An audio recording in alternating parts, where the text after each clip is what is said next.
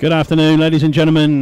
We are moments away from the big event of Money Match Day 3. Shaun Morris versus Jack Coupe. Prize pot of £10,000. I believe we've counted out the money on the table, and it is £250 short on either side. I think we had a one backer pull out at the last minute, so the pot is actually £9,500, £47.50 each. We'll try and update the graphics, but either way, it's still a lot amount of cash. This is a race to 21 frames. All of you watching today, thank you. Please like and subscribe the stream. Get your sleeping bags ready then, I suppose, is it? Race to 21, it's a long one. Depends on what type of mood they're in. If they're in attacking Blackball mode, we might see a tasty affair. Jack obviously doesn't normally hang around. Shaun is a little bit more of a tactical player, but if the balls are open, he will go for them. Yeah, that's what I was going to say to you. Jack's not really the type of player to sort of hold back, is he? He will go for a lot of things here. Shaun will slow him down a little bit. Yeah, Shaun's, you know more than me about these two players. Yeah, I think Shaun's got the temperament for it. He knows if Jack, starts off in a different gear, he will try and bog him down a little bit. We'll see what transpires. And I think we're going to go over to the players in just a moment. We will be passing over to Simon Linus. Just taking the microphone over to Simon now for player introductions. Okay, good afternoon, ladies and gents. We're here for the big 10k money match on Rocket Rackets TV at Rocket Ronnie's in Southampton between Jack Coupe and Shaun Morris. Lads, shake hands and go for the lag. All the best to both of you. Let the best man win. Cracking game this. Great for the local pool for the area. Been a long time coming, in my opinion. Yeah, it's an exciting game, this one. Definitely. That yellow's a bit tasty. Looks like Jack's going to win the break. Shaun won the break, did he? Oh, sorry. Don't know what I'm talking about. Good start to proceedings, ladies and gents. Is that Guinness or Coca-Cola? Get it back there, Coca-Cola. It's a very thick Coca-Cola. Ben Mills is still hovering around. He's got a big smile on his face still. Yeah, give you a kick in, did he, earlier? He's obviously beat one of the local champions. Local champions. He beat the local Moonhead. The moon wasn't in the correct orbit today, unfortunately. Right. Oh, so that means does that mean you're not allowed to sit near me then? Because you're not a winner. Oh, sorry. I'm sitting in the winner's circle over here on my own then, yeah? 15-12 victory against David Pollard. Well played. Thank you. Tough opponent, Dave Pollard. Yeah. Anyway. 87 franked on the IPA. Frame one, Shaun Morris to break, and that looks dry. What would you take here? I think reds have been my instant choice, seeing as though that seems the only one. Although this yellow does go up the top bag there, and he's got a nice big pocket there. Yeah, that's exactly what I was going to say to you, is that shot. Because he could drop it to the top pocket and actually land on the one that's awkward in between the reds, can't he? Yeah, and if it goes in, then he's instantly in, yeah. And knowing Jack, he will play more aggressively than that, won't he? To go that sort of way. Yeah, he's taking a percentage there with a red.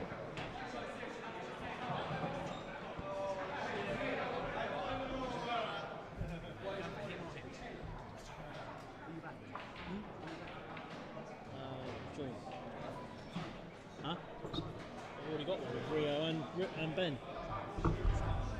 I know. Who you got? What are you doing, Jack? Go on, I'll do 50. Oh no, another 50. You said you can't gamble because it's Christmas. How are you? You're doing your nuts. It's all in the poker. Yeah. Better hope you have a result tonight then.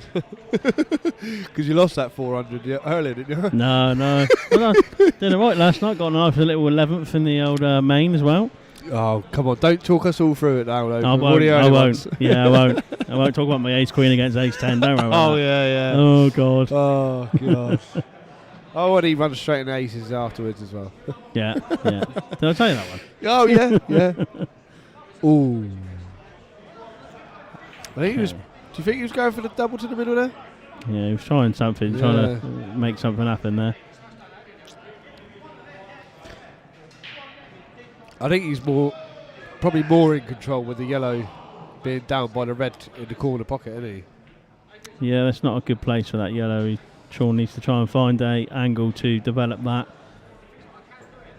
The black look like it still goes in that top left bag. Just needs to punch it in off the cush on the red. But the yellow is the problem, yeah.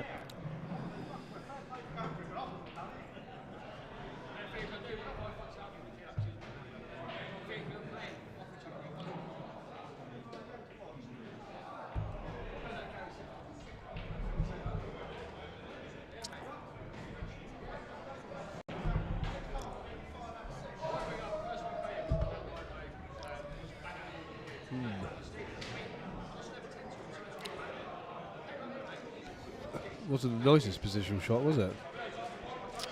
No. The thing is, you'll find with these early couple of frames, is just feeling the table out a little bit. It has recently been brushed and ironed, so it should run very nice and true. It's been reclothed a couple of weeks ago. And to think that the money's not going to make any nerves settle in. Well, yeah, and also that as well. Maybe not so much on the early frames, but when you get about halfway through, you'll start seeing the tension in the arms, won't you? Yeah. Oh, that's an attacking shot by Shaun. Pretty tasty one.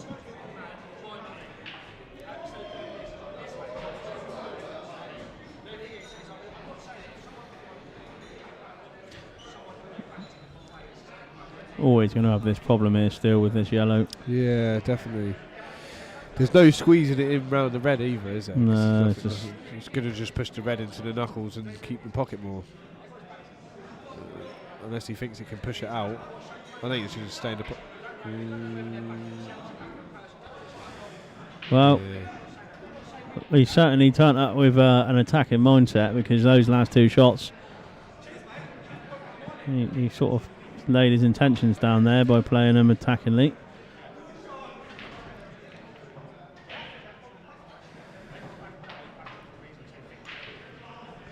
And now the problem's back now with Jack, with these two reds here on the left-hand side of the table. Yeah.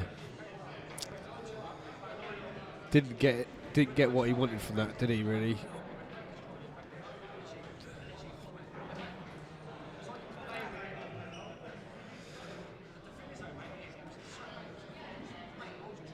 The bottom red's not easy to the middle, is it? It looks from this angle like it should just run it in quite easily, but it's they're like cemented together nearly. Not a simple shot at all. No, not at all. Oh, and he's just missed that as well, just by a Rizzler paper. Thin.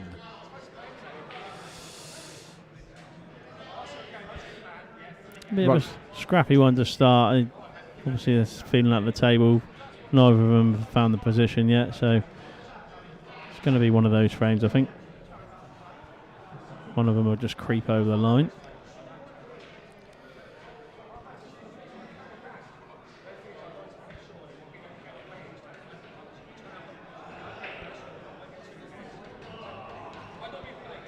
No. I think Jack was trying to play the red into the draws. Well, if that yellow goes corner pocket, it could be going for game here.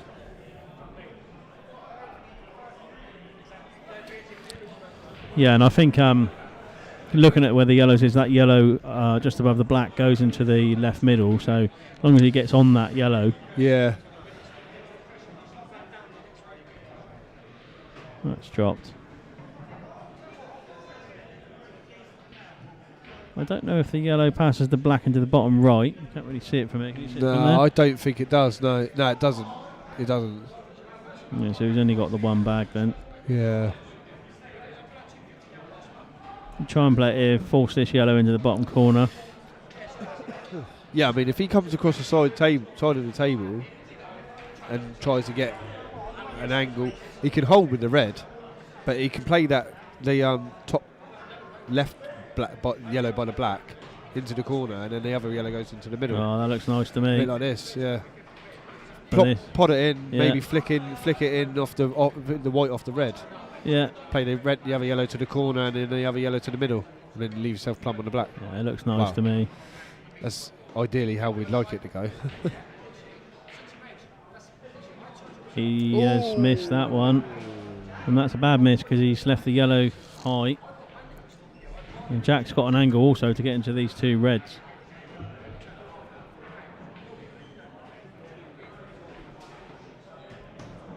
I think he'll attack straight away.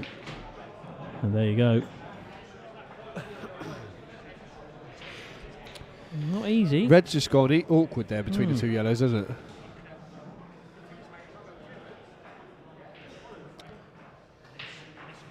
Yeah, that's not easy. No, Not an it's easy not line. nice at all.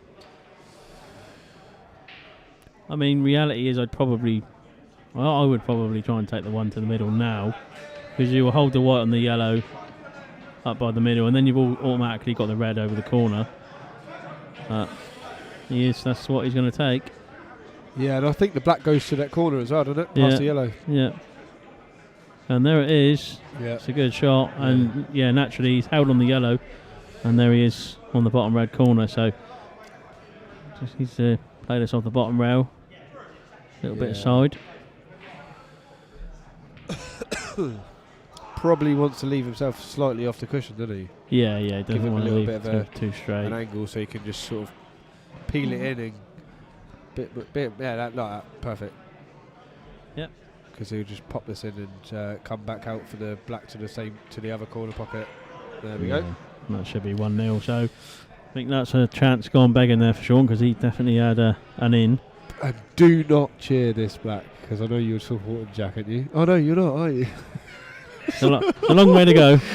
The race of 21. Yeah, he needs another 20 now. I did go to school. You did? Yeah, but it was in Portsmouth, wasn't it? Yeah. No, it wasn't actually, no. No? Where was it? Salisbury. What? I know.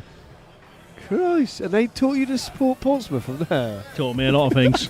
Yeah, not anything good. Taught me to ignore chirpy scammers. Oh, he's got a nibble out here. Somebody bring a net in, because I've got a big one. We've got a big I'm going to catch a big catch. I've got a big catch here. Right, moving on to frame 2. Jack Coupe the break.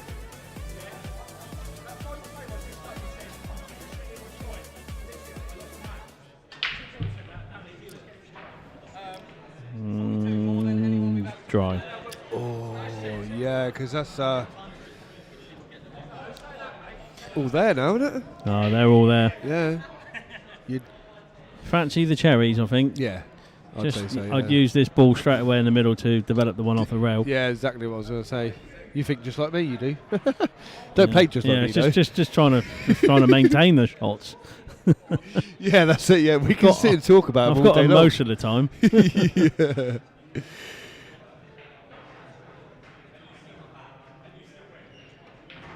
Yeah, there we go. Yes. Oh, we don't want it to sit on the rail. Oh. That's all right. It's lined up as nearly as planned. Yeah. It's not too bad. It's makeable.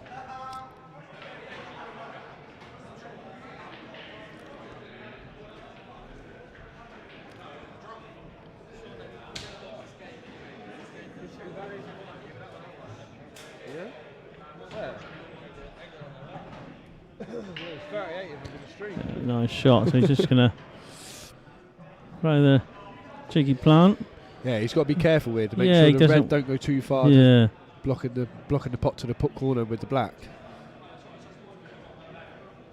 No, that's perfect. Yeah, lovely.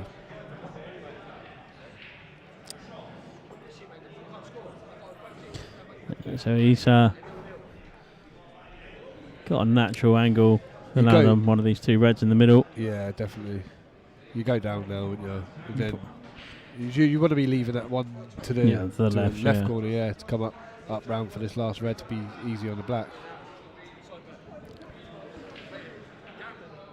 He's not enjoying the middle pockets at the moment. He's not, is he?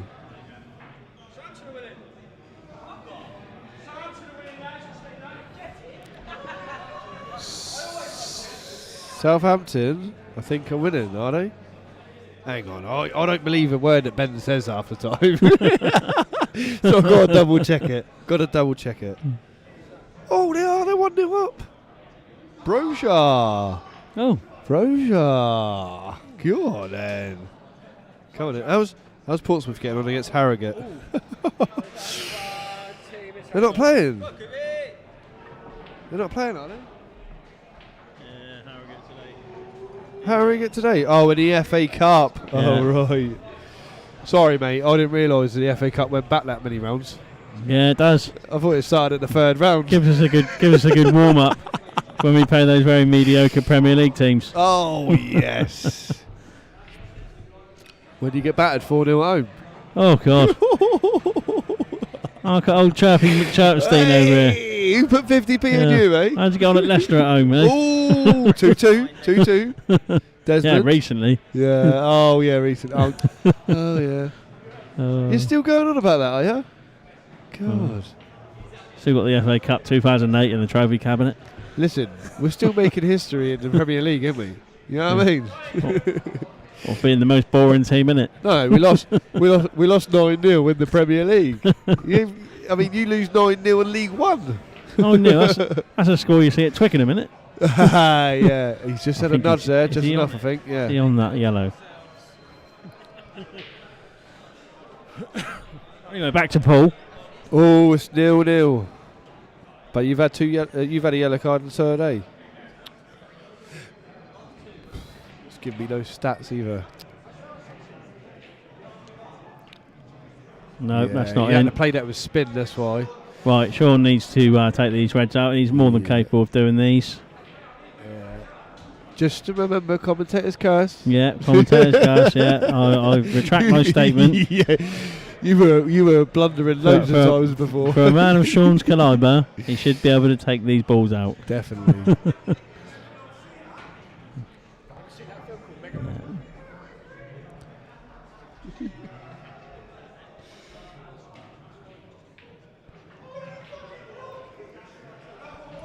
And that is, just thought he might do that. Yeah, because of the high angle he had on it, there was always that risk of leaving himself close to the bottom rail. Probably needed to play it a little bit harder, didn't he? Yeah. Because now he's going to be swinging that white around. Because it's a fin. Depends how he wants to do it. I mean, there's always you've got the opportunity to plant it in off the black. I mean, that holds the white better. Depends on what he wants to do.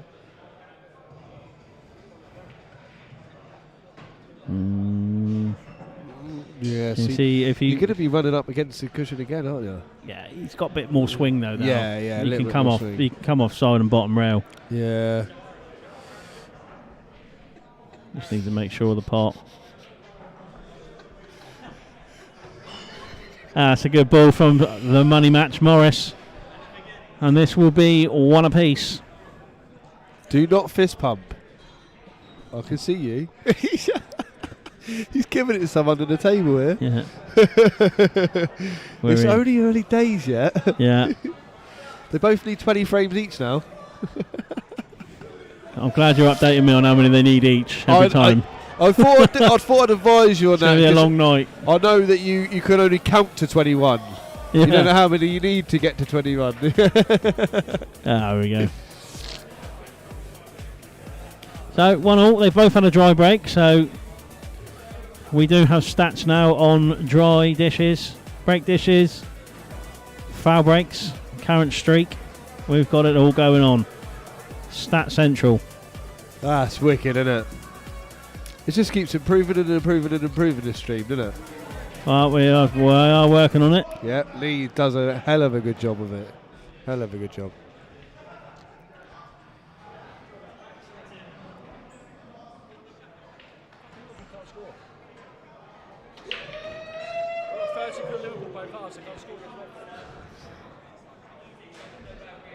And that's another dry break.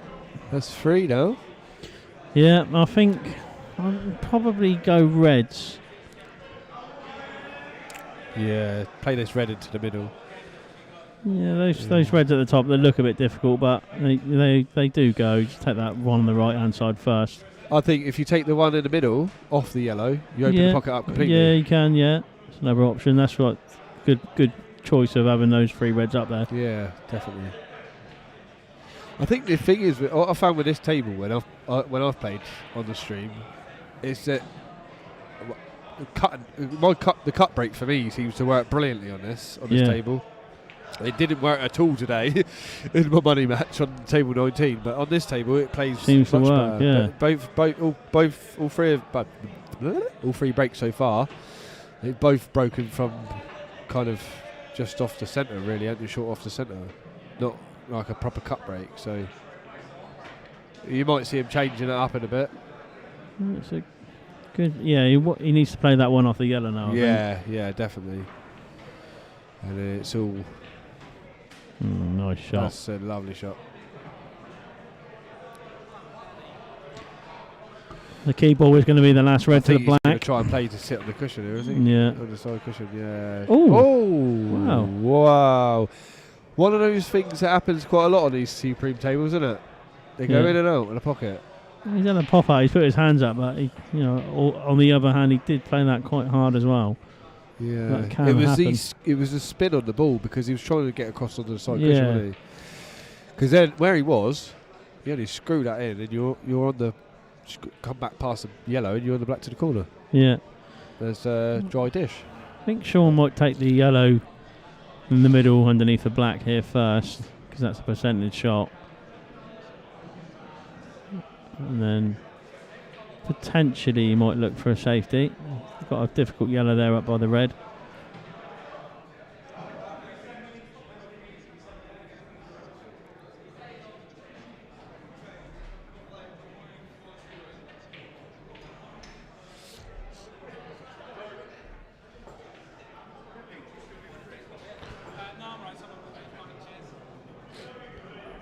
Sorry, Mark Donnelly. It's another term I use for a reverse dish. Obviously dry break, and then the other opponent goes in, clears up. What was that? He said, what's a dry dish? Never heard of it. What's a dry dish? Never heard of it. Oh, right, okay. I can't see any of those comments coming through on your screen. Oh, I see. Yeah, now I can see. And there you go. Look, he's played the bottom yellow in the middle of the table into the pocket and played the safety. And that is a classic Shaun. Always plays the percentages. Oh, he's nearly found something there. He nearly cut that in, did he? Now, depending on how brave you are here, he's got a reasonably natural yellow middle to the middle. Sorry, double, and then he will. I think he's going to take it. Yeah, I think he will. Early stages of the game as well, isn't it? So yeah, and it's one of them shots. If it goes in, then you fancy yourself to take the frame.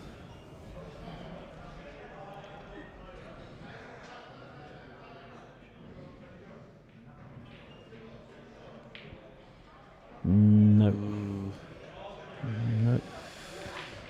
Yeah, those sort of shots he'll stop playing them a little bit later on in the race, won't he? Right now, it's not going to be that much of an issue. I think he missed it by quite a way because he knew he had to land on this yellow on the top rail. Yeah. He played it with a bit of side. Nice shot. Playing this with a bit of top right. Spin it off the cushion. There you go. And this looks like 2-1 Jack.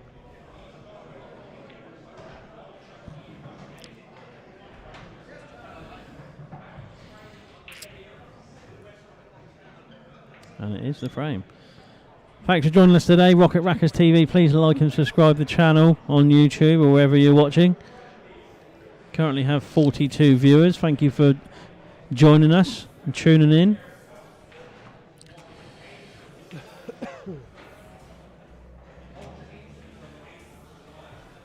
How many viewers have we got? 42 at the moment. 42. Wicked. Oh, I see Frankie Jakeway and Dan Ayling have just turned up. Over there. Over here. Oh, yeah. Can you not see the shine on Frankie's head? Loves it. So, frame 4. Jack breaks. Pots a couple of balls.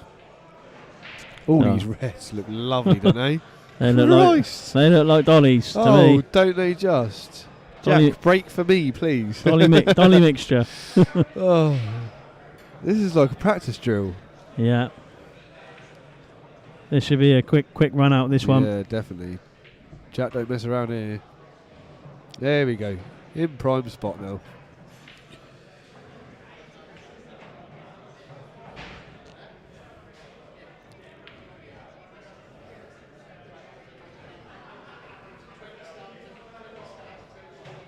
Yeah, lovely.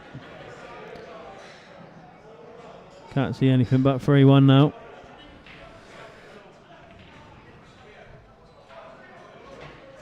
What? What's your point there, is it? Oh, you want this? Oh, you're on a lager now, are you? Lager. I'm on the larger. White stuff. Larger. Lager.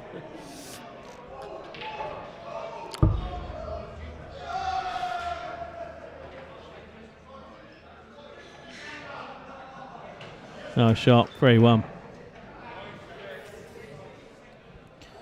There's your first break dish of the night. Probably won't be your last.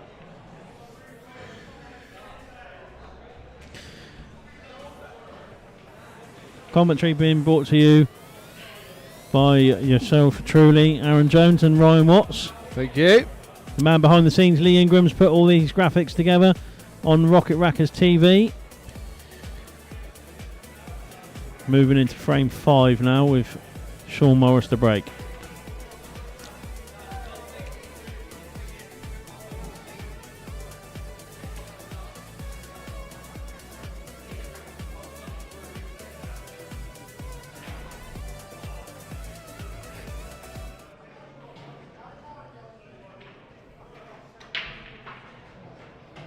Ooh, just kept the white on the table there. 2 reds. Yeah, I think he'd probably like to be yellows. Sorry, I'd like to be reds, but he's not. Yeah, Unless there's that one one that goes there in the to middle. I think. Yeah. Yeah.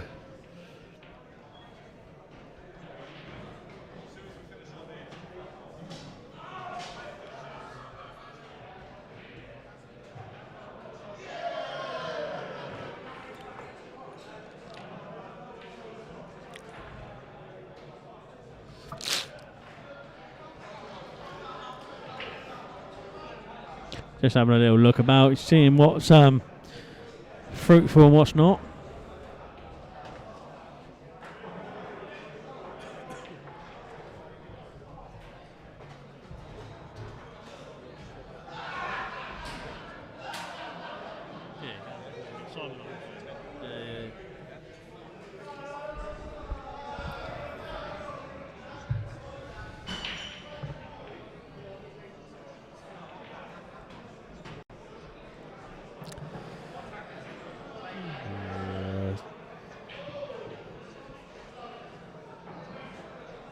He's going to tuck it in behind this yellow here now, and he off the cushion.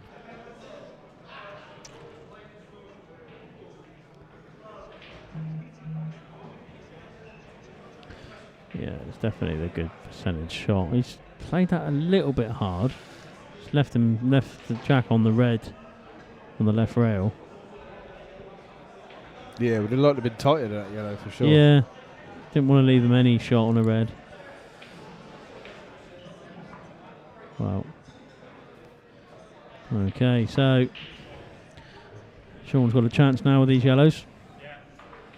Yeah, it's all there now, isn't it? I think he can get to that yellow.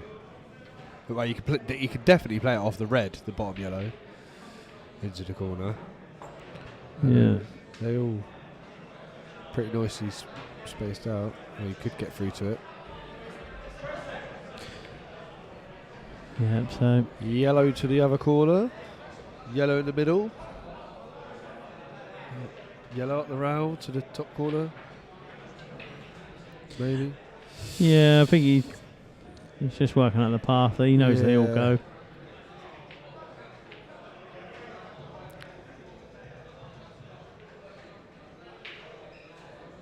Oh, that's another miss from Shaun.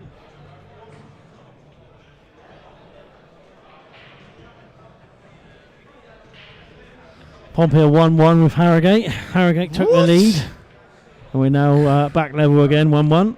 Oh, I noticed you didn't tell us that they went 1-0 behind though. No, I wouldn't say that. Oh, okay. I'll make sure Why would I say that? I'll definitely put the notifications on now to let me know. Right, let's start that one. Whenever they score now, I'll tell you. That's a lovely shot by Jack, and that's right in the mix. We're taking the one in the middle first, just moving the black over a few inches, and then easy 2 reds. There we go.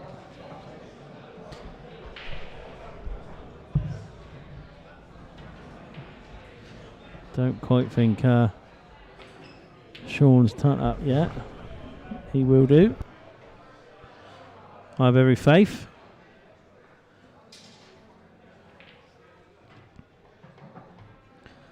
It's a good ball. Just come a little bit. Alright, just going to ping it on. Yeah, nice shot. Ooh, okay. Left himself a tricky finish on this black. 2 options. Does he go for the cut?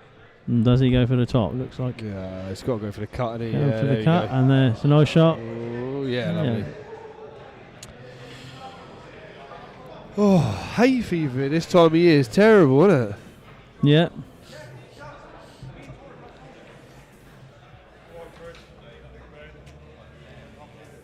Okay, so an early lead for Jack, 4-1. So Shaun needs to come to the table in this frame.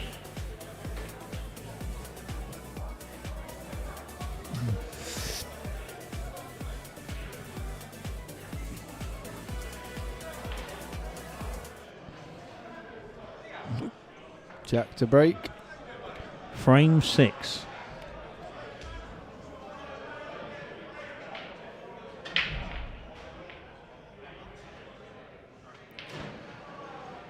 That's dry again, isn't it? Yeah. I think he can get that yellow on top of the reds. Yeah, and if he can, then I think he'll go yellows. Yeah, he can. From my angle where I'm sat, I can see. He can definitely see that yellow, I'm pretty sure, to the corner. I knew you was about to say that as well, weren't you? Can't hold a good player down. Oh, no! Takes a good player to know a good player.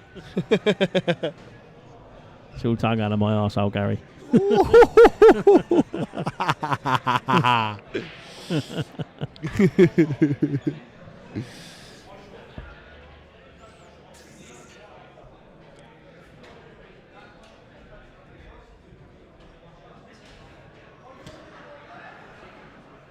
The thing is, when you go a little bit behind at the start, you just need to stay with them. Like Ben did with me earlier, I went 3-0 up, and then he just pulled a couple of frames back, kept with me. It makes all the difference. That's a nice shot by Shaun.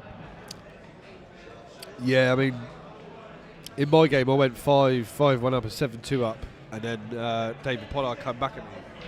And he got back up at 7-5, I think it was. And then I just kept thinking to myself, just win every other frame.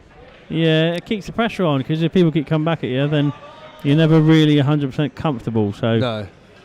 If you sort of go too many frames ahead, then you loosen up and you start flowing better. Yeah, definitely.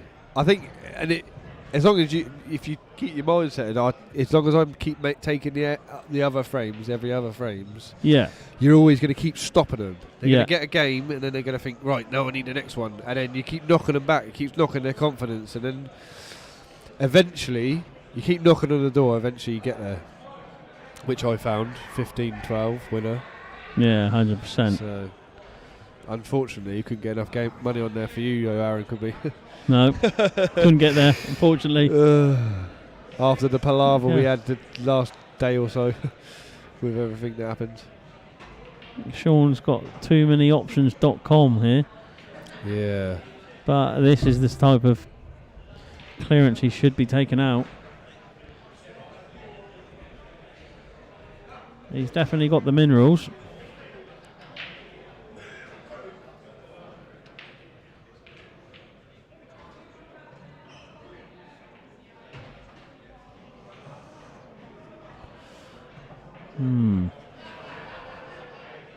Yeah, he's not the nicest there. No. Probably would have liked an angle.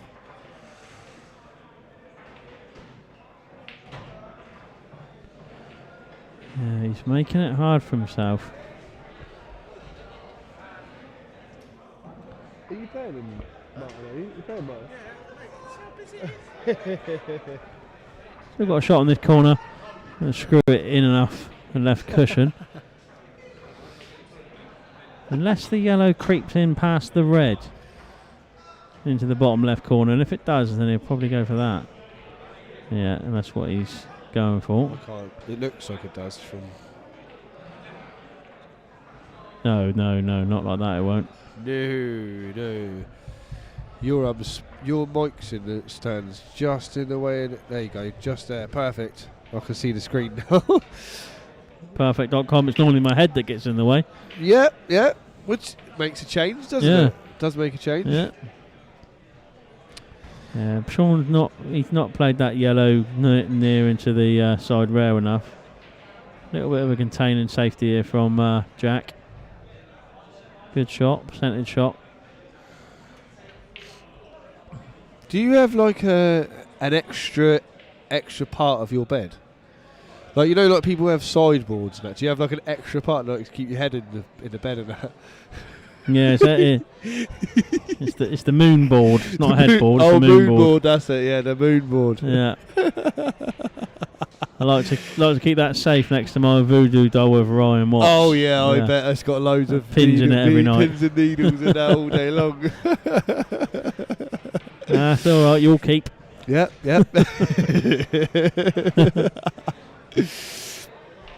Yeah, I think Shaun's put himself in it a bit here.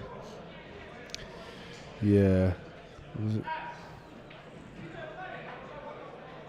I'd imagine that, depending on where Jack's left next, he'll try and manoeuvre that red off the side cushion there, because the rest of the reds go. Let me just double check that red goes to the corner as well.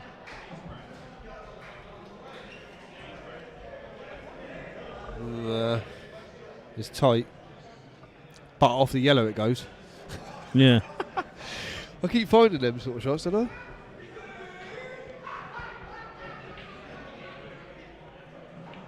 Yeah, I'm not sure what he's planning on doing here, but it's a difficult one no matter what he tries. He could flick the yellow and put the white right into the red on the back cushion there. He could, put but Jack in the same sort of spot. I think he automatically puts that yellow safe if he does that shot. Behind the red, yeah. What do you mean?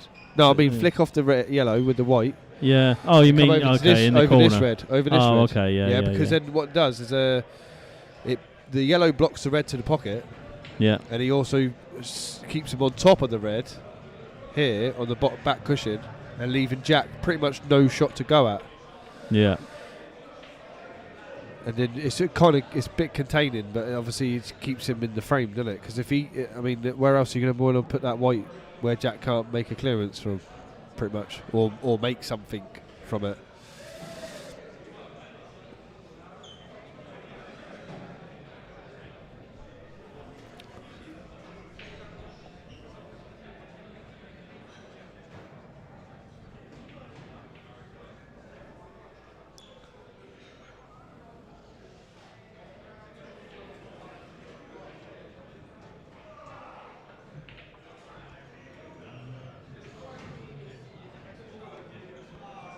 Oh, he's done a touch there. Although, he's still got the red into the opposite corner.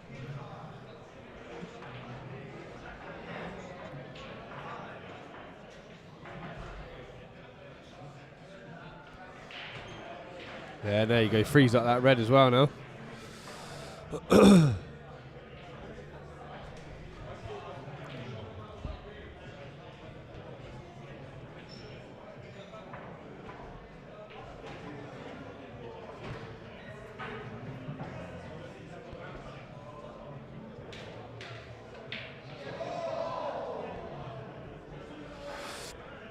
Yeah, I think Shaun's in the hurt locker a little bit at the moment. He's just not quite got going yet.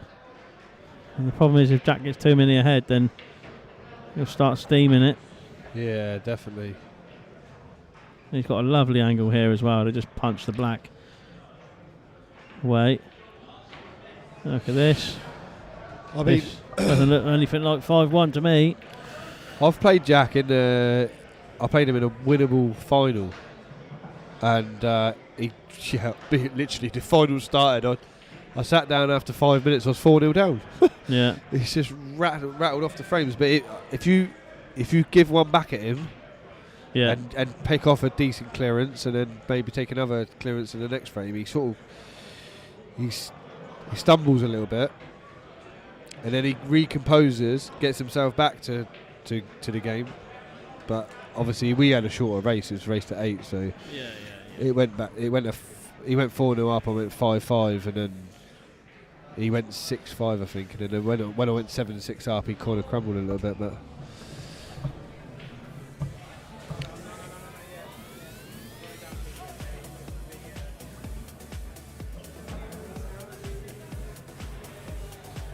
it's a big shout out to Naomi House and Jack's Place.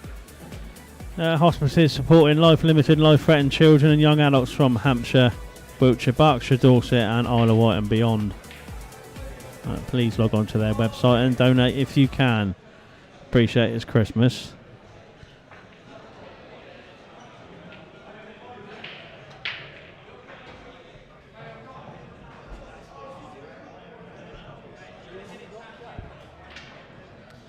Okay, so frame 7, Jax took a nice healthy early lead. He is 5-1 to the good. Shaun Morris is at the table. And he needs to start getting a foothold in this match before it starts slipping away from him.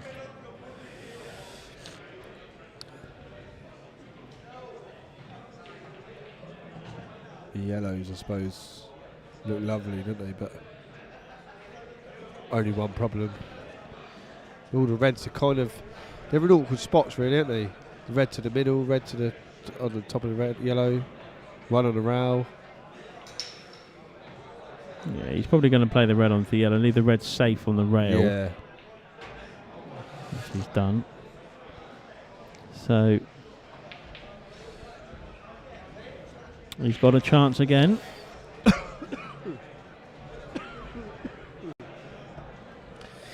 Yeah, he might have might have a chance to come around.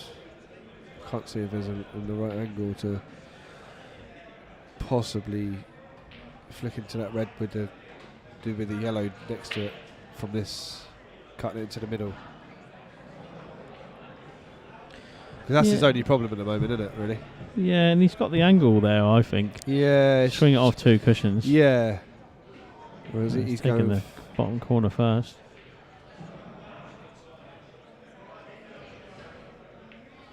He missed it. He's not just missed it, he's missed it by a long way. And the thing is, if you are going to miss a ball, you want to miss it and leave it in the bag. Yeah, definitely. I think that when we were looking at that, swinging the white, that pot of the yellow in the middle and swinging the white round, I think that yellow was just slightly in the way, I think, as well. That's probably why he thought about moving it first. Yeah, it's probably why he's gone for that ball then in the first place. Yeah. We've got a few viewers up here now. We've got 10, maybe a dozen people watching from the sidelines. Obviously there's big money on it. So it piques people's interest a bit more. Yeah, a good 80% of Portsmouth is in at the moment, so Yeah, no one's at home. the better half of Hampshire. No one's at home, so if anybody's at Fratton Park, do you mind locking the doors after you finish? Yeah. Someone's going home with 10 grand later, so just stand by. Yeah, Christmas jumpers walked in, calling the gang. Cool. Well, yeah, one of them's going to win 10 grand. And they might, well, if it's Jack, he's definitely not going to invest it in Portsmouth Football Club, is he? He's a Southampton fan, isn't he? Oh yeah, my God. he is, yeah. From Portsmouth and Southampton fan. Should be ashamed. So he's got the right idea, you see. Should move him further back down the motorway. The south is red and white, I'm telling you. Craig Moore's in the house tonight. He sat down, he's been here 10 minutes and he's had 6 points already. Wicked. I tell you, I played Mauler a few times and he can pot them off the lampshades. Ridiculous sometimes. He'll pot all the balls in 30 seconds flat. Great to watch. Not great if you're on the receiving end. Anyway, back to the action. Shaun's on the yellows. He's taken this one to the top left corner. Sorry, mate. I fell asleep then when she was talking about whatever he was talking about. He's that pocket again. Just let him down. I think he jumps up off the shot a little bit there, didn't he? Yeah, he's not quite in his rhythm. He's not flowing yet. He's a bit twitchy. He's not staying down on the cue, which obviously causes to miss simple balls like that because you're queuing across the white slightly and stuff. Doing things to the white ball you don't want to do.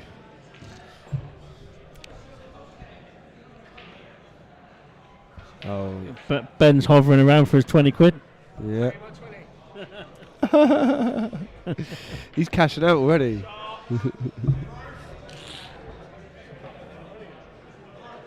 Oh yeah, it's for the charity stuff. Ben's there going, there's a pot of money there. I go, it's just for the charity stuff, mate. I think he goes, oh, I was about to put that in my pocket.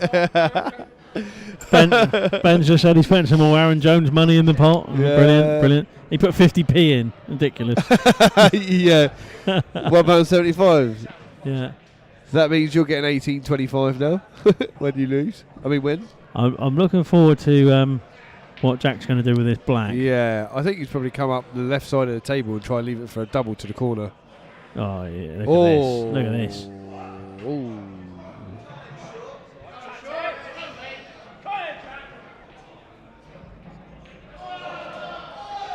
Shaun to the table. 2 shots, 3 yellows and a black. And you'd like to think this would be 5-2.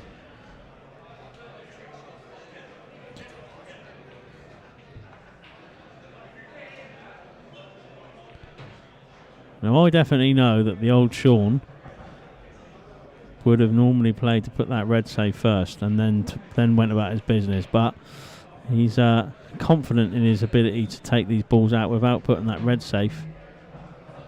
And so here we go.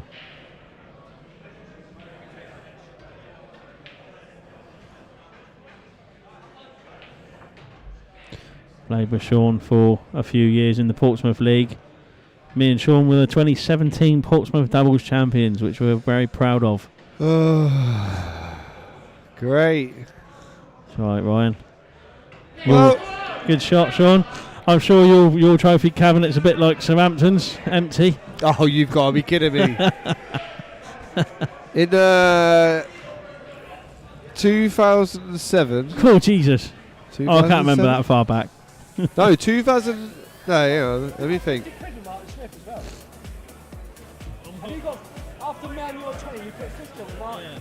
Listen, I wanted your 15, you give a 50 quid mark. No, you didn't say 50, did you? Huh? You said you wanted 50, you didn't say 50. Yeah, I said 50, you said 20. But then you give 50 quid mark. Could be a good thing.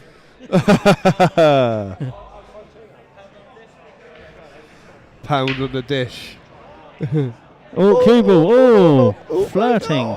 Oh, well, I mean, that's... He's had a little bit of fortune there with the white staying up, and now look at these balls. They're just wow. They are delicious. Jack, please come and just break for me, yeah? Yeah. Just break the balls for me. Leaving them like that. Oh, I'd be loving to dish them up all day long. This is frame 8. Jack. Yeah, anyway, 2007. Yeah. How was that? A Stone Age, wasn't it? Dinosaurs were still floating around. I've got a trophy that's the size of the FA Cup. Have you? Yeah. It was the Hampshire Youth Open, and I was the champion. I was 18 years old, and that was world rules as well. I beat a very young Tom Sproats in the final. Oh. Yeah. It was a good day, that.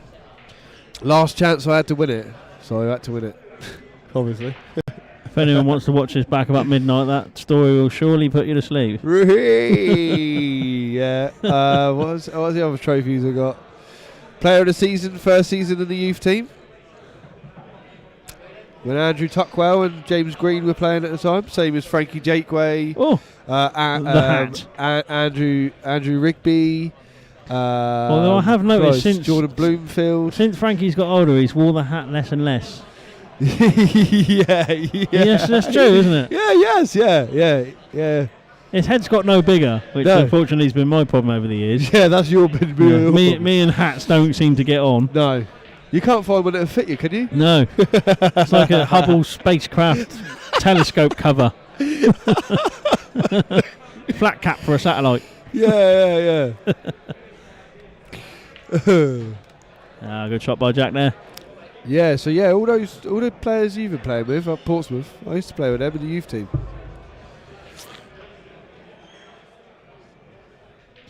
Just checking the old feedback on the old commentator microphones there. I think that should bring the volume to a good level. Oh, is that all right there? Yeah, that's a bit better, isn't it?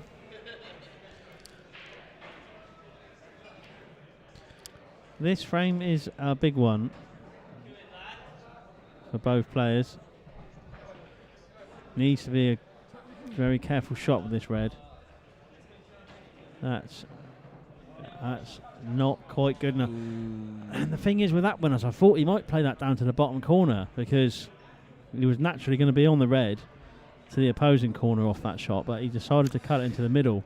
Yeah, I think he just underjudged the pace there, really, isn't he? Yeah. I think he thinks it's a little bit faster than what it actually is. If that comes up another 4 inches, then you're... Yeah, he's plumb, isn't he? Yeah, you're actually on it, and you can use the yellow to jack off. But he's left with the back double now. He needs to make it because these yellows are looking good. Unless you put a couple of them safe. Yeah, he's got away with that. Reasonable result with putting that yellow there on the right-hand rail. Yeah. But definitely. Shaun might take this as a double first. He seems to be in an attacking mood today. And saying that, he's played a safety. So, so you got that one completely wrong, didn't you? Oh, well, he's doubles partners. Yeah, I did. That is the usual Shaun shot, actually. I should have known he was going to play that one. Yeah, that's it. That's a good shot, though. It's the right shot. He's brought the yellow out and snookered Jack, so... Oh, hang on. Whew. It's not a bad shot. Shaun will play the one off the bottom rail now, just leaving beyond that cluster of 3 on the left side.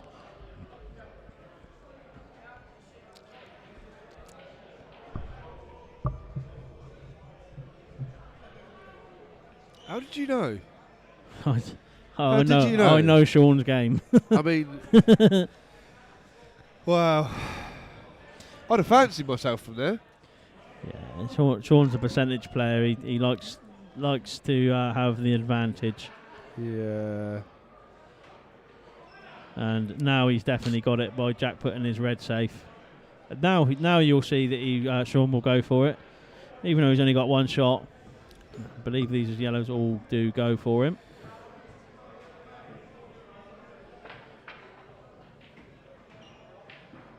Maybe that yellow doesn't go. I thought we might take that one first.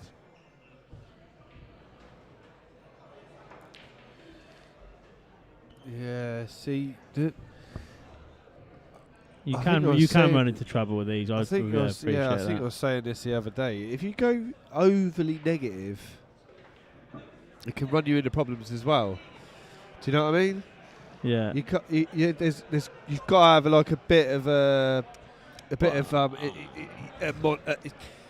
common ground with both sides of the game, haven't you? Attacking and negative. Yeah, and I think there was a frame earlier. I think I was 4-3 up against Ben, and I played a safety shot, and he got out of the snooker and fluked the black. And reality is, I had a chance to sort of go for it, but the percentage was to play the snooker, and he got out of it, but potted the black, so I lost the frame. So yeah, if I'd have went for it and been a bit more attacking, I would have made it 5-3 rather than been at 4-all, you know. So yeah, definitely. Yeah, that's what I've found that with a few players that are quite negative. That if you go overly negative, they can tend to run themselves in their own problems rather than you having to run them into problems. You know what I mean? Yeah. Plus not potting balls. Yeah, if you're not potting balls, you're not getting your cueing arm into the actual frame itself. Yeah, that's it. It's okay there. That yellow goes past the other yellow into the middle. He's not been plumb yet, though. His cue ball is still not 100%. Shaun will know that. So he's just grinding out the frame. Yeah, I would have gave you 50 quid for that. Yeah, it's a nice shot. Okay, so the key ball now is this yellow to the final yellow. And then I think, yeah, straightforward. Yellow to black.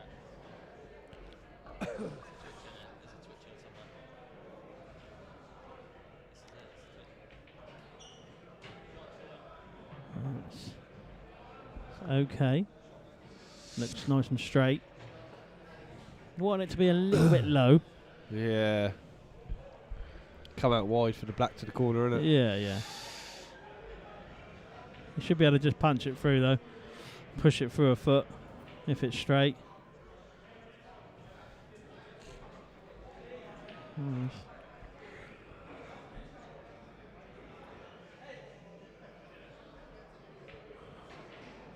Oh, that's a good shot. And this will be 5-3, and that's Shaun right back in it. Stop fist pumping. Not a fist pump inside. I'll fist pump when he goes free in front. Fist pump when he goes free in front, eh?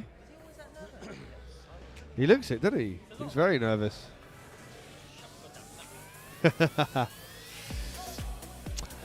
And the live stream is brought to you from Rocket Rackers TV today. We are live from Rocket Ronnie's in Southampton, 15 High Street. We have 20 English Supreme winner pool tables, 8 Blackball tables upstairs, 2 snooker tables, 2 Chinese pool tables, and an American pool table.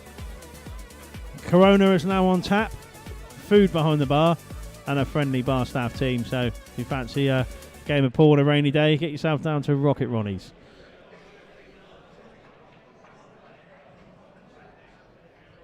Only on a rainy day. Yeah, really. If it's sunny, you can go out for a nice windy walk, can't you? Hey? No, get down Rocket Ronnie's as well. Same thing. Yeah. Safely.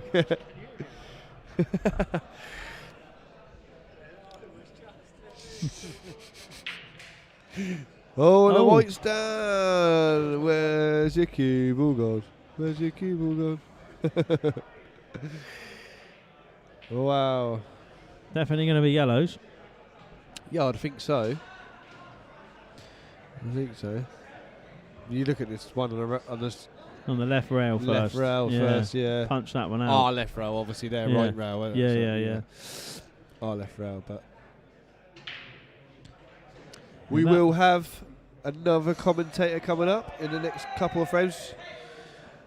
But obviously, as you can imagine, this is 40. It could potentially have a 41 frame game.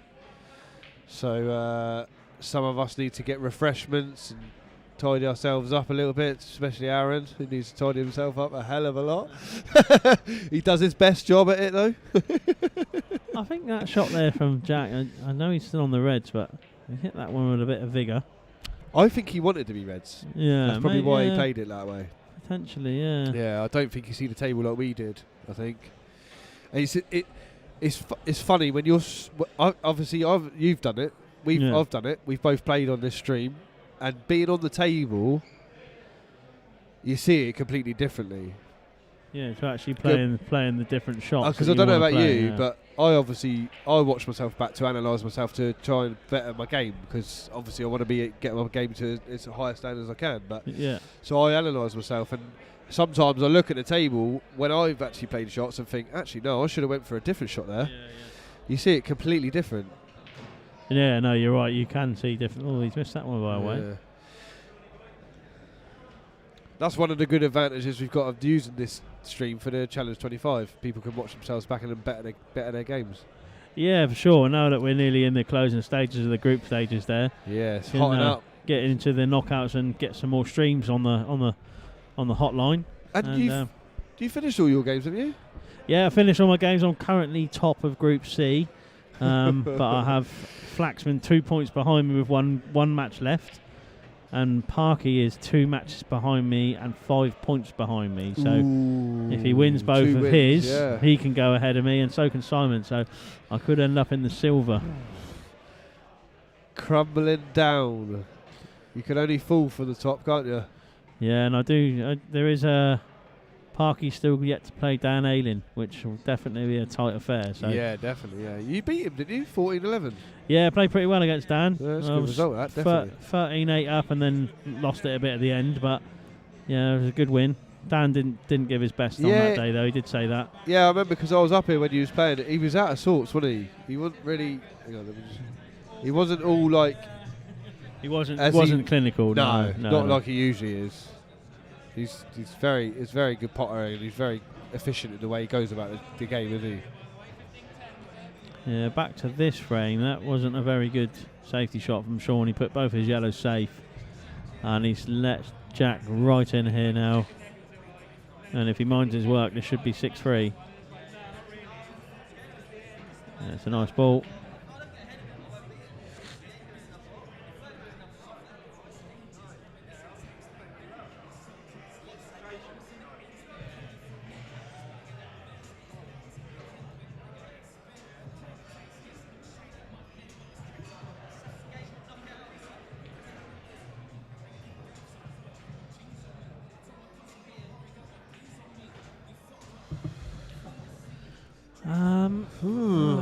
Yeah, I don't think he's going to play it with top side. Loads of left-hand spin. Yeah, nice shot. I think he was trying to land on this one the shot before. Yeah. Do you know what I mean? To leave that 1-2 to play the black in the middle. But he ended up coming behind it, so they couldn't actually play that last one he just played. Yeah, nice shot from Jack there. Re-establishes a 3-frame lead. Yeah, and I think what let him in there was that poor safety from Shaun, putting those 2 yellows on the rails. Jack regains his 3-frame advantage.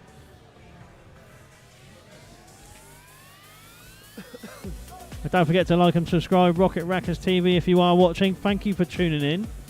We have 38 concurrent viewers at the moment.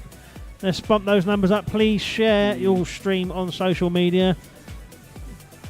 We are playing a race of 21 here for £10,000. Shaun Morris versus Jack Coupe. Frame 10. Jack to break. Yeah.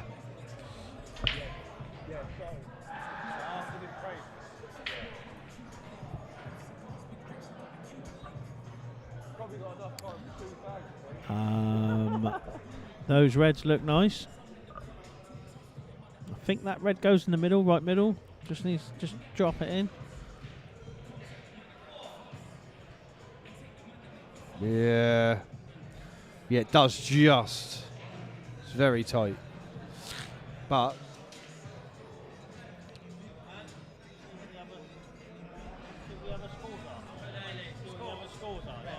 red.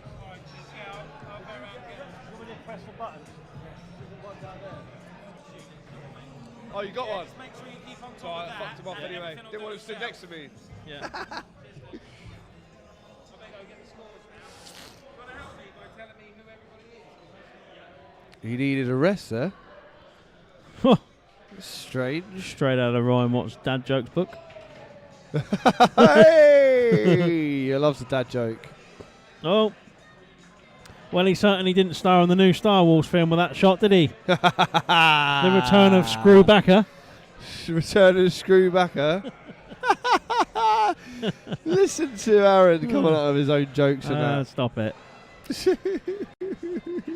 Went to the doctor the other day. I said, I've put my arm in 3 places. He said, you should stop going to those places. Bloke went to the doctors with 5 balls. Doctor says, my God, man, how do your pants fit you? He says, like a glove. Oh, dear. Oh, dear. This is a race of 21, people. Yes. If you don't like dad jokes, I would suggest you turn off now. Yeah. We That's are a the good- kings of great dad jokes. shot from Jack. That's Well, I'm the perfect. king of dad jokes. Aaron just tries to tag along. Yeah, the prince. I'm the prince. He's the prince, yeah. Just needs to roll this one in. And then roll the one in the corner. Yeah. Can't he see anything but 7-3 here. Unless he's finished a bit high, but... Yeah, he did. He must have finished a bit high, yeah, yeah. he did, yeah, because he was going to be running straight into that. That was commentator's curse yet again. He's got a cut on this red, though. Yeah, I don't know. The Needs a black might bit of go luck in and with the black. red might not. Ooh. Whoa. He certainly... He's not scared of going for it at the moment, is he? no, it's because he's got that free-frame advantage. I don't Yeah. think he plays that as rash if he's 5-all. No. Now... Jack, Shaun might choose to cut the yellow into the middle, which will naturally put the white up the top corner of the table, or just punch the one off the right rail, or go for the cut. It's got options all over the place. Yeah, it's a good shot.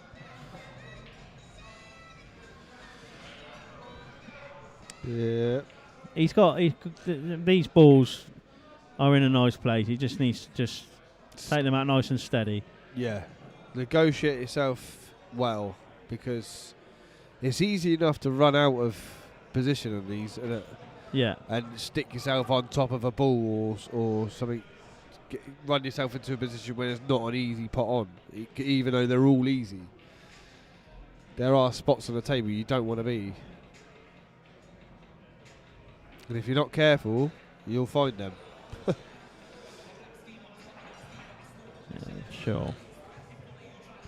Obviously, for the neutral point of view, we want to see a close game. For the backers, they want one player to run away with it, but I think most people watching the stream would want it to be a close affair.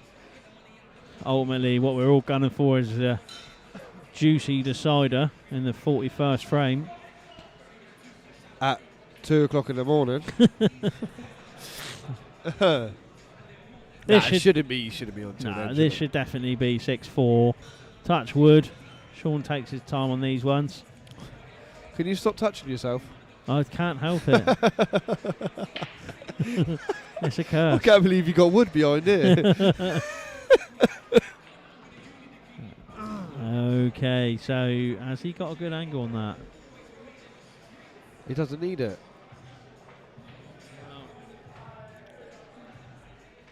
Yeah, he only needs to just pop it in, pop it Yeah, in. just pump it in, yeah. He's got the you could easily see the yellow to the corner. Just popping it in off the bounce, slight bounce off the cushion.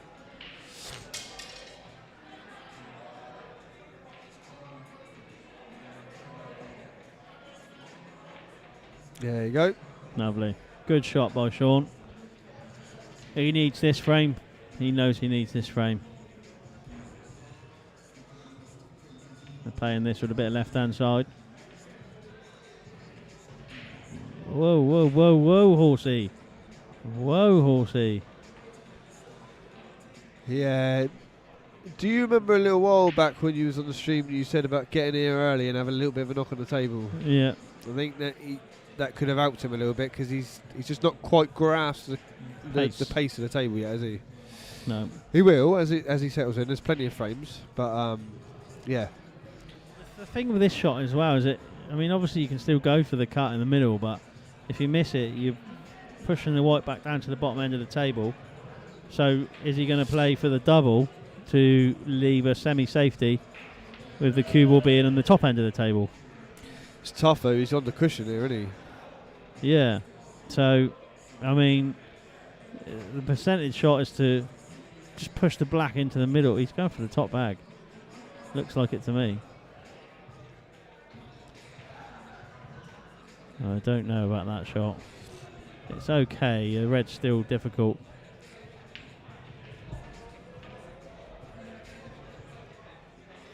Jack could go for this from here, wouldn't he? He's probably going to go for the double, to be fair. And no. And yeah, Shaun's got away with one there, I think.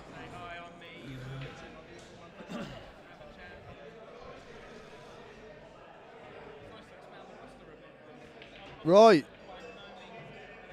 Where's Simon? That is it for me for a minute. I'm going to pass it over to Simon. Leave you with Aaron and Simon. Enjoy the rest of the stream. I'll pass it over now. Cheers, mate.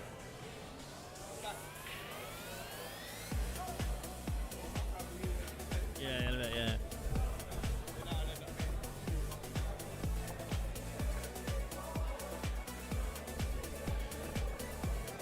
Okay, looking at the scores around the bazaars.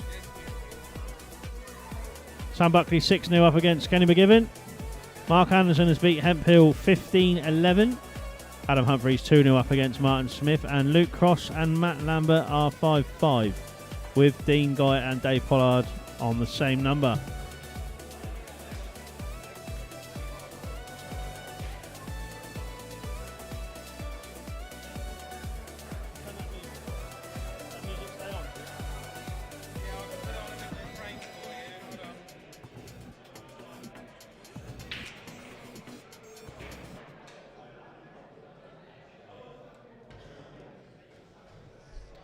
So we're joined in the studio by Simon Linus.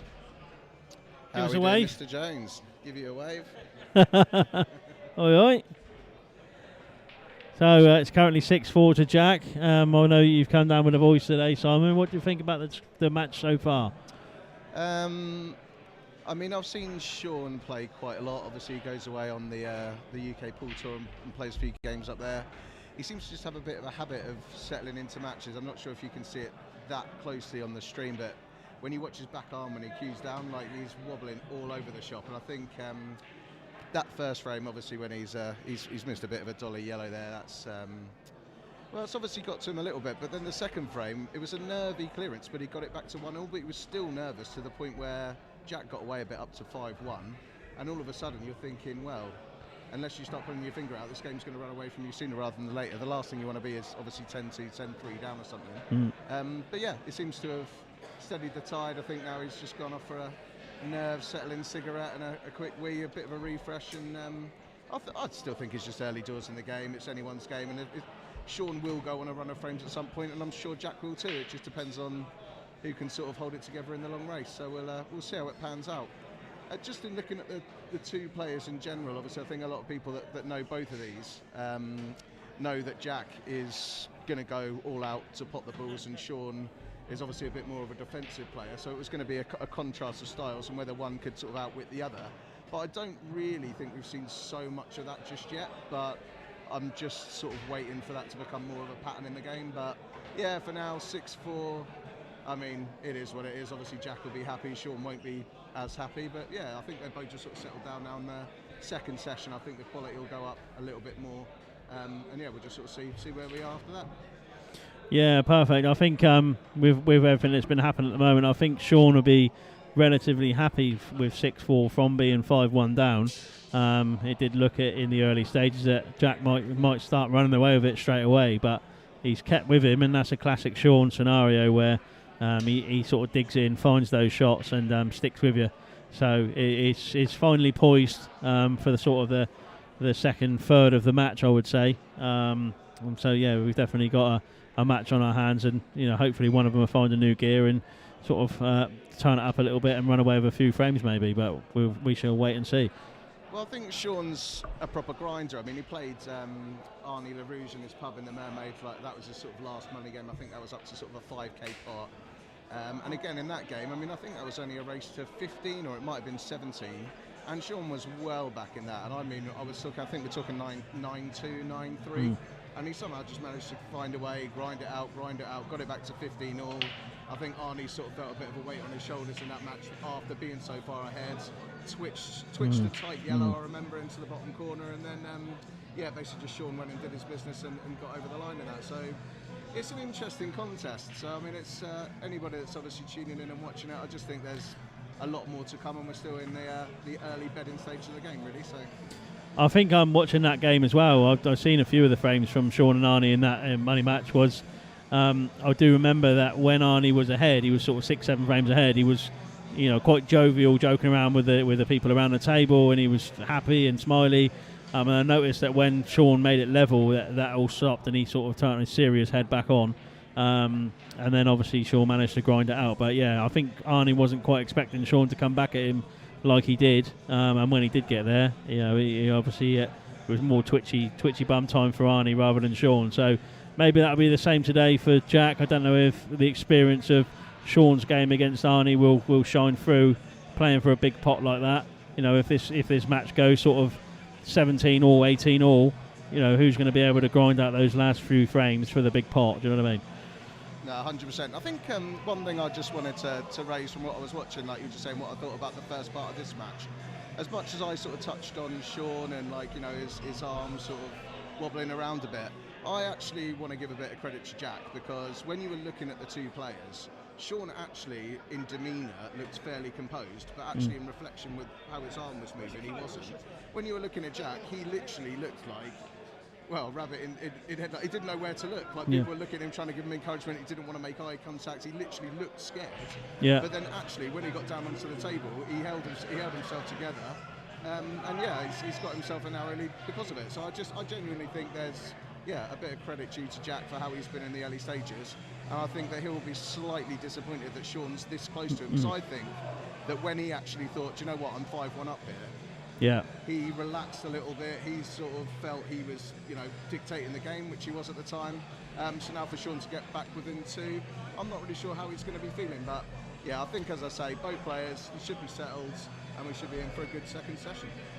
Yeah, perfect. I think what you're saying there, I think Jack would have been more happy with 7-3 maybe, but I think being nervous and being in a big money game, I think a natural talent does shine through, and it's clear that Jack's got a very natural talent for the game of pool, just the way he goes about the balls and how smooth he is with his clearances. So yeah, he's started off well, but at the moment with Shaun being 5-1 down, I think he's probably slightly happier at this break, and the next few frames will be quite crucial, I think.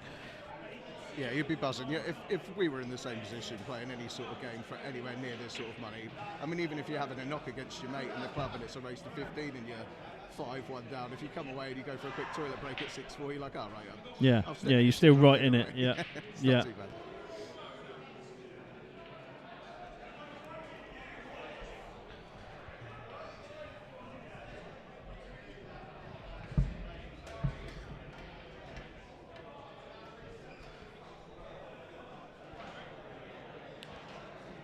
Okay, Shaun's just come back from his refreshment fag break. This is frame 11. Shaun is breaking, and he's currently trailing 6-4 to Jack, so this is a bit of a big break for him. How many breaking dishes have we seen so far? Have you seen any? Or reverse dishes? On this stream, I believe Jack had one dish. And he might have had a reverse as well, but I think that's been it. There's only actually been one break dish from Jack. Yeah, I just think, especially in the early days, that sort of thing can help settle you down as well. Yeah. But, obviously, Shaun's been a bit lacking in that department so far, so hopefully he can improve on that also.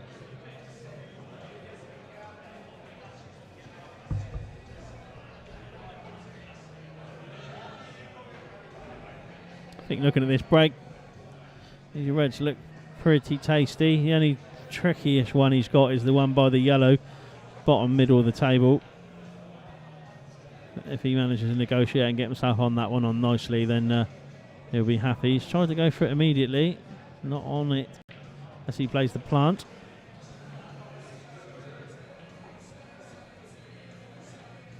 The plant looks pretty routine.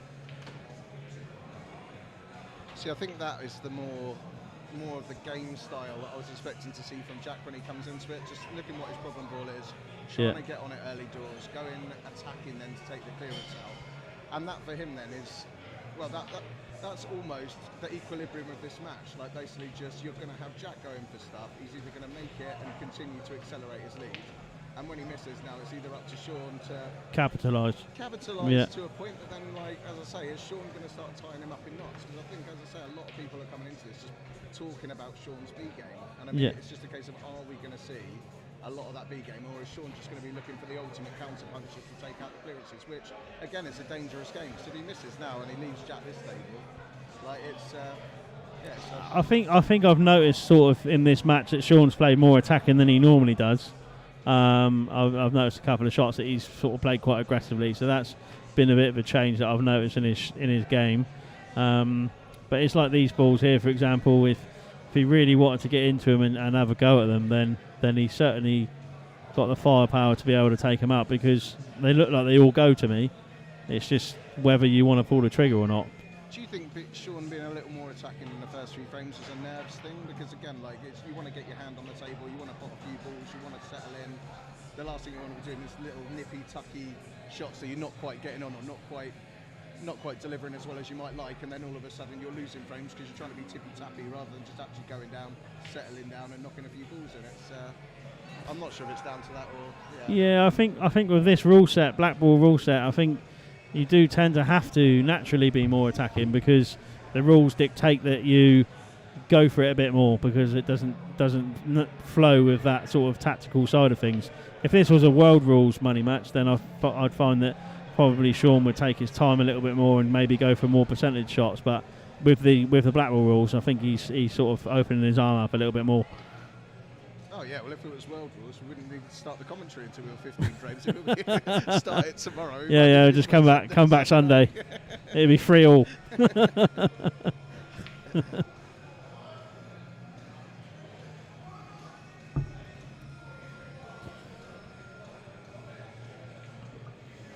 Got a reasonably tricky ball here. He's got to do a lot of work with the cue ball to get on to the next yellow. That looks okay. Yeah, he's done that out nicely. That was a tricky shot.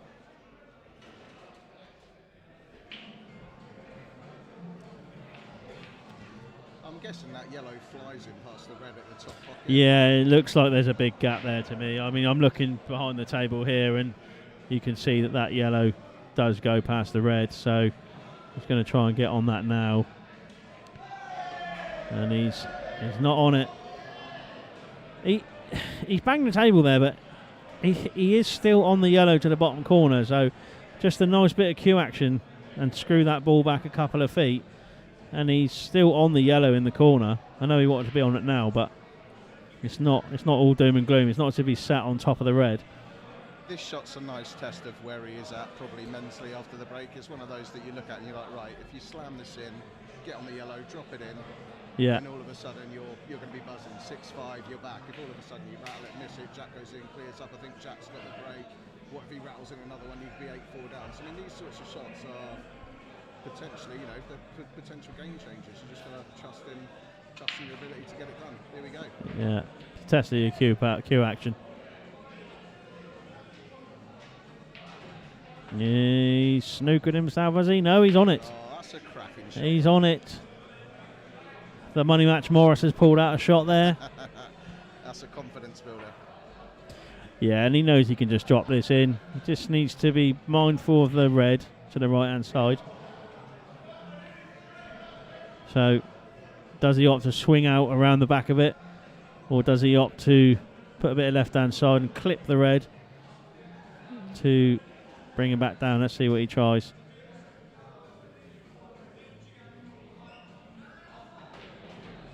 He's gone for the swinger and he's on the black. He's got lucky a bit there. He has got lucky. Could have easily sat behind the red there for a total. That's all right, the hand's gone up as well.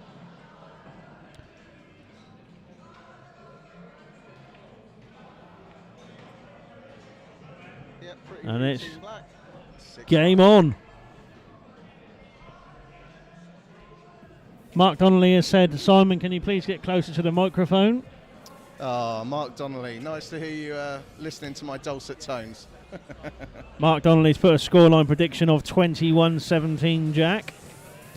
I'm sure Jack backers would be happy with that result. Yeah, we've got a few more people in now. I think a mixture of Jack Coupe and Morris fans. So hopefully they're in for a bit of a treat.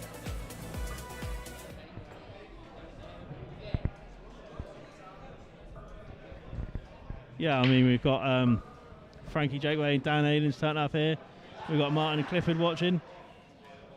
We've got the riggers in the house. Riggers in the house, the beard. Balls dropping. Andy the Hammer Day and John Herridge are in the house as well. Namola. El Mola.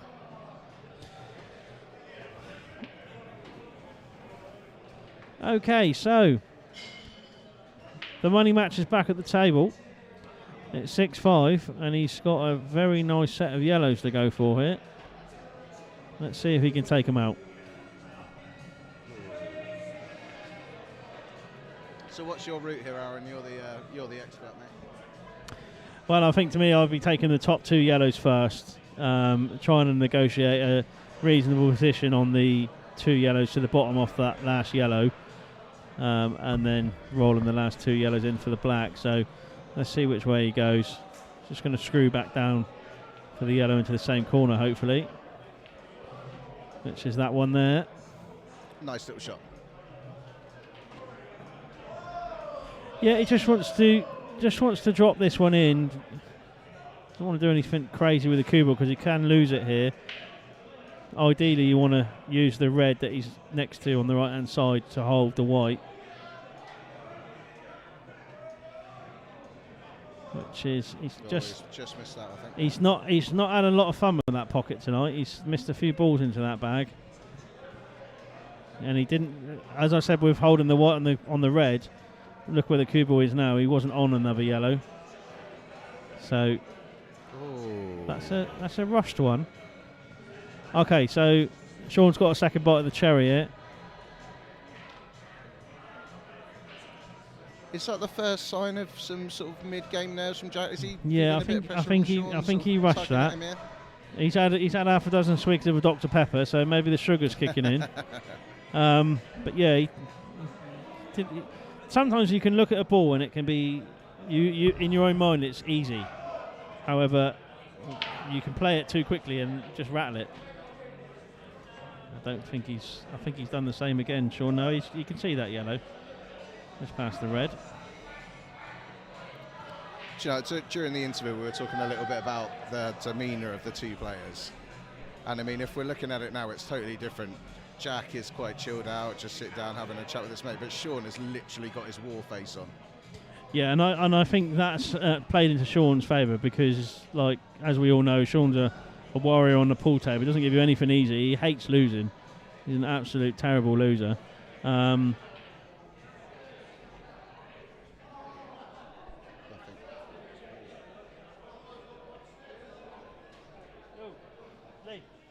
Frozen, mate.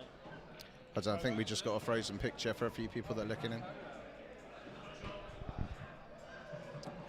So just for a bit of verbal commentary, so if you're looking at the same screen I am, Shaun has played the yellow to the left middle. Yeah, I'm just going to move over to a different camera because the main one's frozen slightly. He's a nice little bounce there, so he's just going to drop this yellow into the middle and play the black into the pocket that you're saying's causing him a bit of trouble so far. Yeah. Bottom left corner. Yeah, he's played that well. Okay, and this looks like it's going to tie things up at 6 apiece.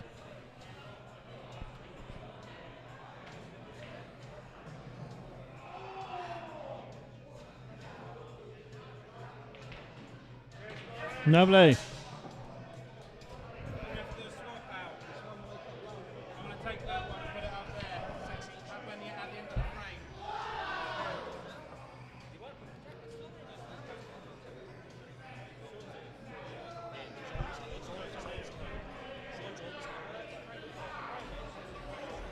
Thank you, Mr. Morgan. We're going to try and turn the mic up a little bit because if I'm Just sitting have closer to it, I'll be eating it.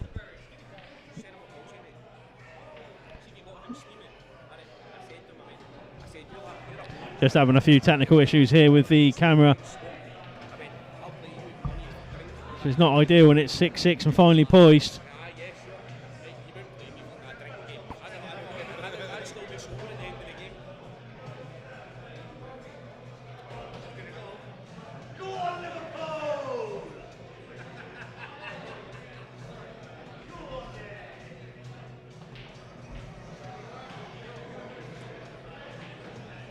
We'll be back to you shortly. Rocket Rackets, it's 6-6, Shaun Morris and Jack Coupe. Stand by. Is it not working still? No, you got the other camera, just put the other one on. Hold on, let me. Don't let him stop, mate. There you go. We're back on. Can I turn this up a little bit? So I'm sitting really close to it. Okay, looks like we're back online. 6-6. Sorry about the technical difficulties there. Gonna change that. Change. Gonna change.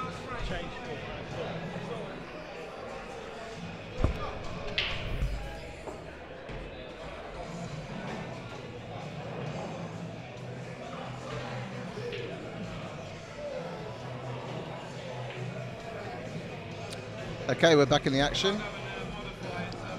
Morris to break at 6-6.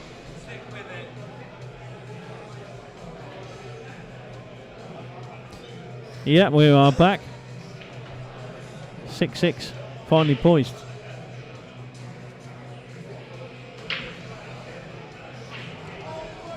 God, who racked those up? They barely moved. Yeah.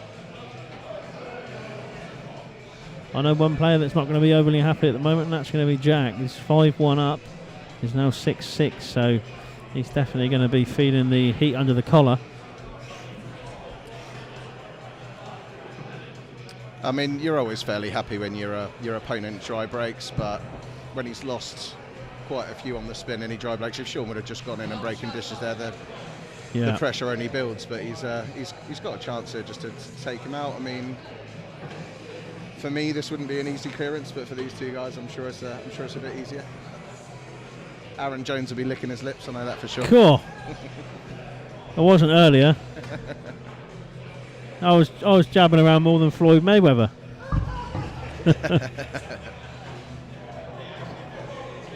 No, hats off to Ben earlier. It was 10-all. We were both still in it. It was best of 9 from there, but he just found another gear at 10-all and just ran away with it. So no qualms in losing. I like that phrase, jabbing it more than Floyd Mayweather. Did you get that out of a little book that's full of... full of quirky dad jokes and crap remarks, yeah. I'm full of them.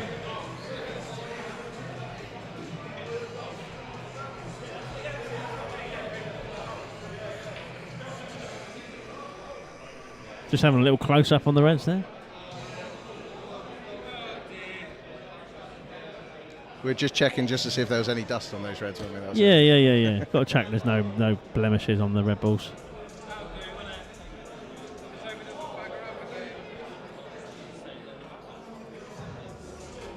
I think the shot here is to take the Reds down to the bottom corner, get rid of that yellow. Oh, Rocket Ronnie, Southampton's just fallen into silence. Southampton have just conceded a 99th minute equaliser. What? Against Brighton. It is 1-1 in the 99th minute. How is that even possible? 99th minute? I know.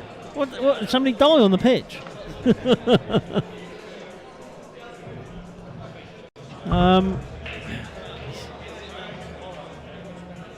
It's an okay shot from Shaun, but the problem is that he's still got that problem ball beyond the black and also the problem ball on the top rail. So it's not an ideal opportunity to clear these, and if he does... I think that red's behind the black passes to the middle bag. It's tight, but Yeah. I think it goes to the left middle as we're looking at it. Yeah, so I mean, does that mean you try and play on it now? Well, if you could play, if you played that one and left the white on the red just to below the black on the right-hand side, if that makes sense, and hold for it, and then play the red in the middle. That's got to go. Okay, you probably look for the safety now, and the thing is, because he's got the two reds in the middle of the table, you can find a relatively easy safety with the reds covering the yellows. He tempted to clip the red off the left-hand cushion and leave the white on the top rail. Don't really think he's got much else. And that's what he's looking at, leaving the white up by that red.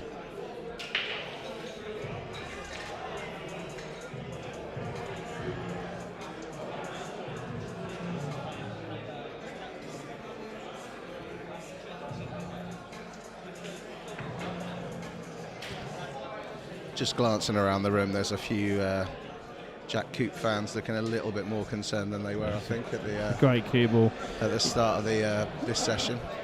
Yeah, definitely. And I think for me, I've put a little bit on myself behind Shaun, and see that comes out of our doubles loyalty. But I know he's a great match player. We're probably not the best combo to be commentating on this, are we? Considering that we both had a little bit on Shaun. Well, you know. I think that's why I made a point. It keeps it interesting though when you're commentating, because you got someone to keep talking over, haven't you? So there's a few more people watching now. Tables 1 and 3 are not happy that they paid their money for the table and now can't get round it. No. Yep, small crowd developing. Probably got about 20 in watching now. Yep.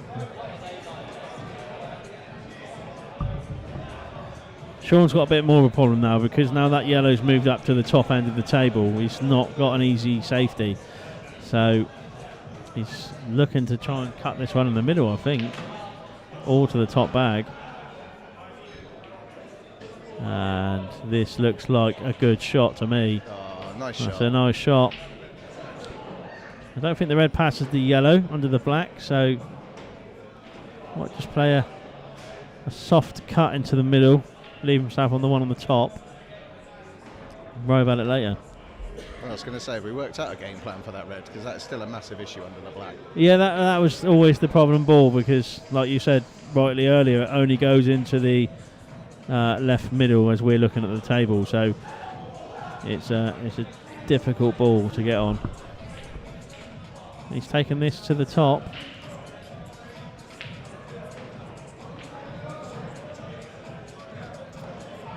Needs to get a little bit of luck here. I think, well, the yellows aren't amazing, so I think he has got away with that slightly, to be fair.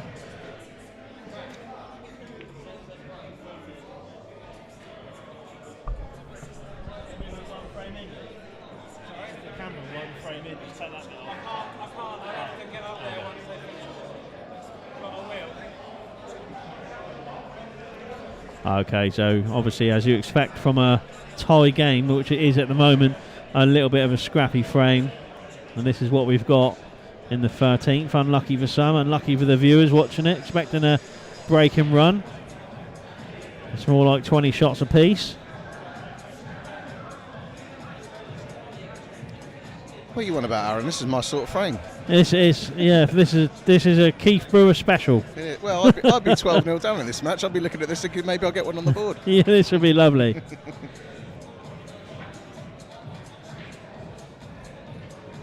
Yeah, another nice percentage shot from Shaun.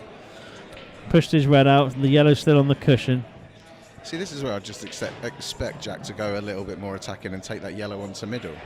I mean, if he was playing sort of Monday Night League, which he does in the league that we're in, if he was playing me, he'd obviously be taking that on. Obviously, there's a bit more on this, but do you play that, or do you try and develop the yellow that's on the white already and leave the white on the cushion? I don't know. You're the expert, buddy. I mean, you know, when you can pop balls like that, that's fine, but he's going to run out of options. There's only so many balls you can pop when they're that far spaced before you run into a problem. So He's probably going to try and just play this down to the bottom corner. He's played that too soft, I think. Yeah. Okay, so this is now a chance for Shaun.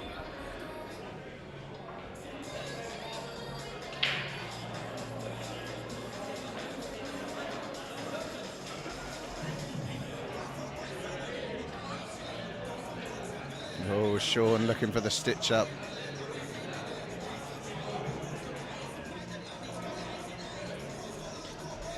Yeah, it's a good shot. He's just developing his reds for the clear up in a minute. I think Shaun's shot. It's foul. That's a foul, isn't it? Yeah, I think that's missed. See, now on that is exactly what I was talking about, the contrast of styles. So there, we're looking at the table.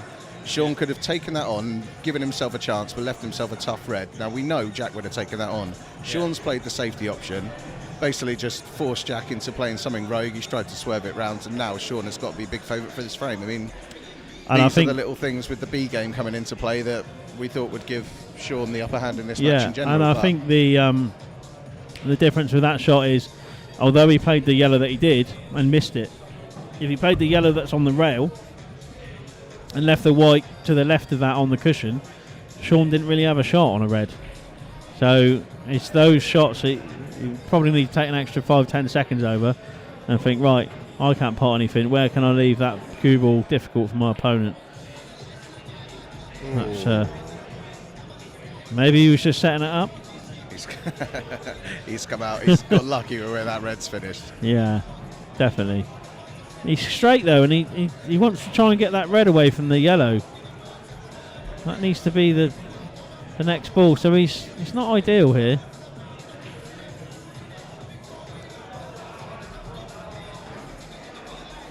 I mean, he knows the balls that he's got to take. I'll be screwing the one into the left middle, topping the other one in the right middle, down to the bottom bag. He's gone this way. He goes his own way. And then you could have played the red into the left middle as we're looking at it, but this way is fine as well. He just needs to come out.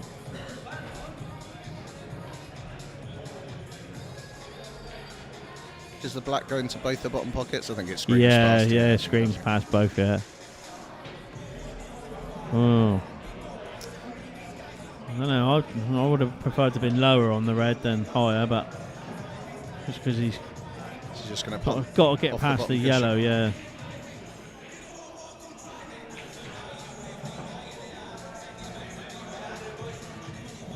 It's all right, but it's not perfect. He's got to come off 3 cushions, I think. Right, top and left, black into the opposing corner. It should be okay. It's a natural angle to come back, swing back round on it.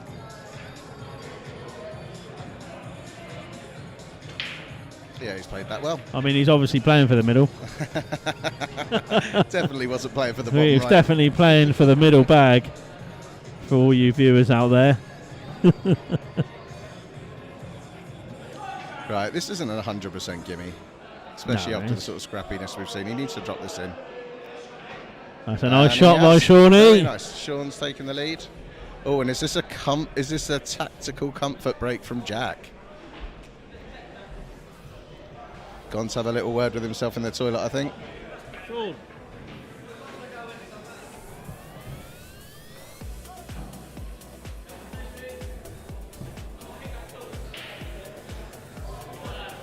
Definitely play for the middle bag, mate.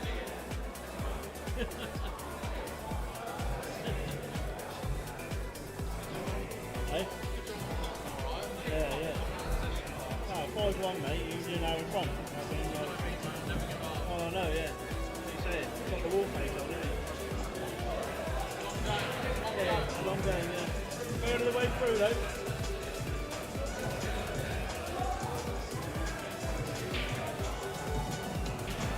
Get the fucking beers in there.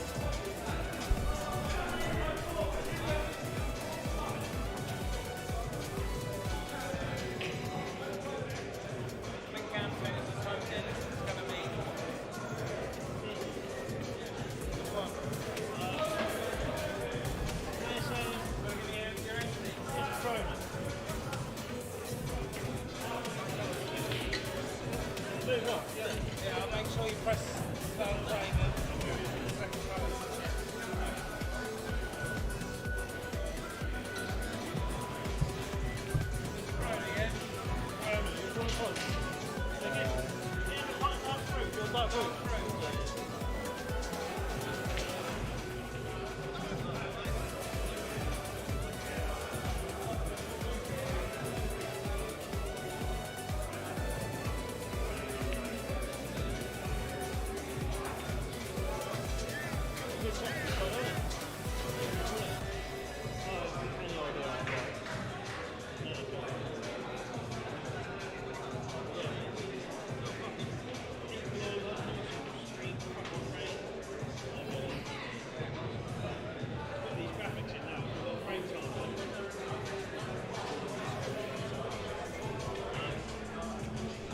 Fair, isn't it?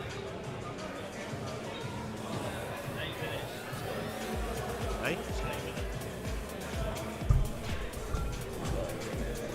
Should have.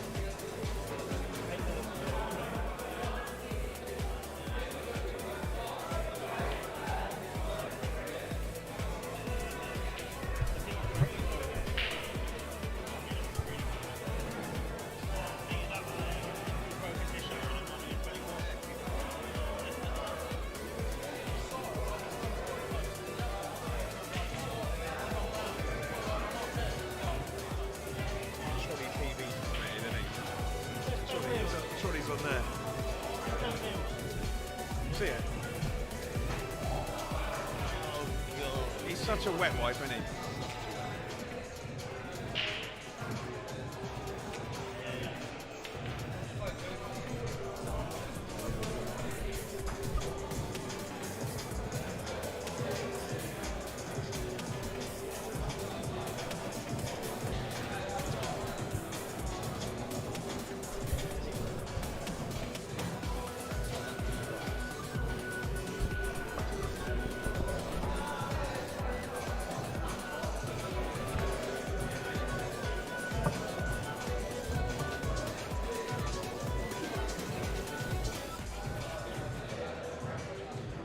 Okay, we're back to the action. God, Jack set that break so hard, the whites almost bounced right off the table there. Flew up in the air about a foot. So you just got to wonder, so Jack's obviously just had a little tactical time out there. He's obviously gone to the toilet or whatever. He's come out and done a dry break. If we're looking at the match in general, Jack was obviously 5-1 up. Shaun's won 6 out of the next 7 frames. Obviously gone 7-6 in front. Yeah, I mean, if he starts picking these sorts of frames up. I mean, I think this is why I backed Shaun at the start. You write Shaun off at your peril.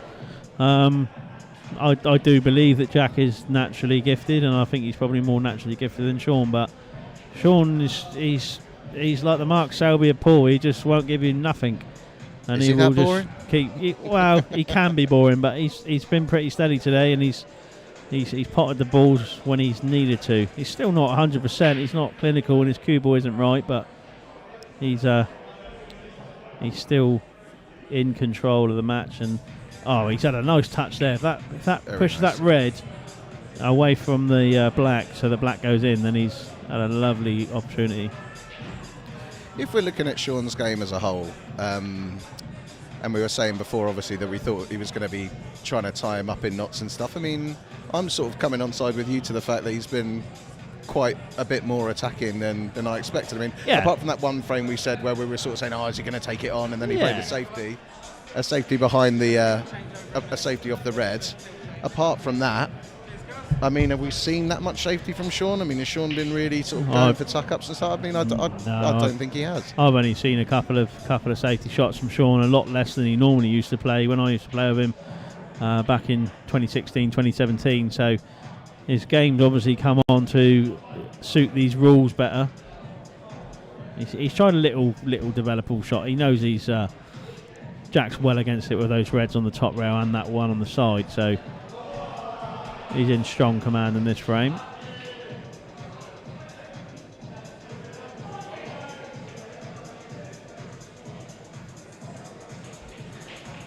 I think it's fair to say Jack is playing fast and loose at the moment. Yeah, I think.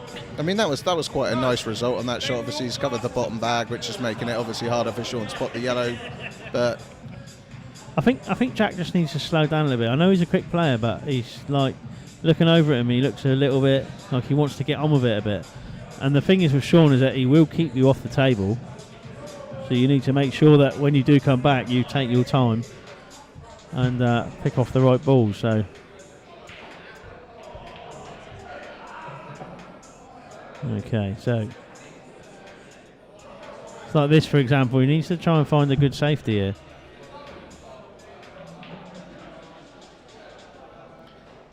That's pretty good. Yeah.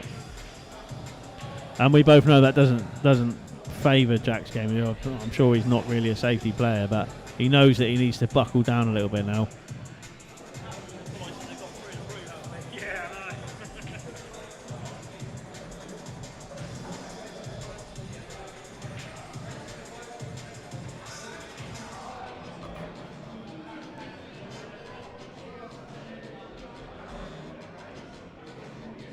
It's not too bad.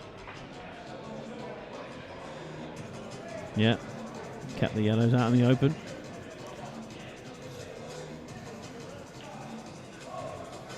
Ooh.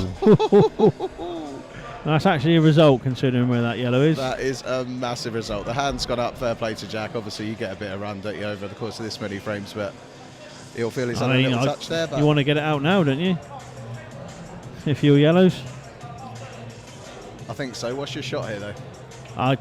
I probably you don't try. really want to come off the cushion, because if you come off the cushion and you hit the right hand side of that yellow, where's the white going? Well, he knows he needs to get it away ASAP. Jack's got a lot of interest in that pocket as well. He's got arguably 2/3 reds that he would ideally want to play into that bag. You got me. Quick little been joined by the riggers there for a you got me. Cheers for a you got me, Andrew Rigby. That's a good shot from Shaun. He's just covering the other bag.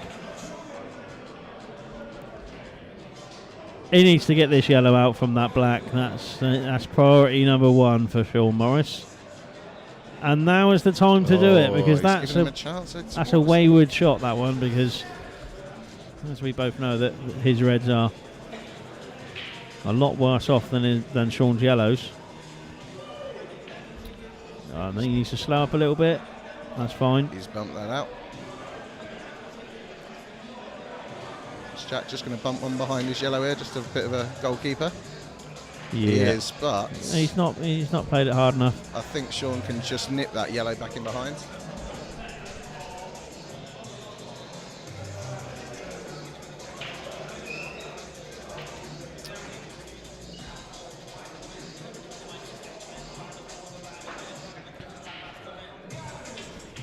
This is the type of frame where if it was a one frame shootout, you would have Shaun Morris all day long. Jack's developing his yellows for him now. He's got a nice angle on the yellow to the left middle to punch into that yellow and red. Needs to get a hit here. That red is... that red was definitely an impairment. Oh no. That's worst case scenario for Shaun, that one. Absolute worst case. I thought you were a poker player. I try to be. You're not reining in your bias very well here, are you? I know. I think it swang a little bit because obviously when the balls were initially it was heavily in Shaun's favour, but this frame's starting to go back a bit 50-50 now, with the red sitting over the bottom left corner. I mean, does Shaun try and knock the red and yellow by playing the yellow to middle now? Oh, what's he trying here? Yeah, he's trying to pump it out. Is he just going to pump it?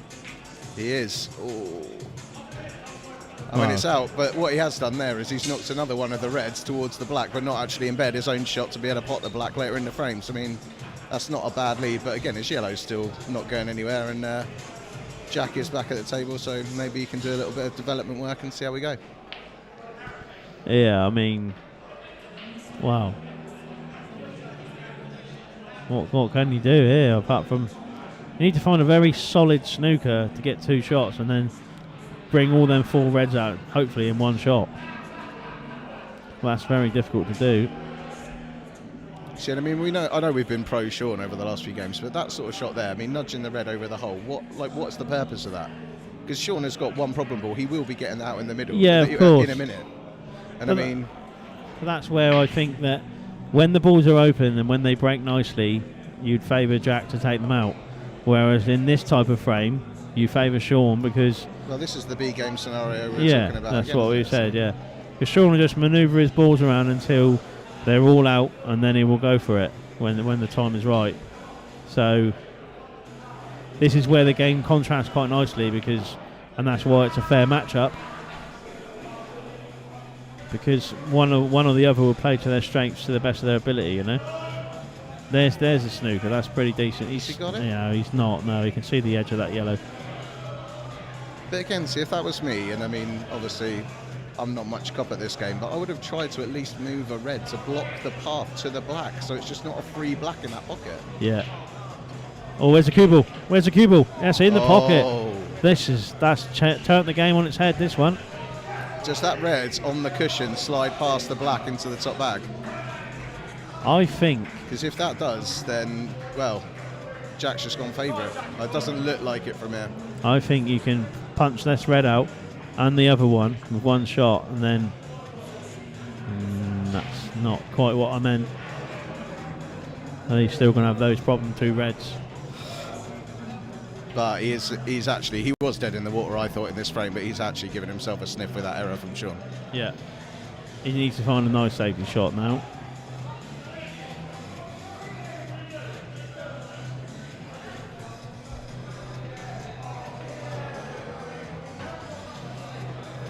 Scotty Butcher turning up, giving a little bit of support for the Morris. He's got an angle here. The Butcher from Baffins. Oh, does that sneak pass into the middle? I think it does. But again, you know, this is the Jack counter punch. Can he pull out a clearance from the gods here and nick this frame? Yeah, and that's what we're saying, yeah.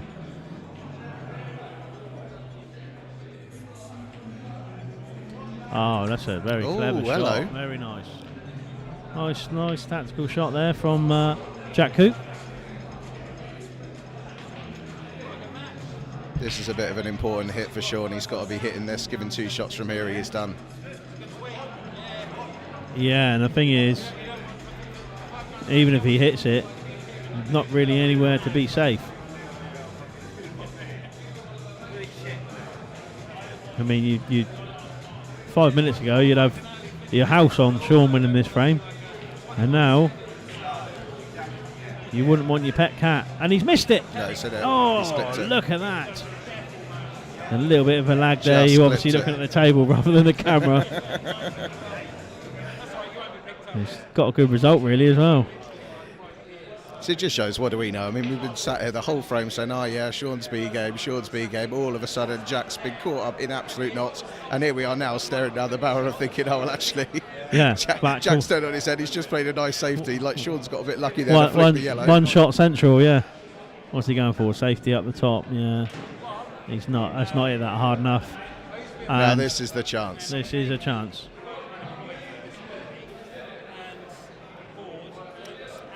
Thank you also for tuning in to Rocket Rackers TV. Please like and subscribe where you can.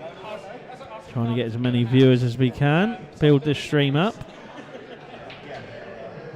Do you get 5 at a time for saying that? Well, if I did, I'd be saying it every other sentence. You just bought me a beer. I should be grateful for that. I'll say it 20 times to get my money back. I lost against Ben. Yeah, so these yellows look pretty routine for the money match.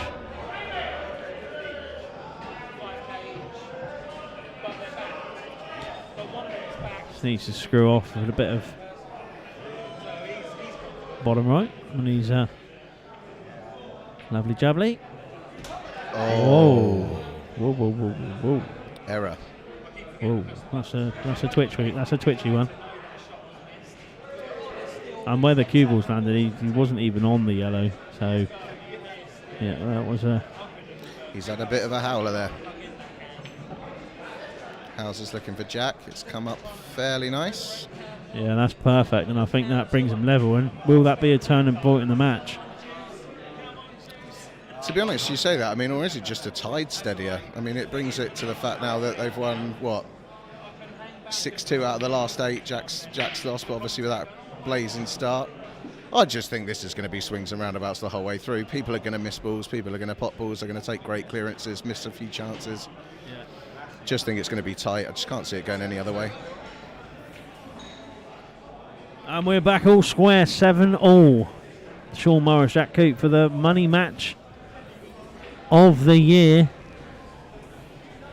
Have there been many bigger pots on the South Coast? I don't think they have, no. I think this is the biggest one that I've seen. But didn't James Green had one against Lee Killen quite a few years ago? Was that more than 10k? I think that was at least 8 or 9, but yeah. He played Barry, didn't he, for 5? Yeah. But apart from that, I mean, it's the biggest one I've seen for a few years, yeah. Does this mean that Shaun is now officially living up to Shaun Money Match Morris title? That's it. I think it does, yeah. Well, we are 14 frames down out of a possible 41. So we are exactly a third of the way through the match, and it is 7 apiece. Nothing to separate these two players. Frame 15, Shaun to break.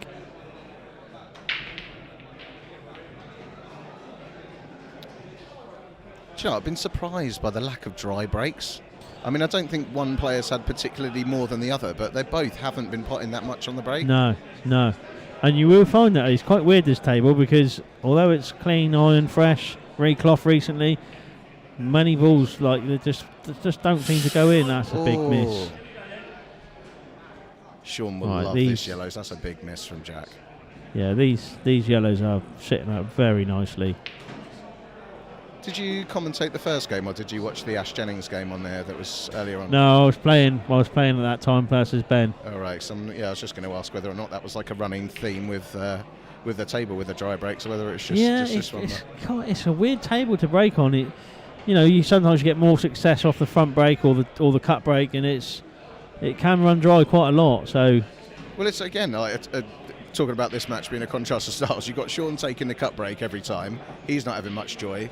And then, as I was saying right at the start of the session, Jack hit the front ball so hard that the weights jumped about a foot off the table. So I mean, it's not like they're both doing the same thing. They're just not separating very well, are they? It's not going for either player really.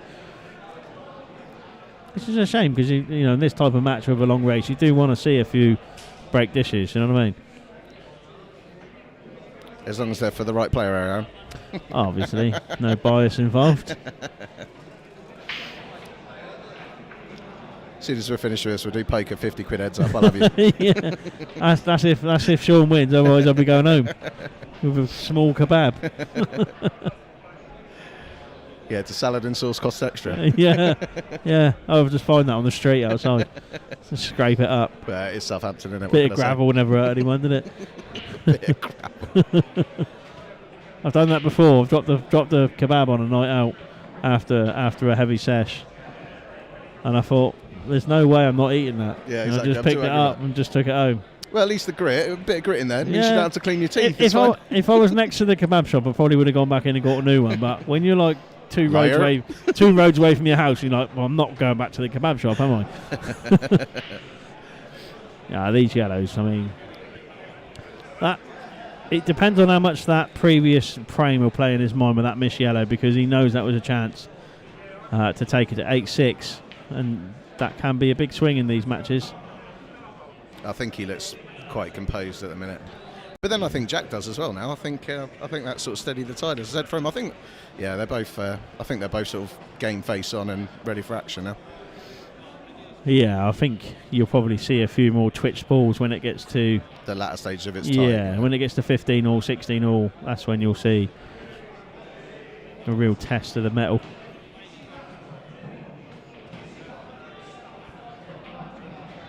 Oh, another miss. Wow.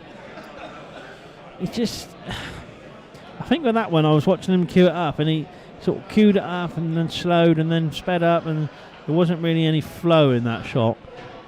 And I think that's probably why he's jawed it, but let's see if Jack can take these reds out. Jack's looking confident here. He's got a bit of natural flow, cueing the ball quite nice. Yeah, and that's the thing, you see, like you said with the contrast of the games, if Jack starts to find a gear and flow, then he can reel off these frames within a couple of minutes. Ooh. Just come far enough, he's fine there. Look at that for a shot though. I mean, Yeah, he's nice. He's going to try and screw in round the back, I think. Leave himself an option to the one in the middle or the one in the corner. He's going to play the plant. Yeah, it's a reasonable, good shot.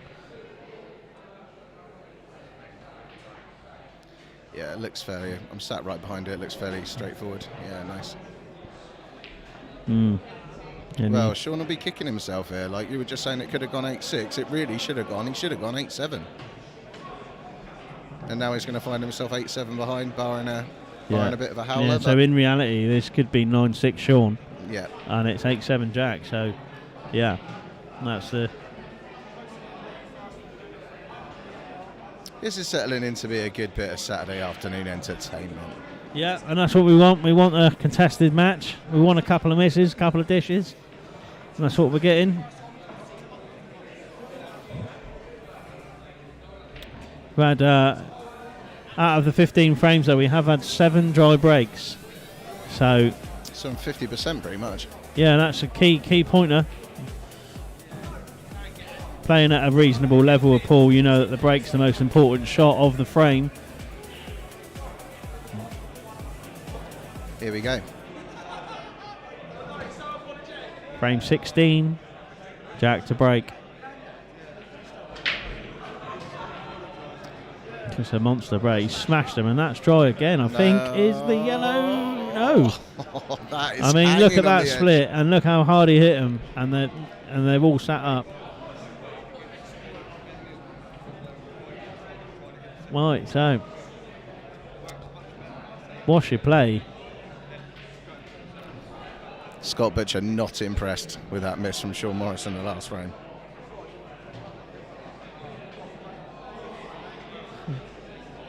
Yeah, rather than say he's not impressed, he's just put, what the fuck was that? Pardon the French, sorry. This is not live from Paddy. Shaun knows that this could be 9-6. But what would you play from here, reds or yellows?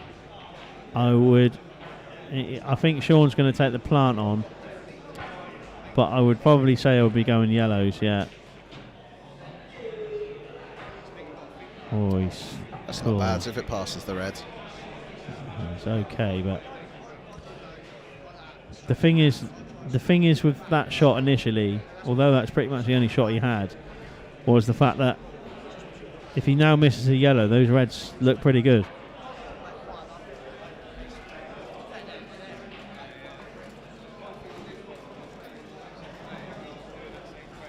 He's got to be careful. Just be a little bit careful with the white here. Still sitting on the same viewers here, people. 37 concurrent viewers on YouTube.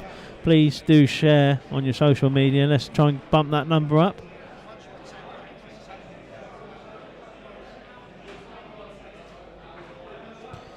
Okay, that's, to be fair, that's probably best case scenario for Shaun to miss that yellow. A little bit of Morris tie-up tactic. Yeah, because I prefer that yellow in the bag than in the hole. And now we're going to see Jack. He's going to go for it. He's going to go after him, isn't he? Yeah, but and I don't think they're there. Shot. I don't think they're there, no. And the good thing about that shot also, putting that yellow over that top corner, was the fact that now the difficult yellow on the side rail is now a plant. So Shaun probably knew that as well. And that will play into his favour later in the frame. And I don't think he's on anything there. Again, was he trying to leave the red to the right middle? Yeah, I think he was, yeah. Oh, that's a cracking shot. Oh, hello. Shot of the game. That's a shot of the match. If we had a replay button, we would be pressing that now. Boop. Lovely skill shot. Now, the only tricky ball he's got is a red by the black, I think. Because that only goes into left middle or top left. It'll be interesting to see how he gets on that. Drop that one in. And it'll be off this shot. So he needs a good shot here. One good shot to get on that red. Are we going to see another bit of Coupe magic after that skill shot? We're going to get two in the same frame. Wow, this is it. I mean, this could be the difference in the in the match's course is he on it? He's not on that. It was a difficult ball to get on. That was always going to be his problem. Now he's got to find something.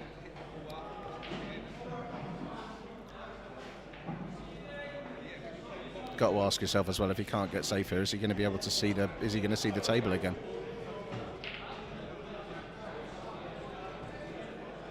Oh, he's got lucky with where this red's going. Oh, to the top, but is Morris going to start tying him up in a few knots now?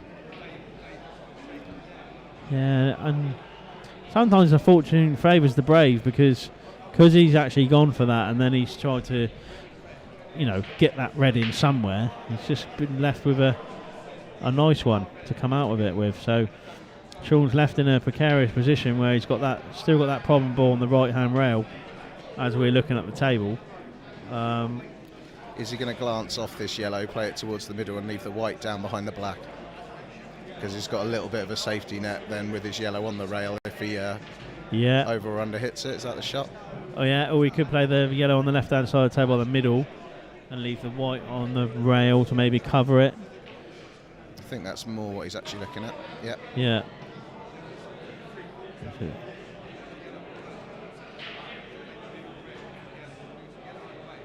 Yeah, I think he's left that, hasn't he? He left it. If he has, then Jack will be going for it. Scored a total. Scored a total. But again, I mean, this is not out of the realms of possibility of potting it. If he hits cushion first, he can get a little bounce and still pot it. That's two shots. That's worst case and scenario. He's brought the ball out for Shaun as well. That is not the best work for Jack.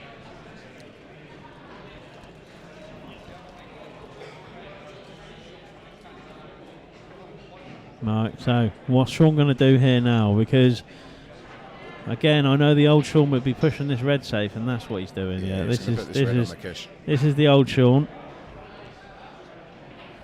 He's giving himself a little bit more insurance. Or is this just the adapted Shaun? I know he's. I'm telling you, he's playing a different way too.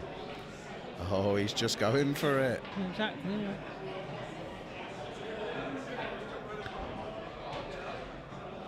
Just drop that in well.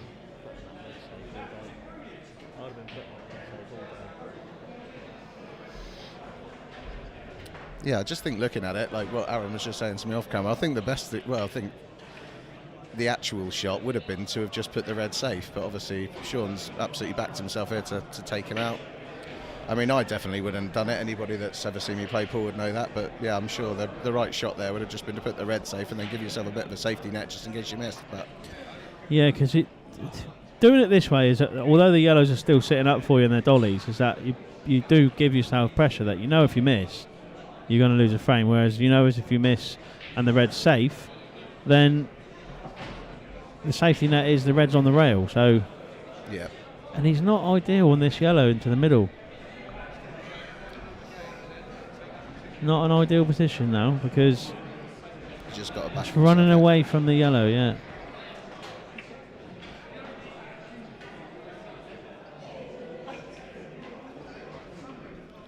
Oh, he's had a touch there. I mean, it was always going to cannon into it. It's just how you cannon into it. Yeah, he's got ideal scenario there.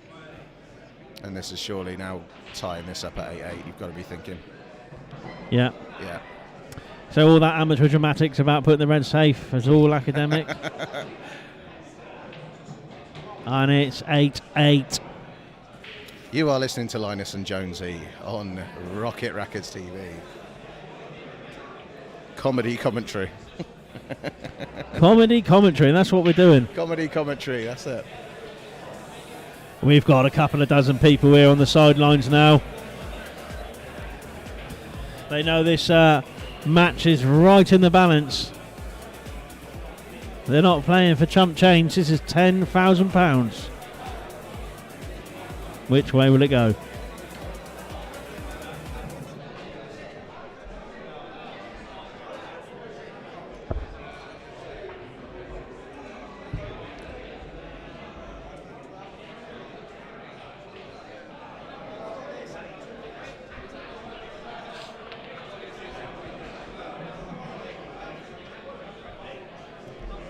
Right, so 8-8.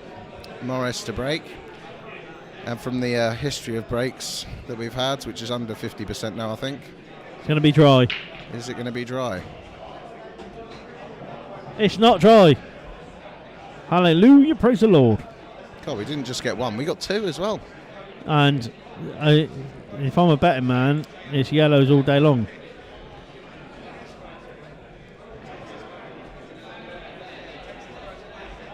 Too much space between the reds. The yellows all go. Let's take them out. He has taken the custards. Taking out the kernels.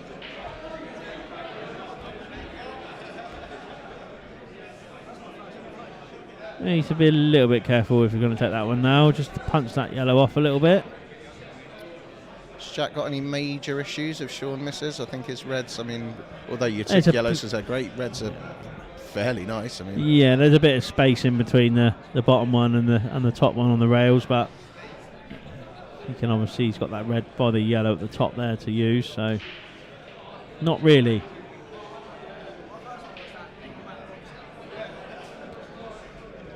Just taking his time, working out the pattern. Yeah, it's a nice shot. That's what I meant about playing it at the right speed, because he's just brought it off enough so that it still goes in the middle bag.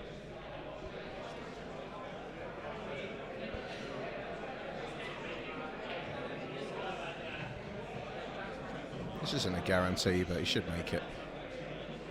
Chopped it in well. Yeah, that's nice. He's got a nice little flick.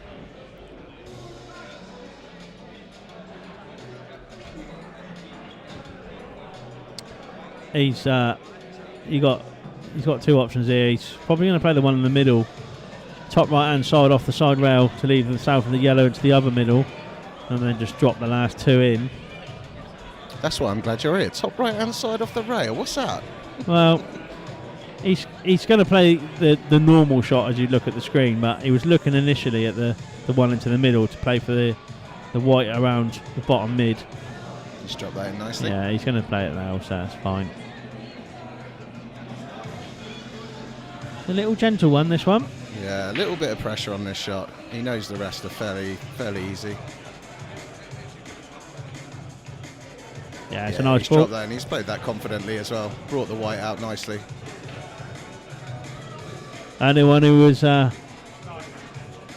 thinking Jack might run away with it today is probably been in for a pleasant surprise.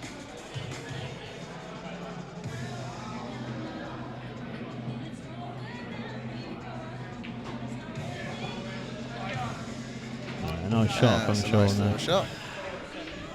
Little bounce off the top rail, black in the same bag. Nice bit of angle. Yeah, I think he's recovered in this bag after our earlier comments that this was a bit of a nightmare bag for Morris over the course of this match so far. Yeah, he's come to terms with it. He's had a word with it, and Why he's did I just say that? You know he's going to rattle this one now. Starting to sink the balls, isn't he? There you go. And Morris leads. 9-8 to the money match. Can Jack the Ripper come back at him? Who will know? Who can tell? Don't know why I called him Jack the Ripper. Maybe it's because he looks like a serial killer. No, he doesn't. He doesn't. I'm joking. Yeah, anybody that's watching this that's got any good Jack Coupe nicknames, obviously post them up on the chat. We'll have a look.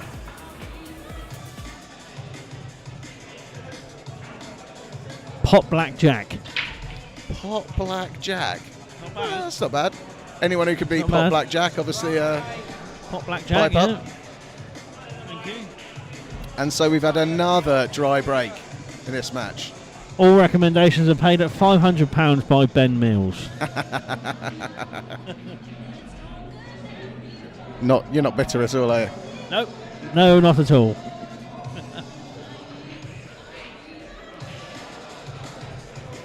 Okay, so frame 18. Shaun's at the table. And kind of spoiled for choice, but if that red passes the yellow in the middle, then I would take reds. He's having a good look at it, I think. Yeah. Only difficult ball at this stage, I reckon, is the black.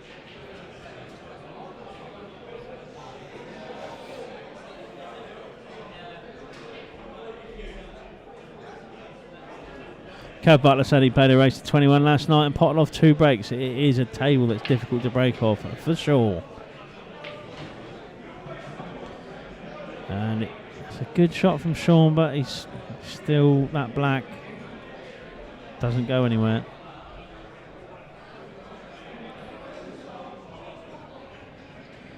Moving shortly into the second half of this match. And it's right in the balance. Let's not get ahead of ourselves. It'll be at least 6:30 before we get to the second half. Yeah, we probably could get some tea in by then, couldn't we? Anybody who's thinking about having a quick toilet get a break before Deliveroo or halfway, something. Yeah, get a Kokoro. Cheers, mate. Cheers, mate. Oh, as he covered that middle. He's going to be annoyed if he's covered that middle.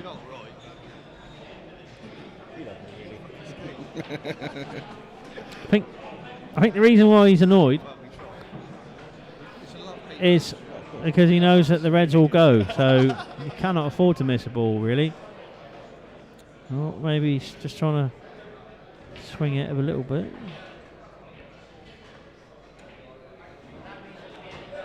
Yeah, he's made the ball. What's he going to do with this black then, Aaron? Well, I don't know if the yellow passes to the bottom right corner. If it does, then he can try and use that as the positional shot to move the black out of the way. But if it doesn't, and he has to play the yellow into the bottom left pocket, what's his plan then?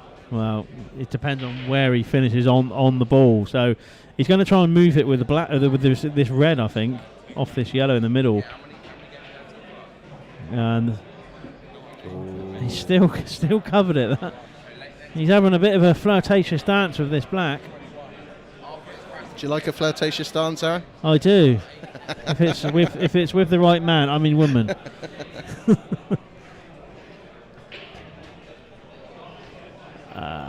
Yeah, he's still got that problem of the black. So I think he can pop this yellow into the top corner.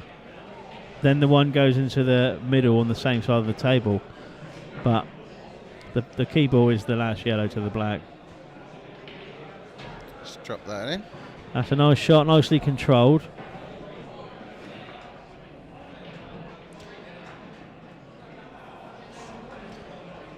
It's yellow. I mean, he looks pretty straight on this yellow to me, in the middle bag. And if he is straight, he's not going to get a great angle on the last ball.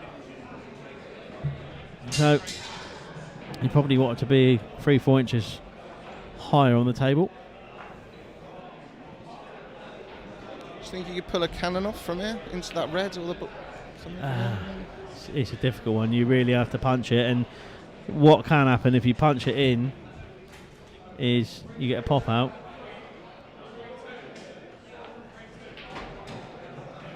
And he had a lot more angle than I thought he did, and he's still on it, but do you think he's going to look at just taking the bag here with the black where it is? Just put the yellow into the bottom left jaws there. Yeah, but do you? Because it automatically you know you're going to be snookered after that, and then you're forced to get out of it, and then you're faced against 2 shots and possibly Jack clearing up. So I think looking at it is he's going to try and play the yellow off the black into the corner to move the black. But won't the black then go behind the 2 reds on the That's the risk. cushion? Yeah, that's the risk. He's going to have to hammer it if he does that. Yeah, that's the risk. But have you got another shot? Because like you said, you can leave it in the jaws, but you know you're going to be snookered after it. So I think he's forcing himself to it. Oh, that's a great that shot. is the ball. That is a great shot, and he's on it. That's the money match Morris shot. Does not want to be letting himself down missing this black now after a great shot like that. Yeah, I mean, like you said, he always had that risk of pushing the black safe, but that was the shot to play because he could have left the yellow in the jaw, but being faced, trying to get out of it, 2 shots, difficult one. So was that Morris's best shot of the match after we just had Jack's, the skill shot and the previous? Yeah, I think it is, yeah. It's a great shot and from he's dropped Shaun. it in, and Shaun extends his lead to 10-8. I'll tell you something now, he's going to have a little spring in his step after that one. Well, you've got to ask yourself the question. I mean, Jack was 5-1 up, and now it's 10-8. I mean, so what's that, 9-3? Yeah, it is from there, yeah. Really kicked into gear here. That was a lovely, lovely last few balls from Shaun there. Right, quick comfort break for the commentator, and then we'll be back for the next one. Get riggers on or something, John. Hey? Riggers want to have a quick go. Yeah, you want to get riggers on. Get riggers on for 10 minutes, yeah.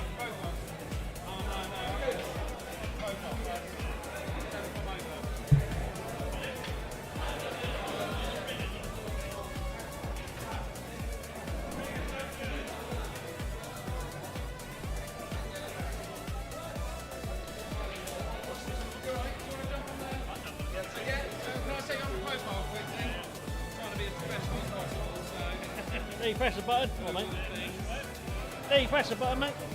Yeah. The more people we have that want to do this shit, the better, you know. Hey. Hold on.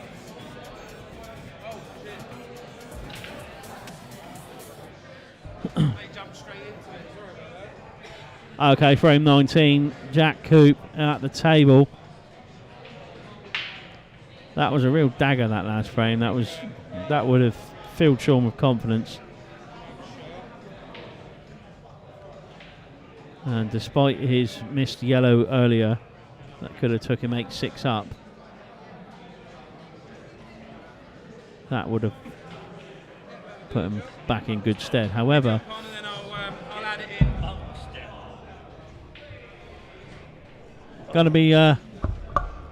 going to be joined by Andrew Rigby on the commentary.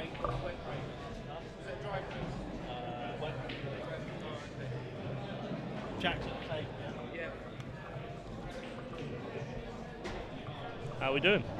Yeah, not bad, Andy. Yourself? I am very well, thank you very much for asking.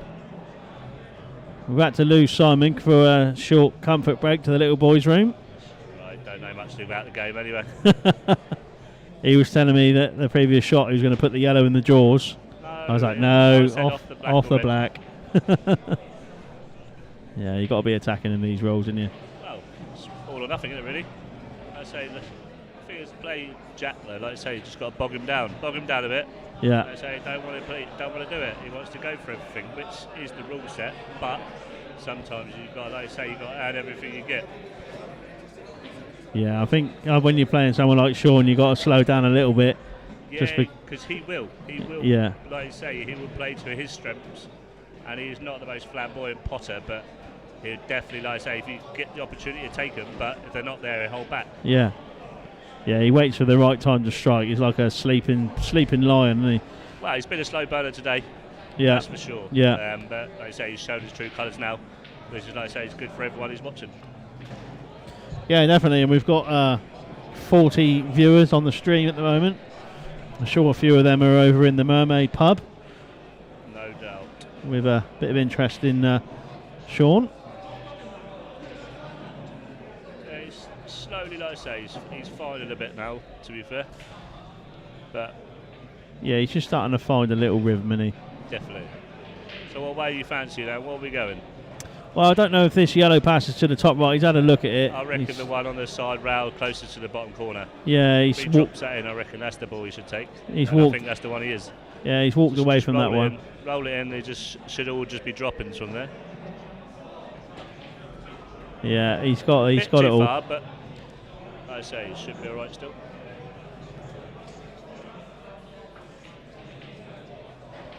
Yeah, he's probably going to take the one to the left middle as we're looking at it now. Just needs to get nicely on White that. don't need to do anything, does it? That's the No. good thing about this clearance. Yeah, it just doesn't need to do much with it. Yeah, and that always makes life easier when you can just roll balls in. Like I say, it's every man's dream, but just be able to roll the ball Just in roll every it time. in there. Yeah.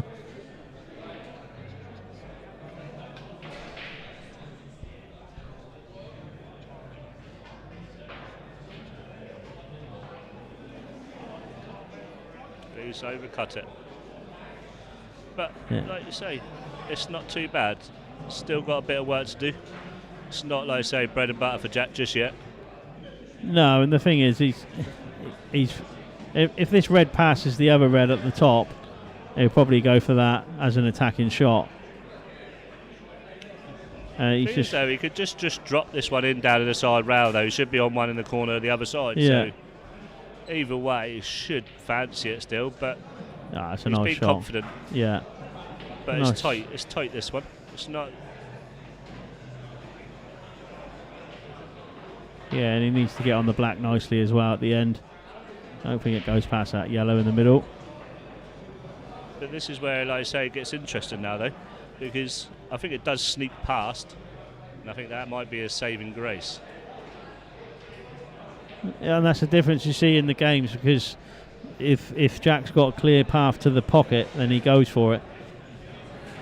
Whereas if Shaun's got a clearance on you, you kind of think, is he going to find something else? You know what I mean? Yeah, of course, exactly that. So, like I say, now it's down to the players' decision, isn't it? Really, like I say, what do they fancy? And like I say, that he could do a little bit better there, really, but should still fancy Jack from here. Yeah, just a nice confident shot up the line. We're right behind it. Nah, it's a good ball. It's a good finish, especially like I say, being under the cosh. Yeah, losing a few like he has done. Like I said, he was 5-1 up. Yeah, but the thing is, like I say, looking at some of the games though, he could quite easily be quite a few down at this moment Yeah, in time. yeah, Like I yeah. say, Shaun's gifted a couple since, like I say, being 6-5 or 7-6 up to Shaun. Yeah, he should have been 9-6 from there. It should have been 9-6, and then obviously would have been 10-7 now. So, Yeah, but like I say, that's why we all love the game. It can go either way in any moments of time.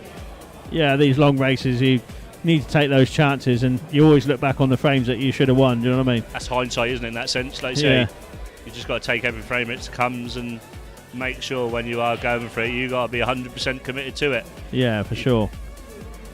You had a game today, though, Aaron. You like I say. Yeah, I've had a game today. Yeah, I started off well, 3-0 up, 8-6 up. Missed the ball to make it 9-6, and that was kind of the turning That was point. the carnage, yeah. And I was a bit sort of jabby from there on in. I was 10-all, but then Ben found the new gear and dished me up and cleared up, and that was all she wrote, really. So I'll be back though.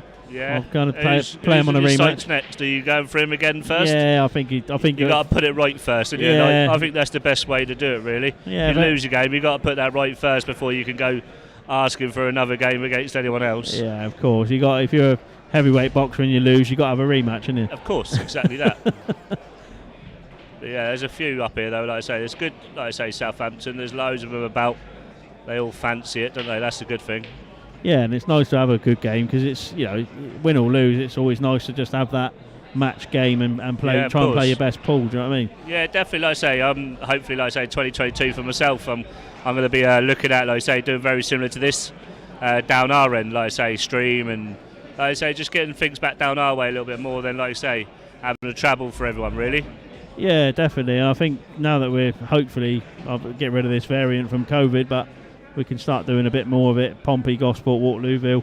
Yeah, I think we need to, like I say, with Interleague Blackball coming on, as I've seen as well, like I say, courtesy of Dave Randall, like I say, taking the pleasure out of his own time to get this going, and hopefully it can be a massive thing up and down the country at some point. Yeah. But for now, like I say, we've got it in and around Hampshire. Will be massive because World Rules, unfortunately, seems to be going backwards compared to the other two, even though it is still taking forward steps. Yeah. So, yeah, hopefully, like I say, it'd be amazing if we can start getting some Interleague and, like I say, some big competitions, whether money is involved or not, like say, as a team event instead of a singles. That'd be pretty interesting. Yeah, of course. And I think a lot of the decent pool nowadays, you are watching Blackball rules, you know what I mean? Yeah, World Ultimate Rules Pool, took though. a- Ultimate Pool's absolutely taken over. Yeah. Look at some of the prize funds, over £1 million for 2022. Oh, And that's absolutely incredible. Outrageous, yeah. Attract some good games and good sponsors, wouldn't it? Well, like I say, Neil Tom's obviously, like I say, World Rules Tour director and stuff. Him and his whole team now have gone over to Ultimate Pool, Yeah. which is a shame because it could potentially close that shop, really. Yeah, of course it has. Yeah, definitely.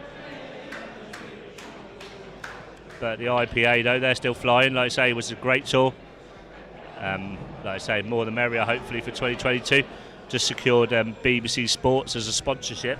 Yeah, for next year, they which showed is massive. They showed the last lot, didn't they? On the Isle Isle of of Man. Yeah, Yeah. like I say, that was pretty good. I say I had a good run out for the Isle of Man. That's reached the last 64, I think we've lost the camera, guys. which is amazing.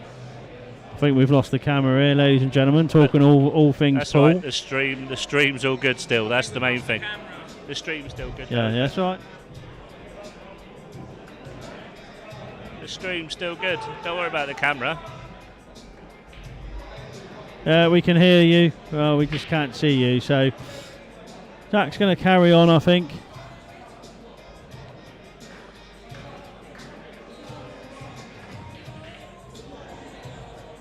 He's currently just walking around the table. Good job there's no shot clock. Yeah, because we'd have to pause the clock, wouldn't we? And are we in? Are we back? Has he sorted it? Here we go. There we go. Yeah, We're back. We're back. We're back in the room.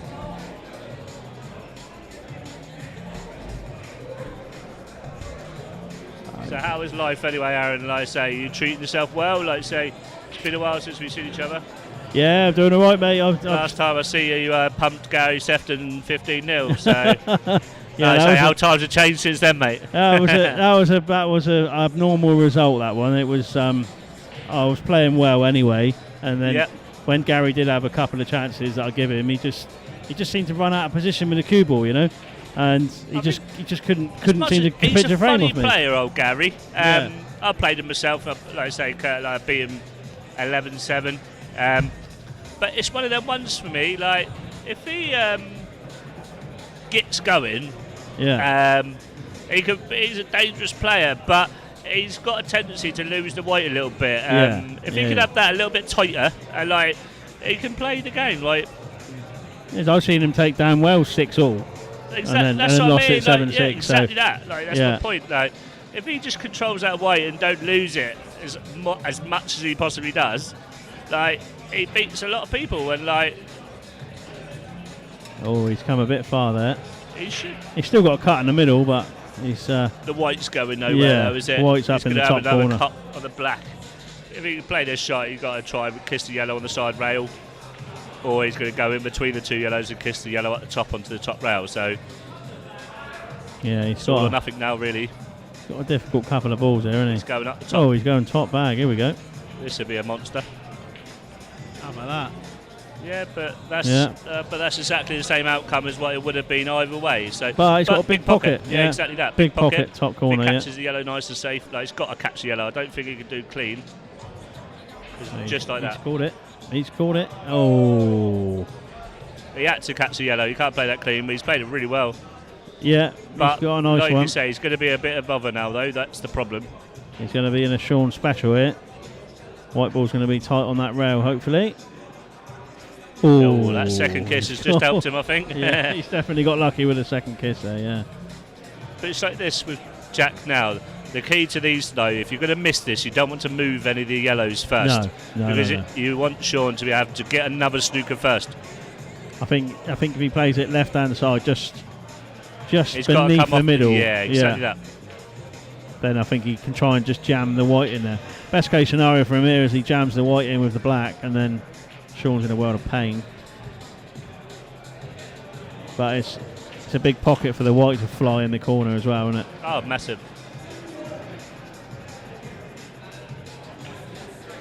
And this is, like I say, this is where it's Blackball is massive now, isn't it?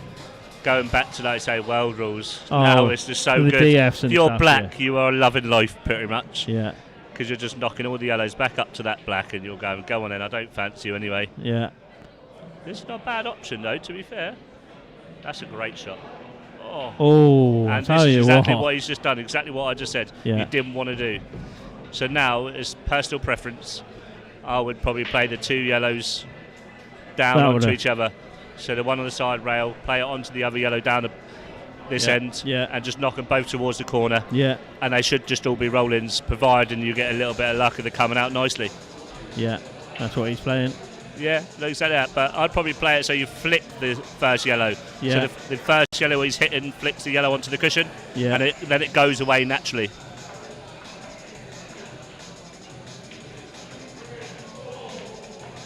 Just like that. That's pretty good. He's played that well. Yeah. And now, like I say, is Mind your work, isn't it? exactly that. I don't know what the angle is like, but he should be able to get the white down the table at the least, I think. Yeah, it looks a little bit punchy, doesn't it? Punchy, yeah. Exactly that. But be confident in your long pot. That's all you got to remember. Screw the white right out.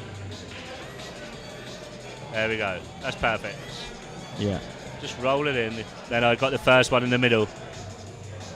Yeah, definitely. You're not going to hold for the one in the corner, I don't think. No, just punch the white up over here. Yeah, you're all right. That.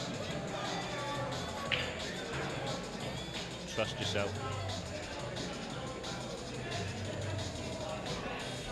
Oh, close, That's but right. he's okay. He could hide the white still. If he plays it in such a certain way, like, the thing is though, fancy yourself still. Just drop it in the middle. Drop it in the middle. You've still got the one up top. Yeah. And like you say, you fancy yourself to pot that, screw it back down. So. Yeah, and if it doesn't go in, like you said, Jack's still got a hard time. Yeah. And then again, I say fancy this pot. Fancy it. Just roll it in the middle. You're doing nothing with the white, and at this standard of pool, you should be potting this ball with plain ball. Yeah. No, there's no questions. The table's playing well enough, so you haven't got to worry about like any roll. Yeah, these are the ones. Oh, he's taking this one. He's taken the top one, I think. All right. By the looks of things. This just surprises me, really. Yeah, there you go. Like I say, it's just as good. Yeah. I didn't realise you can get through, to be fair. Yeah. But that should be all she wrote on that one. In reality, it could be stuck in no man's land, though, with both of these. Yeah. It's either one, you've got to commit to screwing all the way down, yeah, or commit to just screw back where the white is, or just past the middle. Yeah. You're going to punch the bottom one in first, bottom corner. No, definitely not. It don't matter what you do, really. Just pot 'em. Just pot them and don't miss. Exactly that, yeah. Don't ever miss. There we go. That's perfect. That's absolutely lovely. Exactly where you wanted it. Just past the middle. Now we can just top this through off the side rail. These should be, like I say, curtains. And just secure that 2-frame lead again. Oh. No, he's all right. He's okay. Right. He's all right. Just concentrate on the pot. The white should. Just a big word, but he should stay out the middle. I think the corner's the more the pocket. Yeah. There you go. And there we go. Lovely confidence pot in the middle. Yeah, it was. That was a big shot.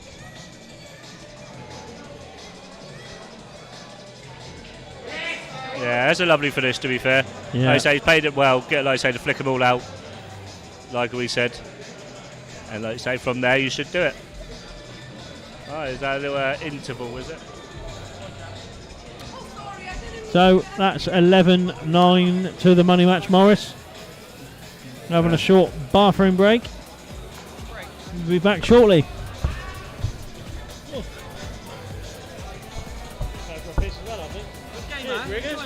Hey?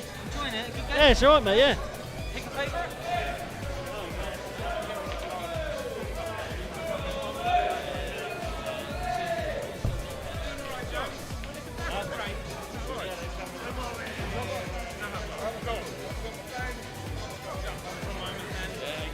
Jump on my stream. How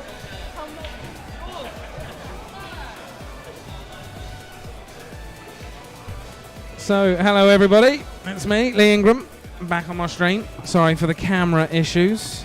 Camera 1 just run out of battery. Camera 2 decided to restart. We're back on camera 1. Well, this match isn't going anywhere fast. 11-9 between Shaun Morris and Jack Coupe. We saw Shaun Morris take an early lead in the match. No, Jack Coupe, sorry. He won frames 1, 3, 4, 5 and 6 to go 5-1 ahead. But then Shaun pulled it out for 7, 8, 10, 11, 12 and 13. Got right back in the match there. Bit to and fro.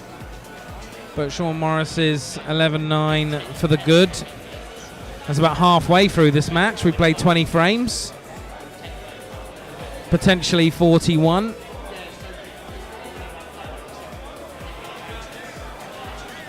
Let's have a look at our... oh. No, I can't just press the buttons there. 1 second.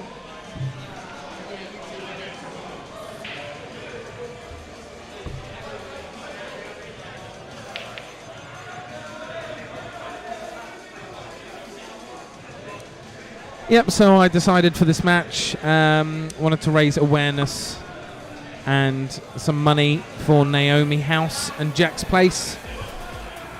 I was reading Emma's story the other day and it just brought me into floods of tears. I'm not ashamed to admit. I don't know anybody who wouldn't cry at such a story, and the amazing work that Naomi House and Jack's Place do for the parents and the children. So, if you've got some spare money or you're looking for someone to support, I couldn't think of a more worthier cause than Naomi House and Jack's Place. So, please give generously. Just a quick look at our competition session. I need to refresh that. There we go. I still haven't updated any of the results for the other matches. I'm sure they might come up to me and tell me those results aren't correct. Well, come and tell me and we'll get them up. Been a bit short-staffed and overstaffed at the same time. Lots of commentators today, but I've been missing my better half, Crystal, who was running around getting all the results last time at Money Match 2. But I'm glad to see we got Simon and Andrew getting on the commentary, building up our roster of people who are happy to jump on the mic. So that's wonderful to see. We do bring you this stream live from Rocket Ronnie's Southampton. They have 20 English Supreme winner pool tables, 8 Blackball tables, 2 snooker tables, 2 Chinese pool tables, and an American pool table, plus a darts board and lots of tellies to watch BT Sports. They got a fully licensed bar. They're family friendly and wheelchair accessible with a function room. Hot and cold food served all day. Beer garden and even somewhere for the smokers. And they're even running a Q Sports Academy every Saturday morning from 9 till 12. So if you've got a couple of little ones that you need to get rid of, then send them down here. We've got an accredited coach, WPBSA World Snooker coach. That's Simon Ayers, as you might have seen on a stream previously. He spends a lot of time down here. 11-9, mate, yeah. Lots of lessons he can teach your kids about how to hold control of the cue ball and get around the table. Maybe one day your little one will become a pool or snooker prodigy. And they won't get there without Simon Ayers' help down at Rocket Ronnie's Southampton every Saturday morning from 9 till 12. Just to raise some future awareness, we've got Challenge 25 Bronze Cup is the next scheduled stream. It's not going to be the next stream, but it is the next scheduled stream. Challenge 25 group and cup matches. Pit people in groups of 8 against each other to qualify for a gold, silver and bronze cup. We'll be streaming the cup finals, certainly, Saturday at 3 p.m. for the bronze cup final. And then the following Sunday the 20th of February, we'll be streaming the silver final and then the gold final. So, like, subscribe, and share with all your friends.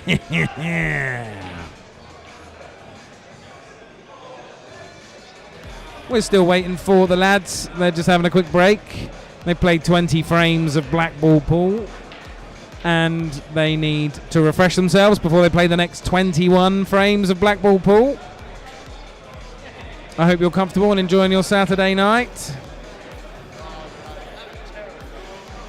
I didn't envision a couple of years ago that I would be spending my Saturdays down and Sundays down Rocket Ronnie, Southampton, putting on live stream pool for you ladies and gentlemen at home, but here we are. A call to action. And now we have a whole product and service regularly bringing you content.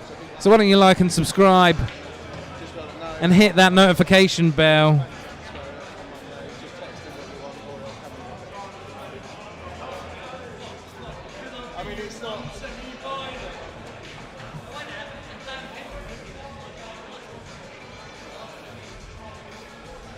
Well, we'll just have another look at this match overview. We've had 3 dishes.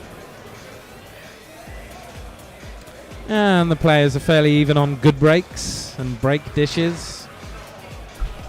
I saw someone comment earlier about reverse dishes. So I'm probably like, what the hell is that? Or dry dishes, or... Yep. I might be inventing my own terminology, but it all makes sense to me. So dry dish is if you dish after someone does a dry break.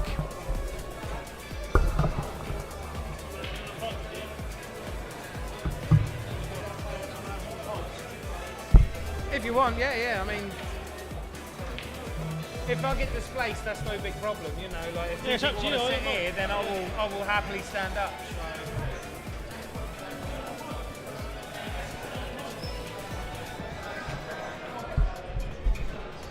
Well, it looks like we're going to be starting a frame of pool here soon. Is it me and you then, Jones? I'd like to say a thank you to Simon and to Andrew for joining us on the commentary. This is frame 21. This is Shaun Morris to break.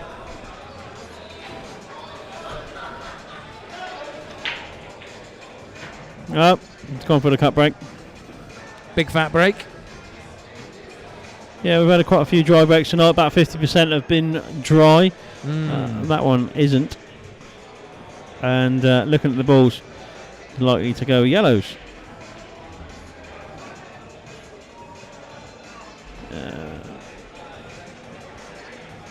A big opening ball down to the bottom right corner as we're looking at the table.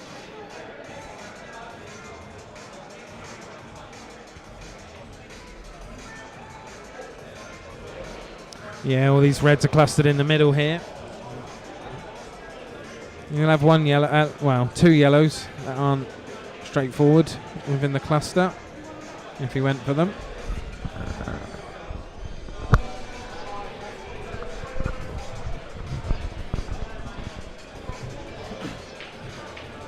Oh, that one is a carry on Wayward Son. He's got a good cue ball. He hasn't really left Jack a lot of options there. So we'll see which one he wants to take. Jack took a nice healthy early lead in this match, 5-1. Since then Shaun has had the better of him. He's had a bit of a result there, potting a red and a yellow. Yeah, he's still got the open table. Yeah, when I saw 5-1 come up straight away, I was praying that something would happen just to make sure that we had a compelling competition here. And yeah, Shaun has stormed straight back into this match. Certainly didn't want to be left behind. Nah, and he digs deep. Shaun always digs deep in these type of games. He won't let you have it. Like Simon was talking about earlier, when his last money game against Arnie at the Mermaid Pub, I think Arnie was 9-2 up or 9-3, and Shaun just kept his head down, kept plugging away, and came right back at him, and ended up winning that match, 17-15, I believe. Wow, yeah, that's he knows how to come back. Yeah, and this is what I mean about Jack having that little touch there when he potted the red and yellow. These reds now all look perfect for him. Nice. Just needs to find a nice little plant on the last 2 reds. And just nice and gently. He doesn't want the first ready touches to fly off. Yes. Perfect. Perfectamundo. And that's going to be 11-10.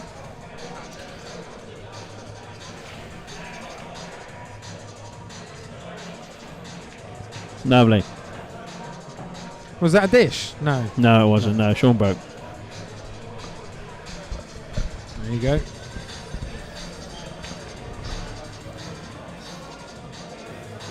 Yeah, Shaun broke and potted, and then he tried a plant at the start of the frame and just missed it. Yeah. And left Jack right in. So, regardless if you clear up, regardless of what's gone before, if you clear up on your first visit, it's a dish, isn't it? Isn't it? On your first visit, yeah. So if on your first visit, regardless if the breaker fouled or potted a few or whatever, if you turn up on your first visit, pot everything that you've got in front of you, that's a dish. If it's not your break, then it's called a reverse dish. Yeah. If it's your own break and you clear up, then that's a break and dish. We've only seen one dish today, which was Jack Coupe back in either the fourth or the fifth frame.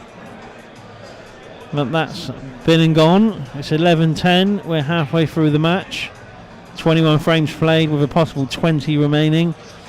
And it's anybody's match still at this stage. Yeah, it's certainly what we want to see. We don't want anyone to be washed away of $5,000. We want to see a fight, and that's what we've got. Yeah, and obviously the people that have backed these players and the players that are playing today know that it's an even match-up. It's just a case of who can pot the right balls at the right time and take out the correct clearances. It's always going to be close. And at the end of the day, these players wouldn't play for such a large sum of money if they didn't think it would be close. So we've got what we want. Nobody is expecting someone to say yes if you're going to thrash them, and at the same token, you're not going to say yes to someone who's going to thrash you. So yeah, it's got a good money match is going to be down to the wire. It's good to see lots of support. Yeah, it's kind of as well. Kind of dropped off a little bit. We've had a few lightweights go home. Ryan Watts has obviously left. He obviously got fed up with his own banter and had to leave.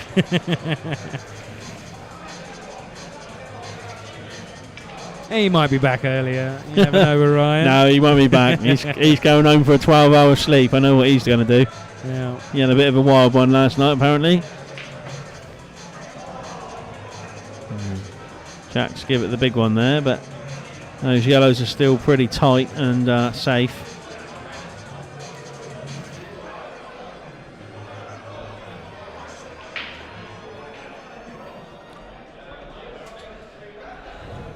Well, with all the camera issues today, I do have camera 2 charging, but it was on 86% when it failed.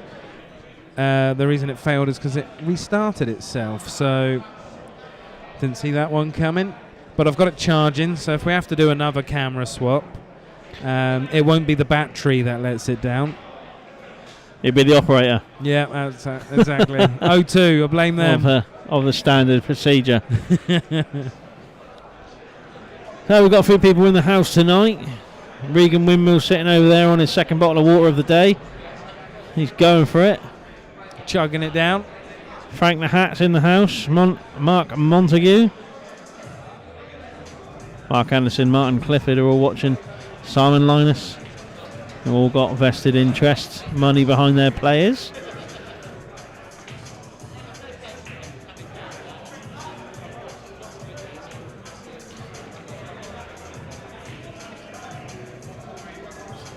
This frame's got a bit of life in it. Here's a big cluster here in the middle of the table, which yeah, it's waiting for a catastrophic event to shift those around. I think some sort of event. Yeah, it's not a very sexy situation. And both players want to keep it that way at the moment, given how close this match is. Yeah, Jack's just going to try and push this yellow down into the bottom right corner. And he's not. He's got away with that one, to be fair. Just punched that red over a little bit more than Shaun would have liked. I mean, I'm sure both players are looking at the score and looking at frames played, frames to play. They know they're at the halfway match, and they know the next player, I guess, to get the initiative. I think if one player goes 3 or 4 frames ahead, I think they win. But all the time that it's tight like it is, I think it goes right to the wire.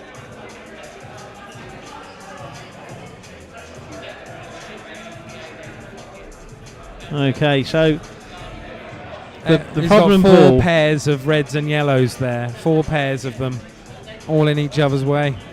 Yeah, I think the main problem for both players is the red and yellow on the left-hand side of the table at the bottom, because the other balls can be developed and moved, but that one is a tricky one to get into because it's slightly away from the rest of the colours. So it's harder to get that collision in off the pot on your way around. I think Shaun's he's looking at just nudging the red over the middle.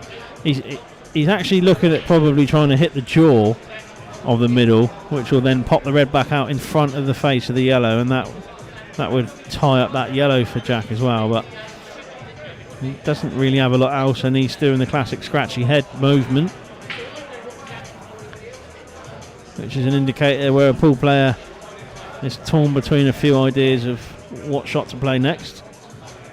Yeah, I imagine there'll be a few more visits to come yet in this frame for each player. You try now.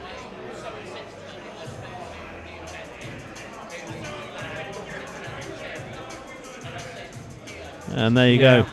He punched it off the knuckle in front of the yellow. Push Jack's yellow safe. Takes the initiative in that pocket.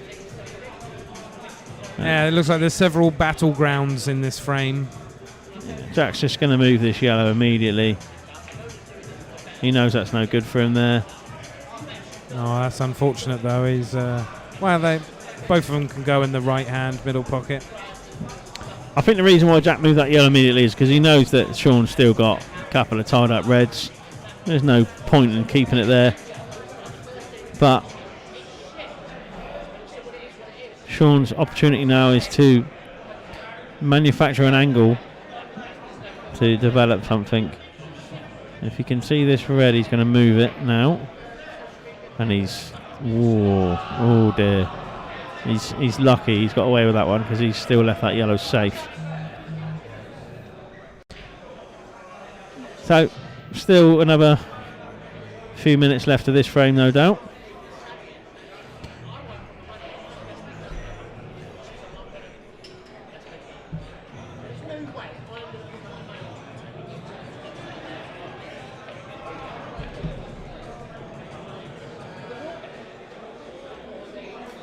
So just to confirm that Dingo at 15-7 against David Pollard was a result. Apparently David gave up at 13-7. It's fair enough, that's half a match behind. We will catch up with the results later on. Unless anybody in the chat wants to tell us what they were. And they're like, well, you're at the pool venue, why don't you tell us?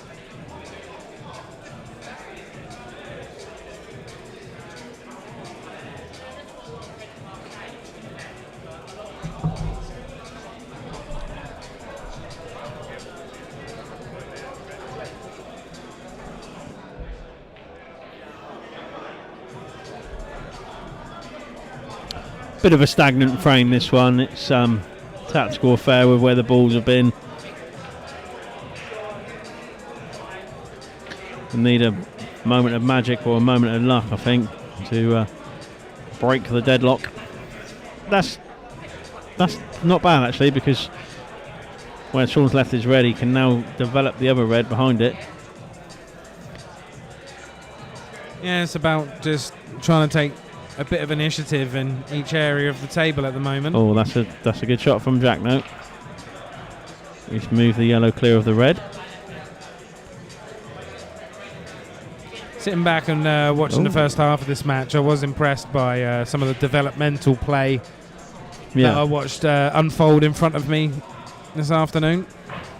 Yeah, Jack's forced with the back double here. Try and push the yellow over the hole.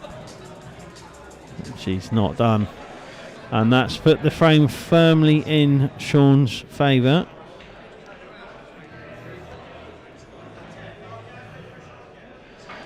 So his only tricky ball here is the red by the black. It doesn't go anywhere at the moment. He needs to work out an angle to get it out.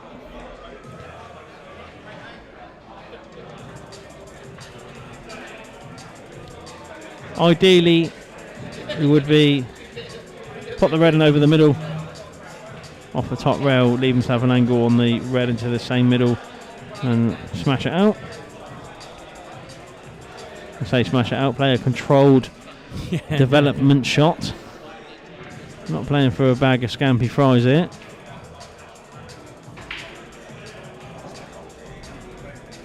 Well, I think he'd want to take that shot again. Yeah, never want to be left on a rail.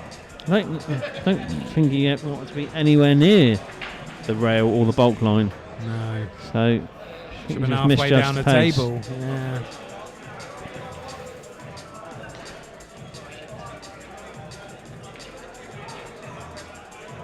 Oh, that's a nice shot. Yeah, forced a developmental shot, and he's done well there. Yeah, he's pushed all his reds out, and now it's up to Jack to find a clearance with the added peril of moving that yellow. So, let's see if he can do it. Yeah, he's got no natural launch pad to take that yellow into the middle of the table or anything, the way it stands.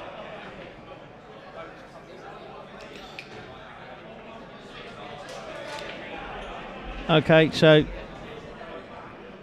I think Shaun will be going for it now. First shot will be the plant.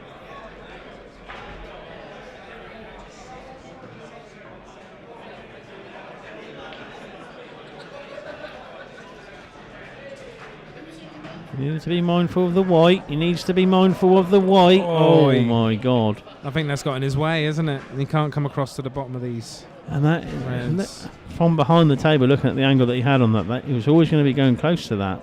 I thought he would have probably screwed into the red for the plant. He had nothing to lose because he wasn't likely going to miss the plant, but I mean, He's lost position. He's got a shot because this red goes past the two yellows at the top to the top corner, and he's got a natural insurance ball buffer because the yellow's still on that rail, so he can take this shot. To play it gently enough to leave it around the pocket if he misses. Yeah, he can play it at a reasonable, because the white ball's in the pocket, it's not going to fly loads of places, so he can no.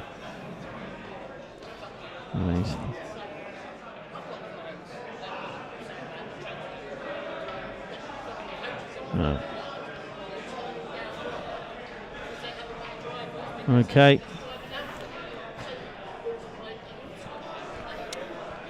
Back to Jack.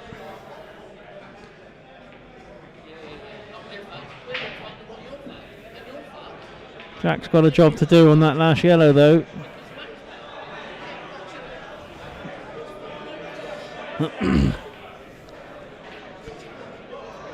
So he's going to want to try and find an angle off the last yellow, but I don't know if he's got it or not. Because even then, if he does find an angle, that red's close to the yellow and it might stop his path, so he's missed it. So yeah, the task of dealing with the yellow is obviously playing on his mind with that shot, not making the pot. Yeah. The problem is now for Shaun is the distance between the penultimate red to the last red in the middle of the table, and it only goes in a few pockets, so he needs to work out a good angle to get on it.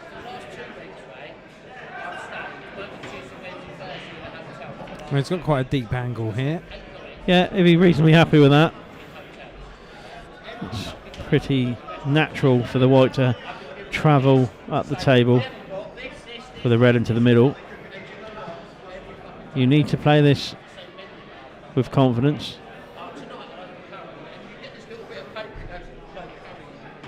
Okay, and where's the cue ball? He's okay. He's okay. Yeah, he survived that.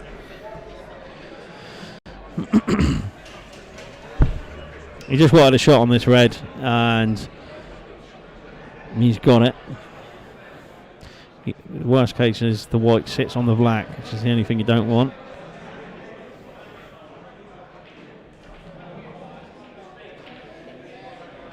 It's a nice shot. Now one good confident bit of cue in here. Black to the top corner for a 2-frame advantage. It's a big shot.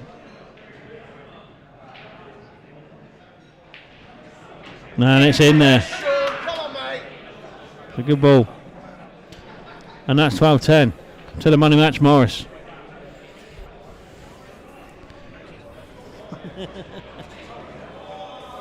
Yeah, Jack Coupe suffering a little bit more with the dry breaks there. On reflection of the game at the moment, though, The breaks aren't playing so much of a and role. even if I'm Jack, I'm still 2 frames behind, but I'm still happy because in reality, probably should be 4 frames behind here. In my personal opinion, it should probably be 13-9 Morris, or even 14-8. So he missed a couple of chances at 8-6, 8-7 to pull away. So.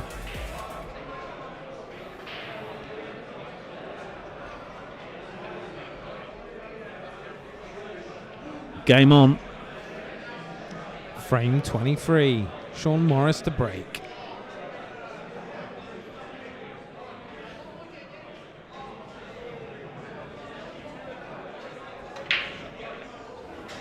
Yeah.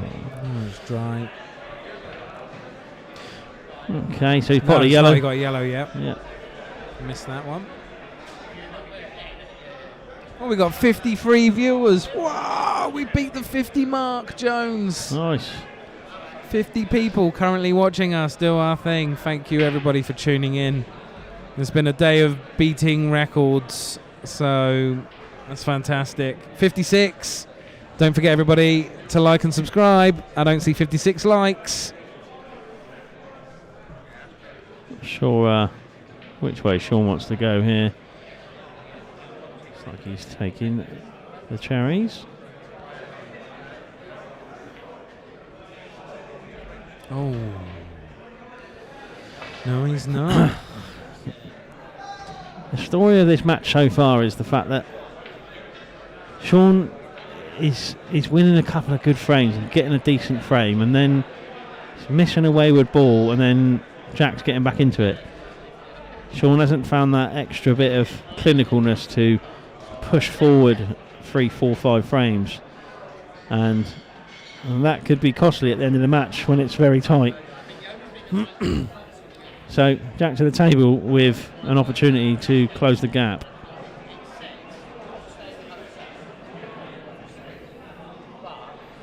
And looking at where these yellows are and how well he pots the balls, I can't see him missing one. No. The only ball that is difficult looking at the table is the yellow by the red and the black. But if he comes around onto that, well, Yeah, I don't I know. mean- Positioning would be hard if he took it now. Well, he could take it now.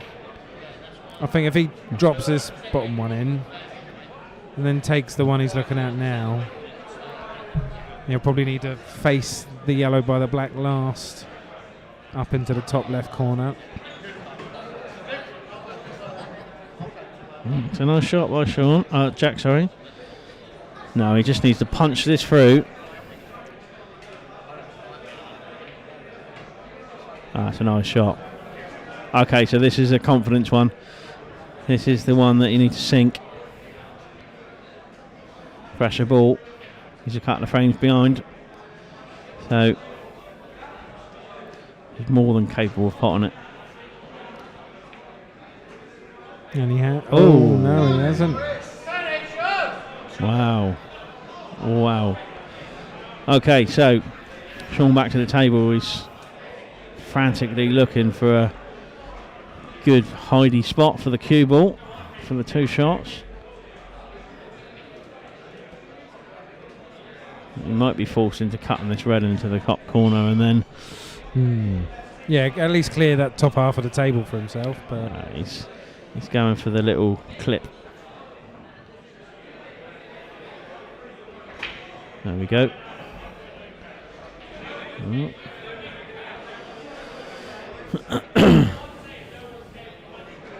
This will be a huge frame for Shaun, and it would hurt Jack a lot.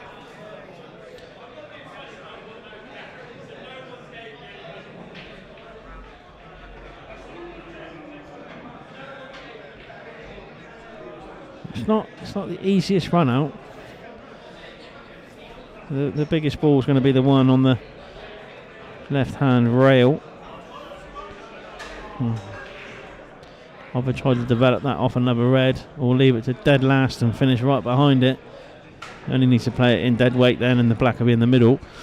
But got a few more balls to pop before then.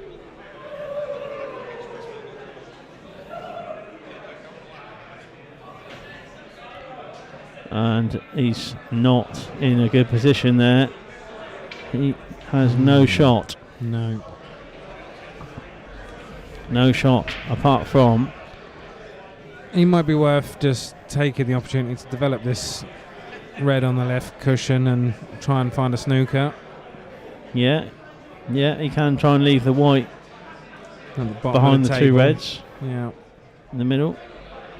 You need to be very precise though. I mean, even if you leave him a sniff of the cushion, it's a simple clip off. Yeah. But yeah, percentages would state clip it off, try and leave the white beyond the two reds. If anyone can play a reasonable tactical snooker shot, you'd want Shaun to be playing it.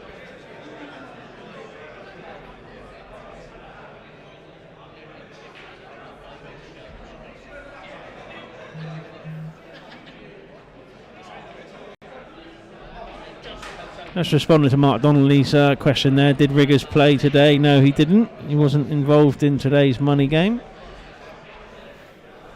And Tony T decided better against what he had previously posted. I think, yeah, He's like, oh, I'll unsend that. going for the pot by the look of this to me. Yeah.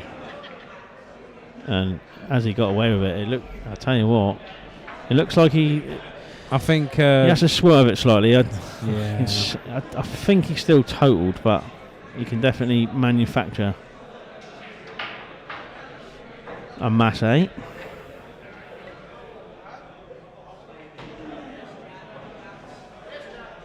I think that was pretty much what we expected to see there. Yeah. A little bit of swerve, come off the cushion, clip it in, bounce round, and he's on this black. Again, is a bit of a pressure one because got an angle going towards the middle, so he needs to be careful. And there you go. Yeah. And that's what put him off. Forced a miss. Angle towards the middle bag. So Shaun's had 2 bites at this frame now, and he knows he probably shouldn't have had one.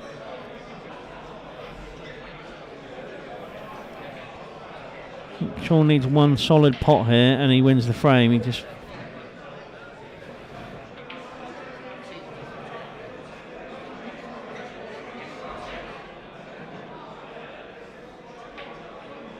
whoa. Oh, he's got really lucky there. No, I don't think any of us saw that happening. Played for and got. Played for that, apparently, according to Simon Linus. It was the secret plan. Nearly went in on table 3, that one. Yeah, he's got very fortuitous there, and he knows it. He put his hand up. Jack shook his head, but you get a lucky one. I mean, I don't think I've seen many flukes in this match. We're 22 frames in, and I think that's probably the first fluke I've seen. So it's the first one I've noticed. Yeah, that's pretty rare, any pool match. So, and also, you create opportunity in life by turning up and being present, and so luck is just a factor of opportunity. Yeah. I don't think Shaun wanted to be on this red. He's still not 100% clinical and structured with these clearances. It's been a grind. Oh dear. Oh dear. 21. Yeah. 20. Yeah, would be nice for a 15 minute. Know any of the other scores? It's a nice shot by Jack. 3 bites at the cherry. Shaun had a fluke and 12-11, and Shaun will kick himself there because he knows he had a couple of chances. However, back to one frame again. Tight as it can be. Toy is your tiger.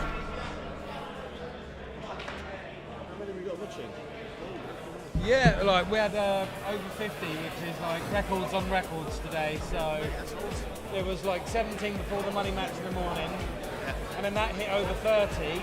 So that was the new record, and now 50. So Chat's there, Si. and it got like nearly Simon. 70 subscribers on the channel Chat's now. there. And that was the under chat's 50 the other day. He had a big chance there. Next money match. Yeah. Okay. We want the morning to be 10 grand. Yeah. What? Morning 5. You know what I mean? Okay, back to the action. 24th frame. Jack Coupe 11, Shaun Morris 12. Quality dropped a little bit there in that frame.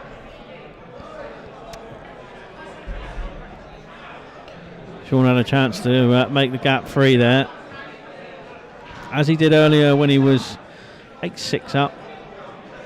But that's why we play these long races. They're staged money games, and it's who can pull through, play the right shots at the right time and take out the nice clearances. So Shaun's at the table trying to make his lead 2 again.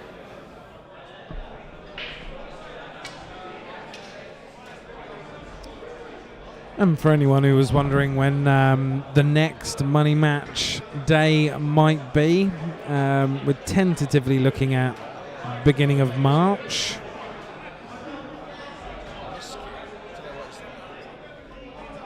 Maybe we'll get 4 of these in a year. Maybe do one every 3 months if the appetite is there for that.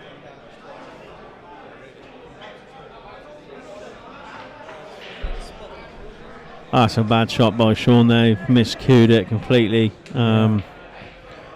He's had a look at his tip, make sure that's still attached correctly. And Jack's on the reds, and this is the time Jack needs to capitalise, because he's noticed a little bit of a wobble in Shaun's game there, especially on the last frame as well, when you give him a chance, and he needs to take advantage, and this will get into Shaun's head if Jack can take these reds out. Yep, that will be the make the most of someone's mistake. You know, you could exploit the chink in their armour, and make them start doubting themselves. A good angle here for this red. Oh, not pulled it off, so it's a shame. And he's not got a great angle on the red to the top left corner either, so he needs to find something now.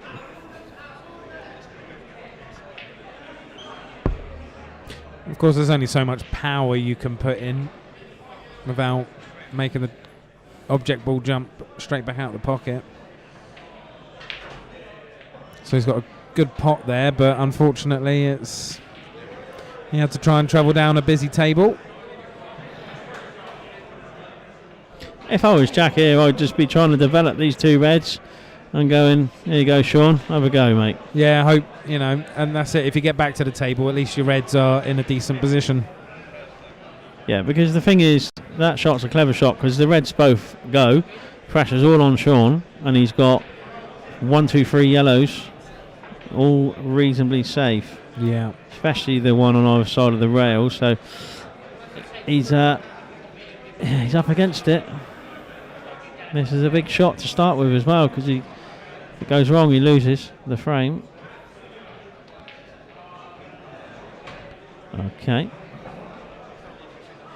Nice ball. It's quite funny. discussing my arrangements for later when I would be picked up. And the other half was like, oh, so is 11 o'clock not going to be too late for you? And we're 3.5 hours into this match, and we're only halfway through, so I think it might be the perfect time to come get us. I think that'd be ideal, to be fair.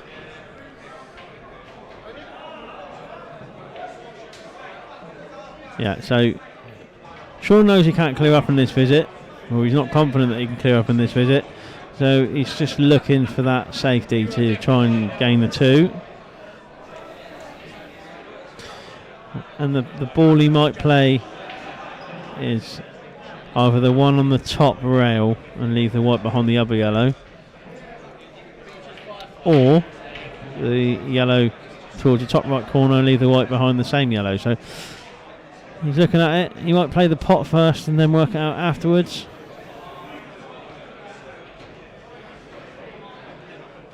Yeah, he could just almost stun this yellow, couldn't he, somewhere, and leave the cue ball there, or just draw it back a little bit. Yeah, he's looking for something.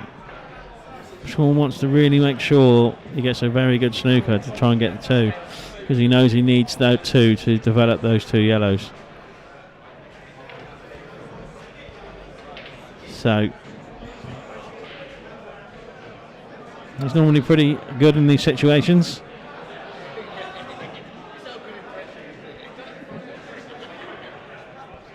However, the last couple of frames he's dropped off a little bit, felt a bit of pressure. He knows the cameras are rolling. Yeah, I was speaking to Neil outside after the match, after his morning match earlier, and he said he didn't actually enjoy being on the stream. I guess it's not for every player. No, it's not. No, you can put a lot of pressure on you, being knowing that the cameras are on and you got people watching you at home, and like I said, it's not a normal thing. It's only been a recent thing that we've started to be able to broadcast these stuff with the technology that we have to the wider audience. So yeah, before you had to be a professional to be in front of a camera on a pool table. I mean, I watched Neil's end of the game, his sort of last 7 or 8 frames, and to be honest, what I watched, he did have quite a few chances, so he'd probably be disappointed with the result, but I felt he put up a good fight. That's a good shot by Shaun, he's covered the reds. But 17-14, take nothing away from him. That's a close score, close match. Yeah, he kept pushing Jennings at the end there, and you thought Ashley wasn't going to get over the hill at one point. Just got too far behind, didn't he? When he's 16-11 down, it's just too much of a mountain. Yeah, that's a superb little shot there. Yeah, and that's the problem. Unless you find a tight snooker with those reds sitting over by the middle like that, there's always that danger of being able to pop one in the middle bag. Yeah, it's a good ball as well by Jack. Okay, so this is the shot to tie it up at 12 apiece.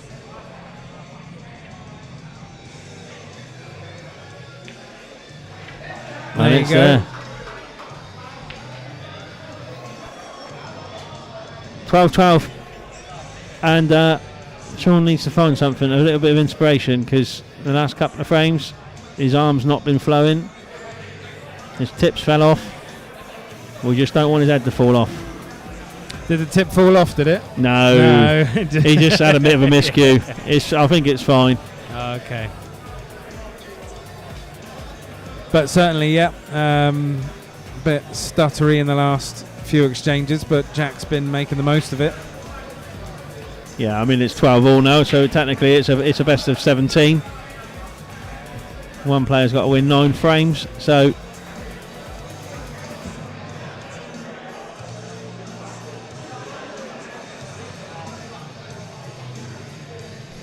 pretty much the next thing I want to be doing. Yeah, you got to create a separate scene for it, and you got to save the file. okay, ladies and gentlemen, that's a dry break once again on this table, and the reds look like they're sitting up pretty nice. Can Jack capitalise on this current run that he's on? take these out. Yeah, pretty good shot.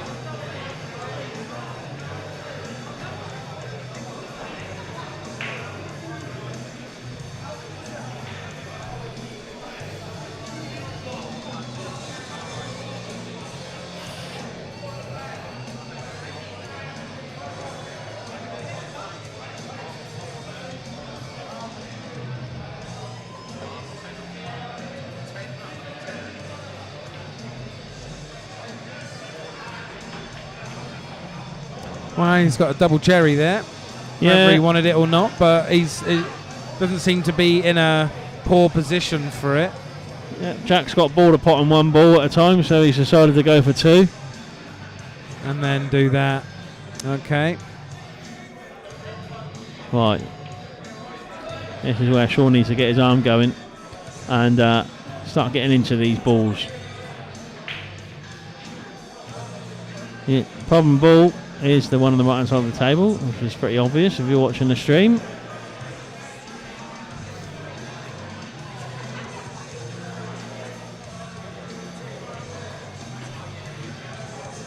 If you are just listening to it, however, let us know how that is.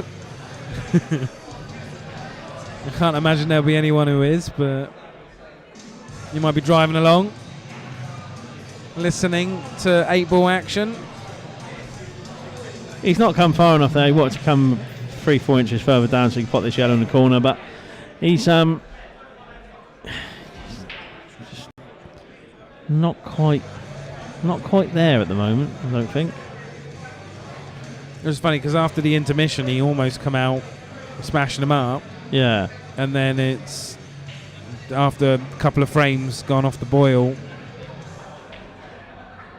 and Jack's got himself back level in this. Yeah, and the problem is you don't want Jack to sense that, because if he does, then he might start firing off. And Jack's the type of player that can reel off a couple of frames before you've got to the bar and got a point. So it's one of them worrying signs that stay with it, stick with the match, stick with the game plan. He's going to be playing a safety in a minute, and it might be now. Unless he wants to try and roll this red up on the rail over the pocket. Yeah, he's very in tight. front of the reds. It's a tight one though, because if he clips the red on the way up, it He'll could all go bounce wrong. out. Yeah. Oh, I tell you what, that's a hell of a ball, that one. Almost used the red bed to guide it in. You're 100% certain that Shaun didn't want that to go in, but it did go in. And he's got a chance to take these out, Yeah, he should push on from here. He's looking at this ball here, and I don't really like this ball, and the reason why I don't like it is because it clears the path for the red into the same corner. Yeah. If you miss it. You almost want to pick that off last as an insurance policy. Yeah, so he's going to play the one down the rail first. Yellow to the opposite corner. Of course, having to come back up to pot that one last is an additional difficulty in and of itself. Yeah, but then you've only got to worry about one ball and, Yeah. and potting it and getting on the black, rather than negotiating round and leaving your opponent up for the reds. So Yeah. I think this percentage-wise, this is the better scenario that he's going through. And he probably just wants to follow this yellow down a bit here, doesn't he? If he's going to take this one below the black. Just roll on through. He just needs to leave himself a good angle. So a little bit further up from where he is and a few more inches away from the cushion, he's on that yellow. And then he's just got to screw around the back of the red to leave himself on the black. So he's got perfect opportunity off these two last yellows to get on it nicely. Just needs to leave himself low. Or what he could be even thinking about is just clipping the yellow off the bottom rail, leaving the white tight on the cushion. That's a percentage shot, but it's quite a negative shot as well.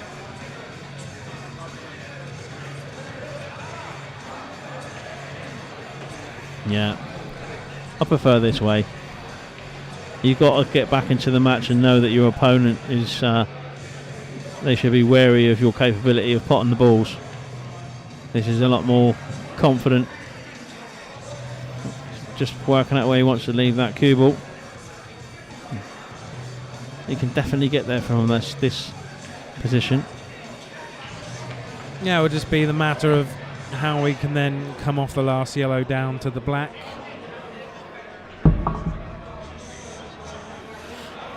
Okay, so here we go. We need a good positional shot here. Shaun.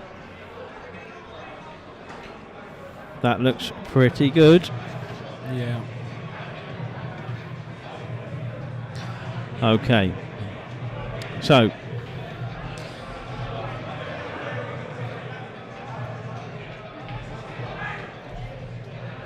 You've got to play this with confidence because it's one of them angles where you don't just want to just pot it in, leave yourself a difficult black. You want to get yourself better on the black than where you're gonna be.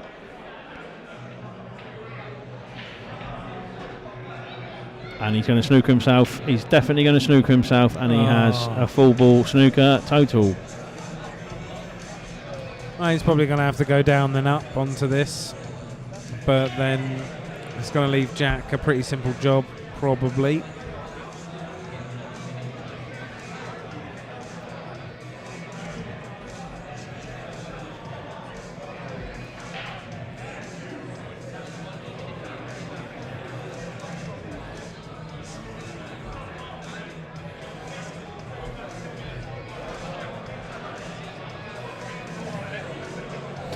Shaun has to find something here, and the reality is he needs to find the cut into the middle.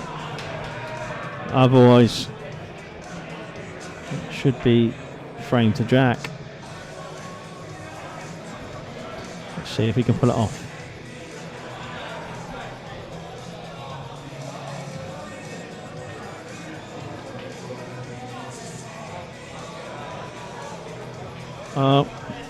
It's kind of pushed a red a bit safer there, if any consolation is to be had. Yeah, it's not the worst and it's not the best. The problem is with the red is that he can use this red that he's looking at now to get on that one on the side rail. So no, he's just gonna. It might even pay to just develop it off this ball. Okay. He's going to have Just needs to play a little stop shot down to the bottom bag. I don't think he's going to go for the cut, is he? It's barely on if it is. I think I'll go for the bottom bag. I mean, yeah. No, he's going for the cut. He's going to ping the. He doesn't like it. No, the problem with that is obviously the cue ball's going to carry on around the table, pinging about a bit. Yeah, he's playing the right shot now.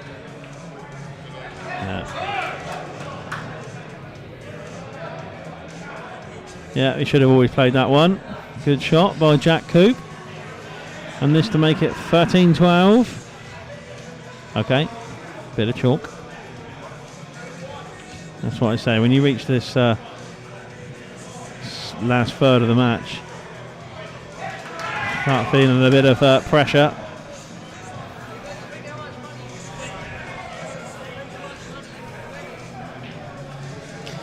Okay, so that's 13-12 to Jack Coupe.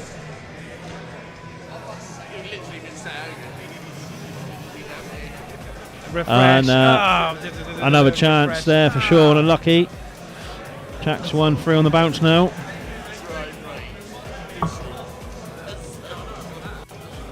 Everything I can imagine to record. Because then it paints. Because one's a scratch break. Oh, I bought foul breaks. I could rename it scratch break.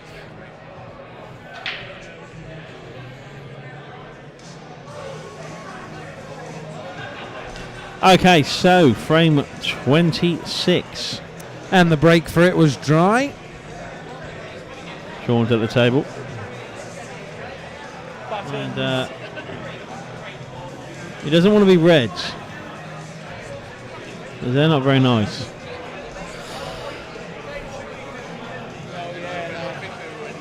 Yeah, you're all participating now. You're in my play, motherfuckers.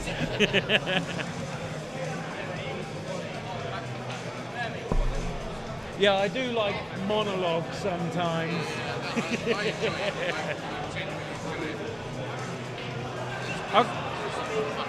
Yeah, there's a creative output. I did one the other day where someone was like, "Oh, he's ruining society" on a YouTube comment and spelled society is so silly. So I was just like, "So silly." Yeah, I've been there once. Look at the deadbeats and washouts. There's about 200 words there, and people were just like, "What the fuck? Where did I?"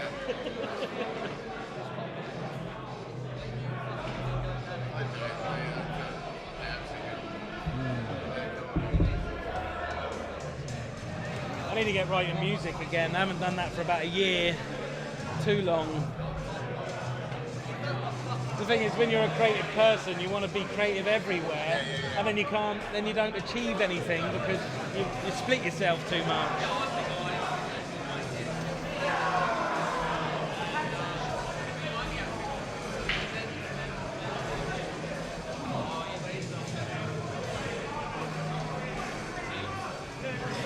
And Shaun's at the table.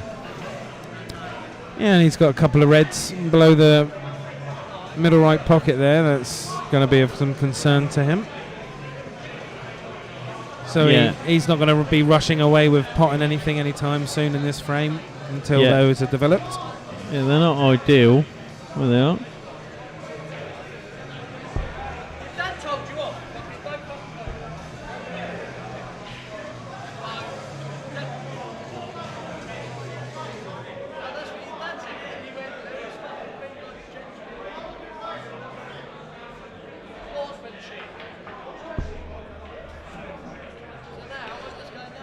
Well, Jack's had to develop his own yellow, but of course he has helped Shaun there.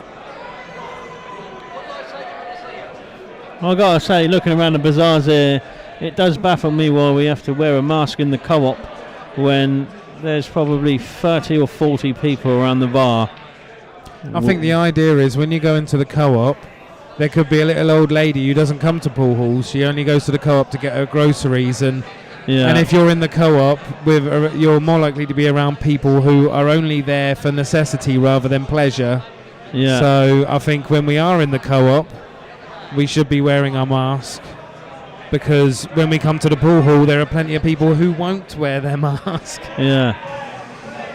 Just seems a bit weird, doesn't it, with the inconsistencies? Yeah, unfortunately, that's the way it is. You can't Not saying we should play pool with a mask on, because that would be shit. Yeah, trying to breathe and see, and it would get over your eyes, I'm sure. But yeah, you can't convince everybody to do the same things at the same time and be consistent even with their own beliefs. So you just got to protect yourself, and you got to think, well, I may be coming up the pool hall and having some fun, but then if I want to go to co-op and I've picked something up, then the sensible thing to do is to mask up, I think. Or balaclava. Balaclava or baklava. Or baklava with a bit of sugar. A classic delicacy.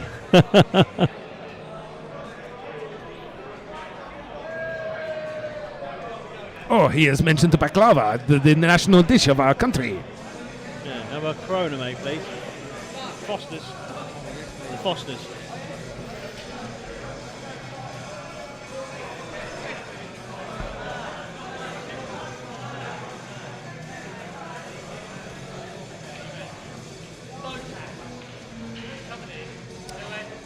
Well, he's covered the pocket. He's got an easy return if he can see it, but I don't think that's going to be possible with the way these yellows are sitting. I think it's 14-12, to be fair. Yeah. Don't see any problems here for Jack whatsoever. And this has been a bad spell for Shaun.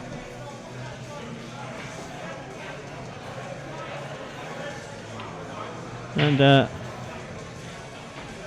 unfortunately, he knows it, and he needs to think about trying to get a foothold back in this match, because if Jack wins the next one or two, then he's going to really feel it. Well, there's been a full frame swing against Shaun, certainly. So, I mean, as we can see there, Jack Coupe's last frame is yellow. That means he's got 4 on the trot.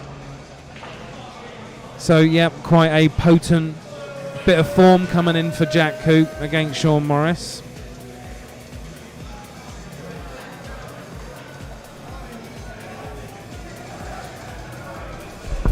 And we're here at a very busy, lively Rocket Ronnie Southampton on Saturday night.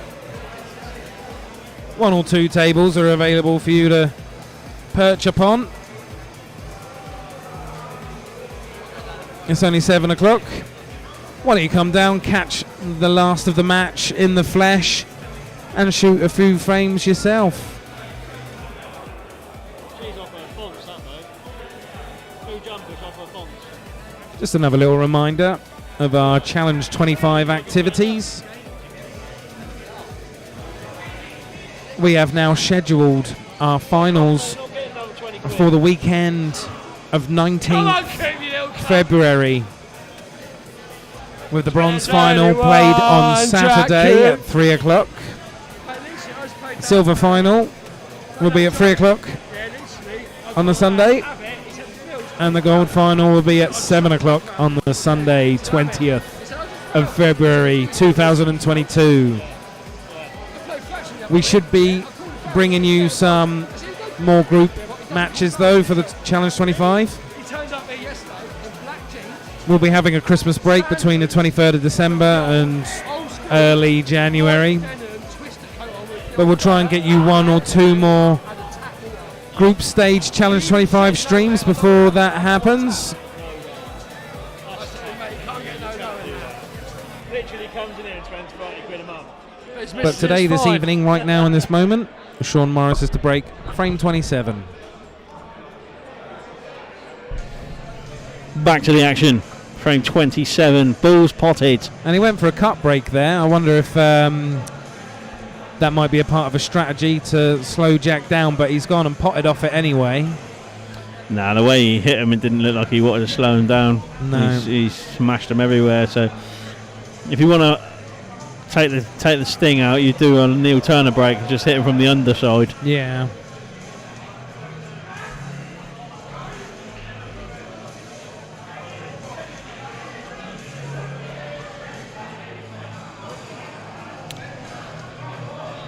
Okay, so the best balls here are the yellows. Atlas Ball Promotion says, that pissed on your bonfire, Aaron Jones. Wear a mask. Yeah, this is very true. Ryan Harper asked, what time did this start? Well, it was about Half 3? 25 past 3, something like that, half 3, yeah. So we've been in this for 3.5 hours or so.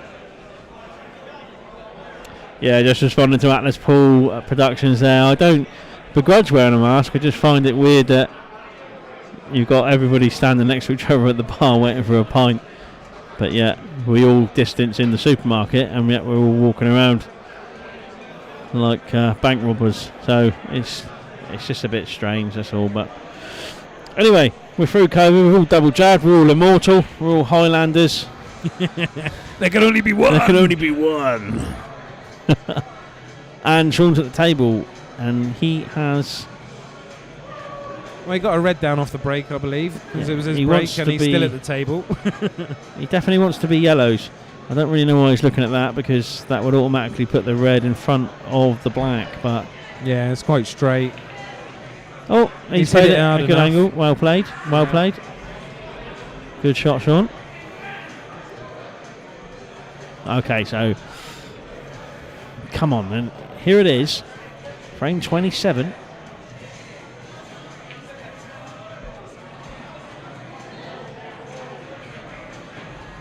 Nice shot. He's only got. We don't really have any issues with this clear up. Just needs to be mindful about how the cue ball pops out.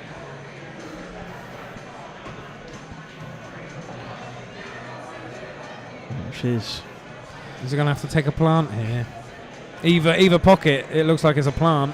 Yeah, that's how we just wanted to be careful where the white popped out, because he would only leave a plant, which he's going to have to go for. The thing is, he's naturally on the yellow in the other middle, so just roll it in dead weight. Or Don't leave it on the cushion. Don't leave it on the cush. But I think this yellow passes the black and red to the top corner, and if it does, we can likely get a nice angle just to roll that yellow down to the bottom corner.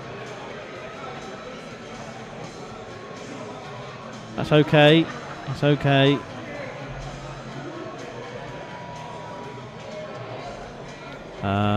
He just wants to be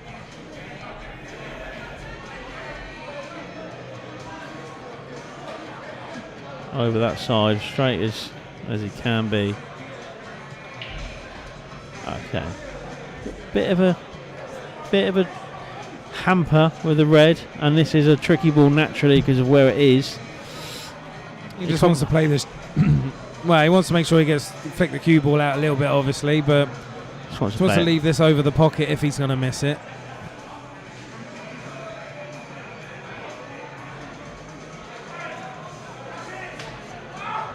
That is a great shot from Shaun. Under the cosh, lost 4 in a row. That's a big time shot. Thank you, Adam Humphreys, the area manager for Rocket Ronnie's tonight. Beautiful, thank you. Just to let you know, Ronnie keeps drinks on the house tonight for commentators. That's a lie. That's definitely a lie. That we're well looked after here by Adam Humphreys, manager of Rocket Ronnie's.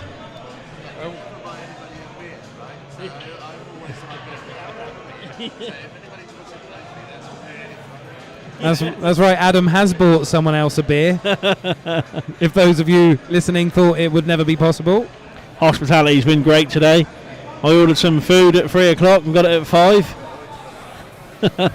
And I couldn't get any ketchup for my sausages. No. No sauce. No sauce, just ketchup. Weak sauce, no ketchup. Anyway. Frame 28. We're still here. Red's down, white's ball, down, red's down. And I'll tell you what, not only is that a monster break, where more balls have been potted in that break than in 4 or 5 of the previous frame breaks, but he's also lost the cue ball in the maze. And the reds are the ones, just needs to get on that bottom red nicely. And that is it. Let's play a 1 frame shootout.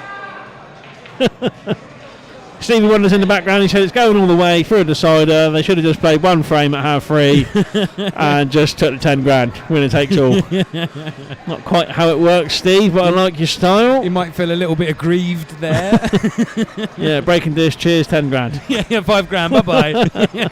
Thanks a lot. Thanks for playing the game.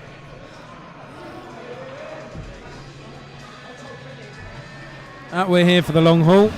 We're going to cover all 41 of these frames. Yeah, and I think for Shaun, I mean, this is such a massive chance to just make it level again. Sometimes you can overthink this.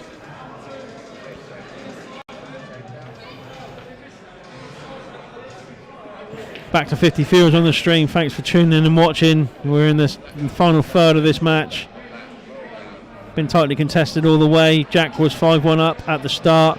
Shaun come back at him well and won 9-3 in the next sort of set of frames. Was 10-8 up. Should have won a couple of more frames. Shaun probably could have been 3 or 4 ahead of him.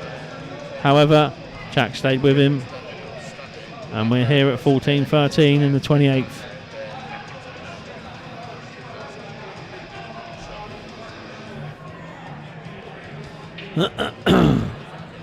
Okay.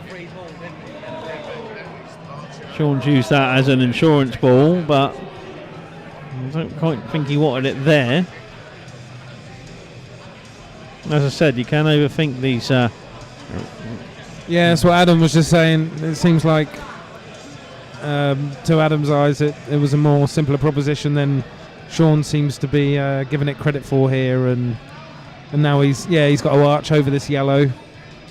I think what we don't take into consideration, though, sitting here and being armchair commentators, is the fact that they're playing for £10,000. Oh, absolutely. So when you look at a set and you think, oh, I've only got 4 reds and a black, yeah, simple run out. In practice, all day, every day, you probably take them out well, but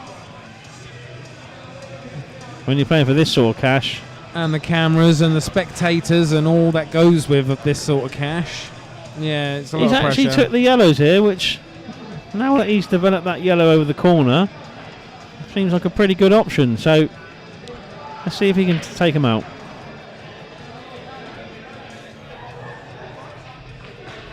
Yeah, I guess you got more chances to make a mistake, or more chances to get away with a mistake if you got more balls on the table.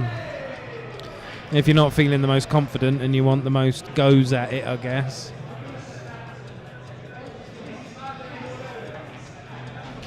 Shaun plays with some of the best players in Portsmouth, and he practices with the best in order to get himself ready and ripe for these money games. So he's playing with the likes of Barry Turner and Arnie LaRouge, etc., and Dave Pollard, all very steady players.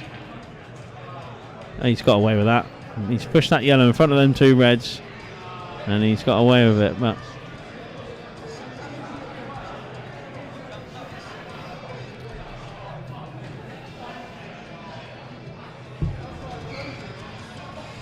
he's still in this frame. That's a lovely shot from Jack. That one's a good shot.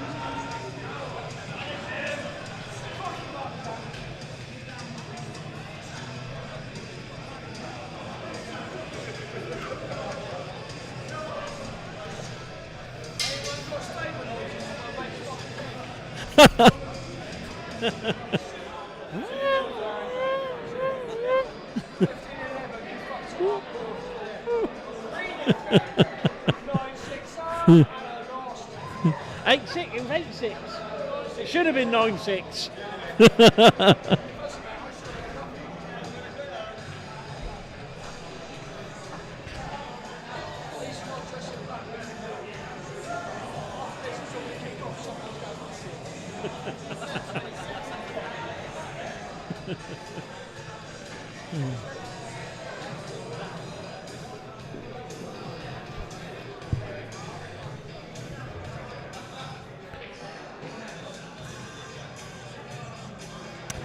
I tell you what.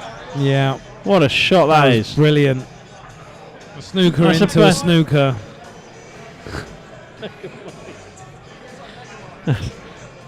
Best shot. That's the best safety shot of the match, that one.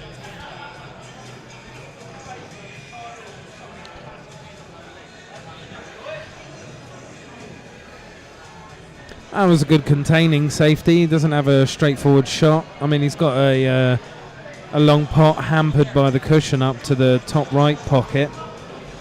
Yeah, it's a confidence ball as well, because if that goes in, you win the frame. If it misses, you lose the frame. So it's one of them. And does he really want that risk? Because if you think about it as well, if he just clips the yellow on the left-hand side of the table, leaves the white, he's taken this one, so it's irrelevant what I'm saying. There was a safety there, though, if he misses this ball. And he has missed it. He's covered the pocket. The safety was the top left yellow over on the left rail. Clip it off, clip the cue ball onto the cushion. He would have snooker beyond the yellow and the other 2 reds. But looks like Jack will be able to take this now. Yep. They're all there.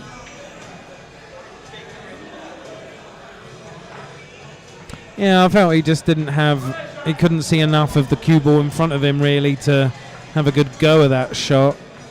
You know, if you're too close to the cushion, you can't even see the middle of the cue ball, let alone the bottom of it, and your chance to control it is vastly diminished. And Jack's on the black. Yeah, and unfortunately now for Shaun that Jack is buzzing. He knows that Shaun is struggling. And absolutely fucking potless.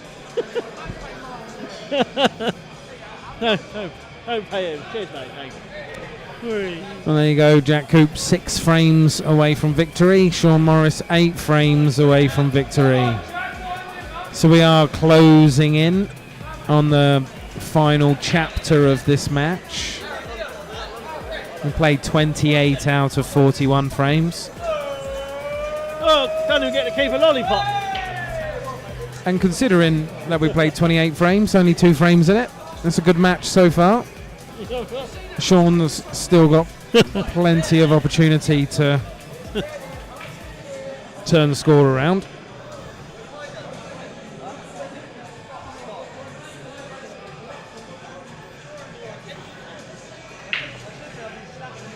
And he's hit this more head on this time, but it's dry.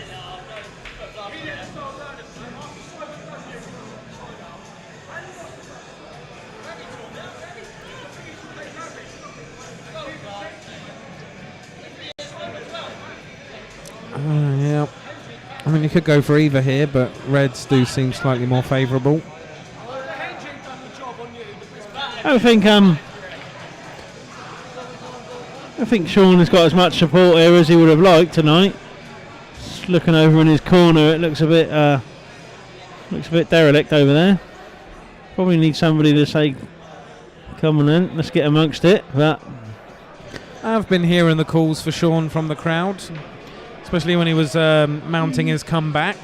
yeah, he's only got a back couple into of the frame. his boys here though. Obviously Linus is in his corner, but it's definitely a lopsided affair for Jack's support. And the thing is, with these matches, you need someone behind you to G you up and give you the fist pumps and stuff. But could have played a factor, but that's a nice shot. And as commentators, we've of course got to be impartial.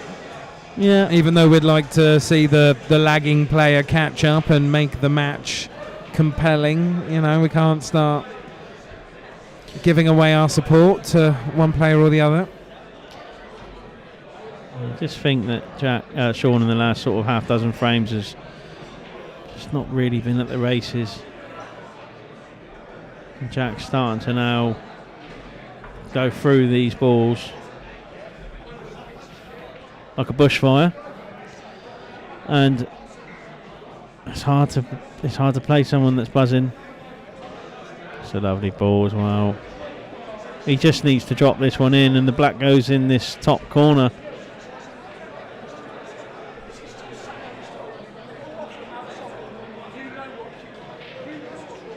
Oh, but he's allowed himself to make the mistake there with a bit of awkward bridging. Well, he's actually lucky that he's missed that, I think, because he's snooping himself on the black. It's unfortunate. Yeah, he ran out of positioning. Yeah, so...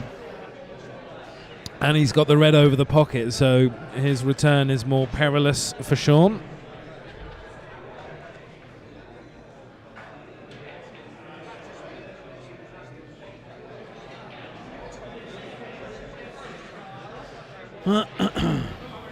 So, what is Shaun looking at here? Needs a tight safety. Yeah, I mean, he doesn't have a straightforward pot in front of him. And he doesn't really have a straightforward safety as far as my amateur eyes can see. I mean, he could clip off this, the yellow, the second to the lowest yellow I was thinking, but he's looking at the bottom one. Probably bring the cue ball up the table. Oh, and he's unlucky there. I think he just needs one good positional shot. I think if he jacks it out, the black goes in the middle. Oh, where's the cue? That is He's on it. Absolutely perfect.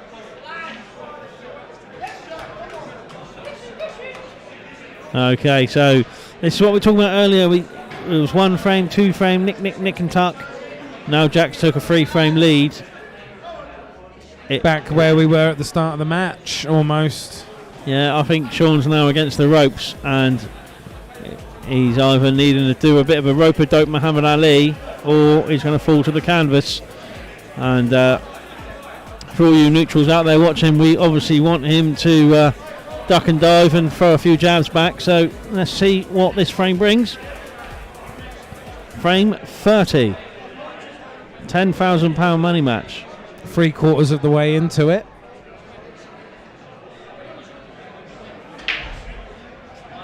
It's a solid break. We've got a yellow, 2 yellows.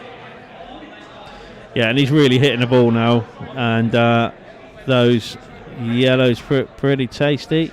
You might even fancy cutting in the yellow on the top rail first of all, but you might want to secure his colour object ball first. I think looking at where they are, if he gets one good positional shot off this ball, I think that's going to be the end of that frame. Yeah, he doesn't have to travel the cue ball too far now. Just drops on this yellow on the top rail. That's a lovely weighted shot. You just almost want to just bring the cue ball a little bit down from where the next yellow he's going to take is. Just a little bit. And across. There you go. And he's just going to jack it up, screw it out, black in the same bag.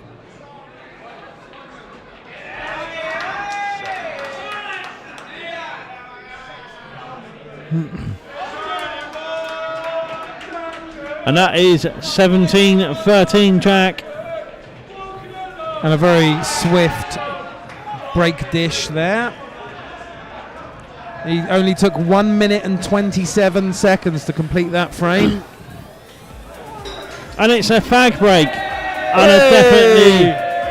And there's a glass break. And a glass break, and a fag break, and a confidence break. Yeah, I think it's a good time for Shaun Morris to step away here, isn't it? It's we're 31 in on. We're 31 frames in on this 41 frame match, and Shaun's found himself 4 frames behind here. On the back of a 4 frame run and then a 3 frame run by Jack Coupe, only split by 1 frame by Shaun. So we've got the last 8 frames, 7 have gone to Jack. And Shaun was 12-10 ahead and he's gone 17-13 behind, so a huge swing. Hopefully he can find something, another gear, when he has a break.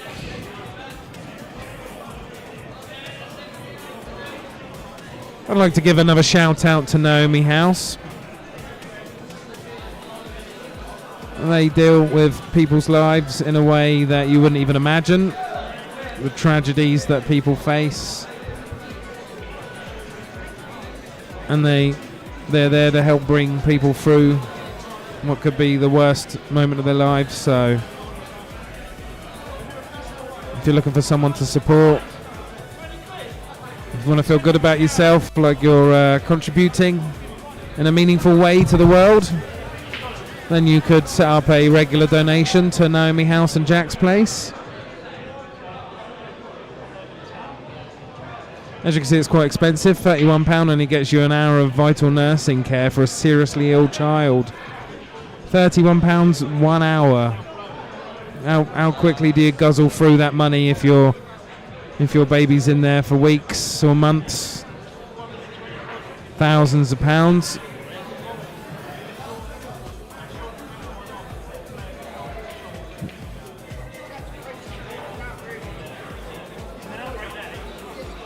So please make me feel better. Go and give some of your money to a cause I care about.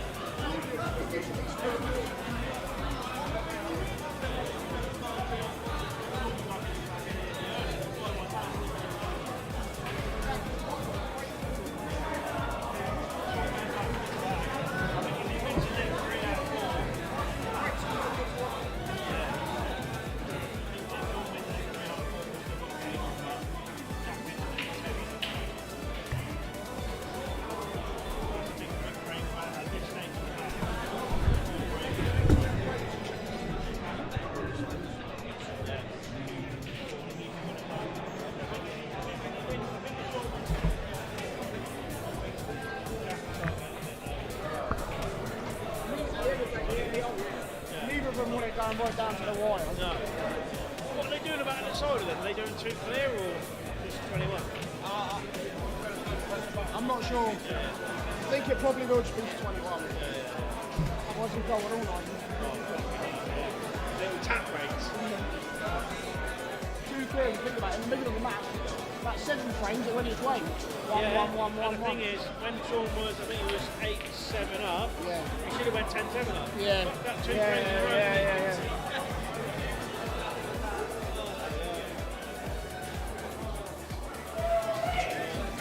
No, we'll see what happens.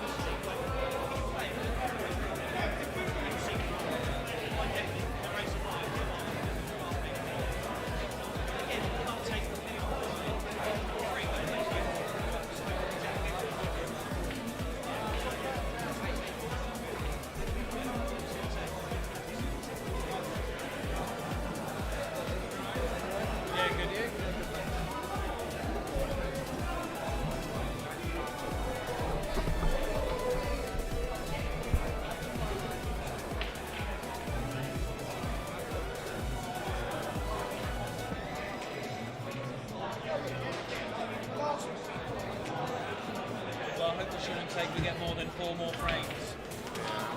Because it'll be 21 frames will be a bit unfair, I think. Unrepresentative, shall we say.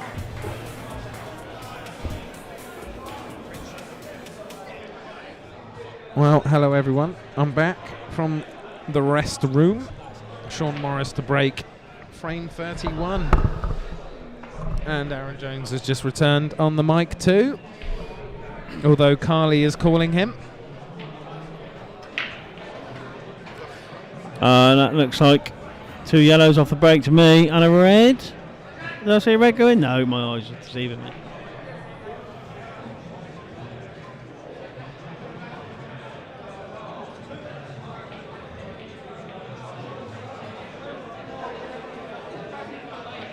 Well, Shaun needs to capitalise on this, but I don't see an easy pot in front of him. Good break with regards to putting balls down, but not being left on one. He's got a red plant to the middle.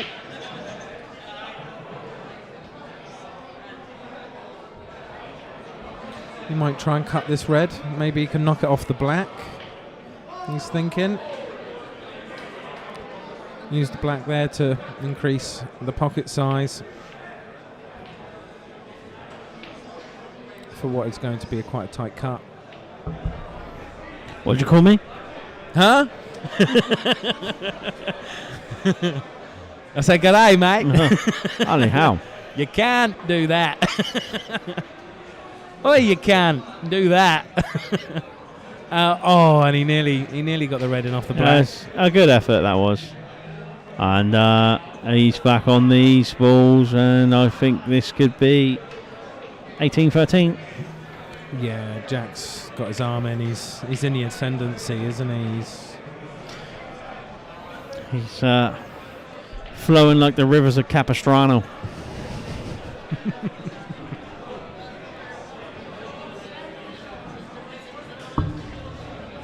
I don't know, Lloyd. The French are assholes.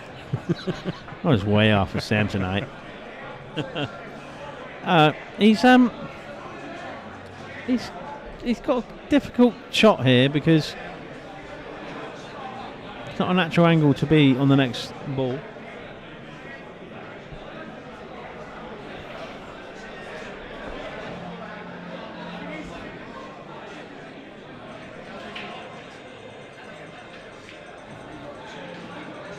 Okay, so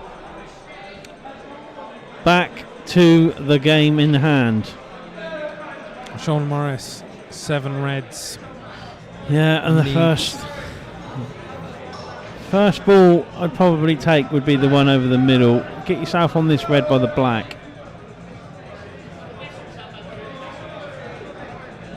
You can go a couple of ways.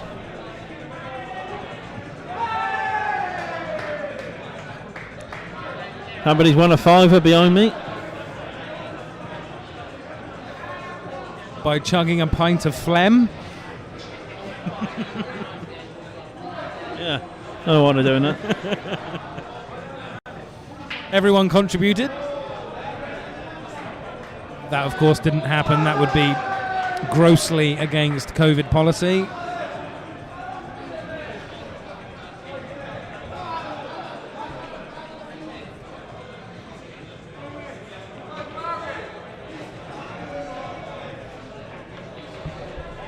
Yeah, I mean, I know Jack Coupe's got this yellow over the bottom right pocket, but that shouldn't really pose a threat to... No, I mean, all the reds are out in the open, and they've all got a home in the middle or the corner bag, opposite corner bag. So for me, it's just a confidence thing now. If you're playing well and you've been potting balls, you can take these out, but... That's it. Well, I mean, we're looking at players that are more than capable of clearing up from this position. Definitely in training, but then you get into the match situation and they know they can do it. Oh, Shaun's just he's just not there at the moment. He's disappointed in himself. He's had a little bit of a annoyed look back at the table there. He might have got away with this if Jack can't see that yellow over the corner. But the way Jack's playing, he just take this yellow up to the top corner, drift it in, and then you're naturally on the yellow anyway. So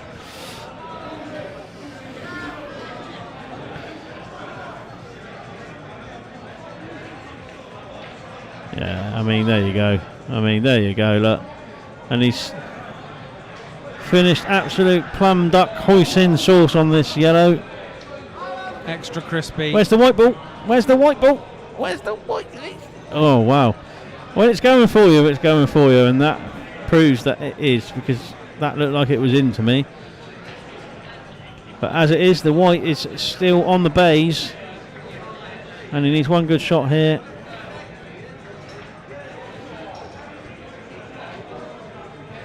How's your luck? Again? He's finished plum again for the black in the middle. Well, he played for that. I mean, yeah, the yellow drops in. He did put his hand up though, so he did know that he got lucky, and that's 18-13 Jack. Wow, so Jack's only 3 frames away from victory here. Yeah, huge frame. And he's on another 4-frame run. Yeah, that's the third 4-frame run that he's had in this match. Yeah, and this one's coming at the right time. He had one at the start when he went 5-1 up, one in the middle when he was 12. He was actually 12-10 down, and he was back to 14-12. Yeah. And he's won 8 of the last 9 frames. It's brutal. And unfortunately, that kind of run puts you in a good stead to win the match. So. And leaves your opponent just scratching for answers as to how to respond to the questions Jack Coupe is asking of him. It's a bit unfortunate with that break for that white for that yellow to sit in front of that white like that. No. Shaun needs the next 3 of the next 4 frames to stay with Jack. It's a nice shot.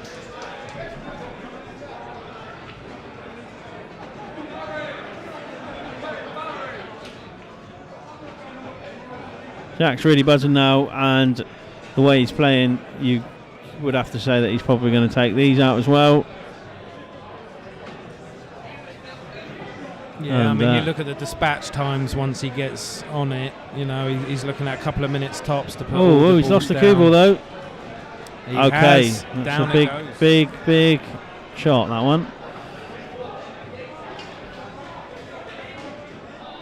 Shaun should have the free ball required to make sure he gets all of these down, as he would expect of himself, no doubt. looking at what's in front of him. He's got 3 balls on the bottom cushion that look very potable. He's got one near the middle right, that's plenty potable. He's got the red over the top right pocket pretty much. He's just got to leave himself on the black.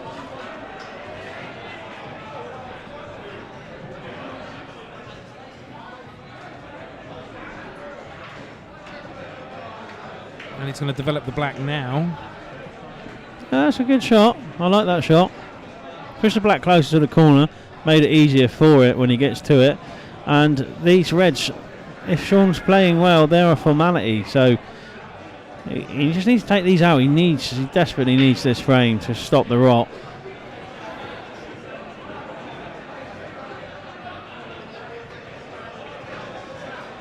Yeah, that's a nice shot. And he'll probably finish on the red over the middle pocket, won't he? Just leave himself over the black.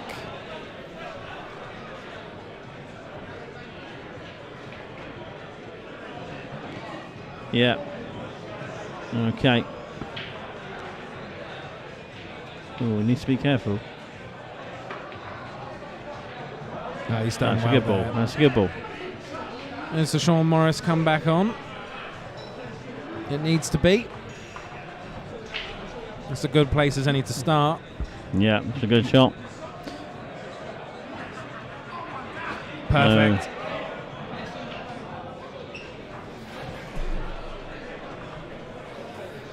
Okay, so 18-14, Jack, frame 33. As I said before that match, that frame kicked off. Shaun needs the next 3 of the next 4 to keep it interesting and tight. Doesn't want to let Jack get on the hill to the 21.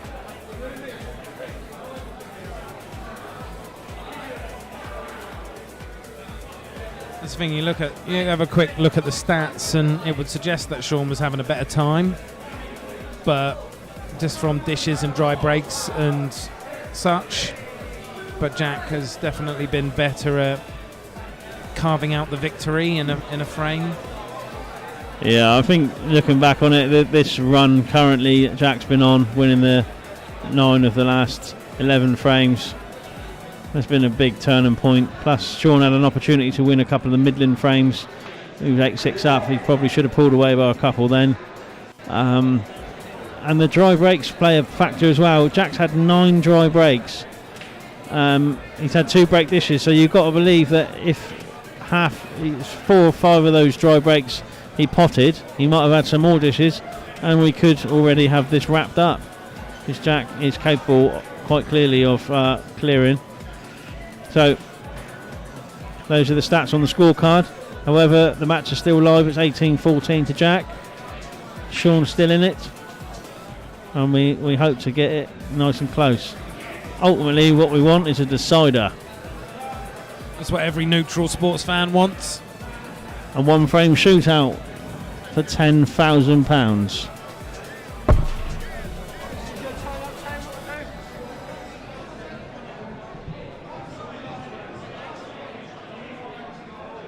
Just a quick word to indulge myself. My company is Appiday Multimedia. We're the ones who produce an 8-ball arena and Rocket Rackers TV.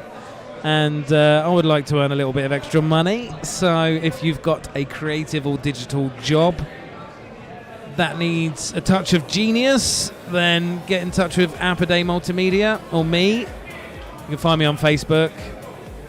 I'll give you reasonable rates. I mean, obviously, I'm capable of something, otherwise you wouldn't be watching this.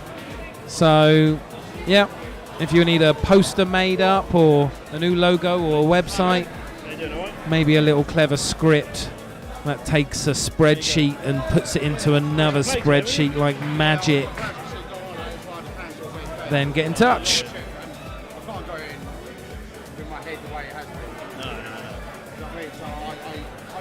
You are watching Money Match Day 3, and Shaun Morris is to break frame 33. Yeah. Oh, we're back on. And he's got a yellow down. Oh, we've got a yellow and a red tied up by the black there. That seems to be the main point of contention. You've got another yellow on the rail, the bottom left rail. So yellows don't look great in that respect. Plus with the red above the black, you'd have a good opportunity to push the black into the red if you wanted to. And try and free yourself up there. So my personal opinion would be to take the reds.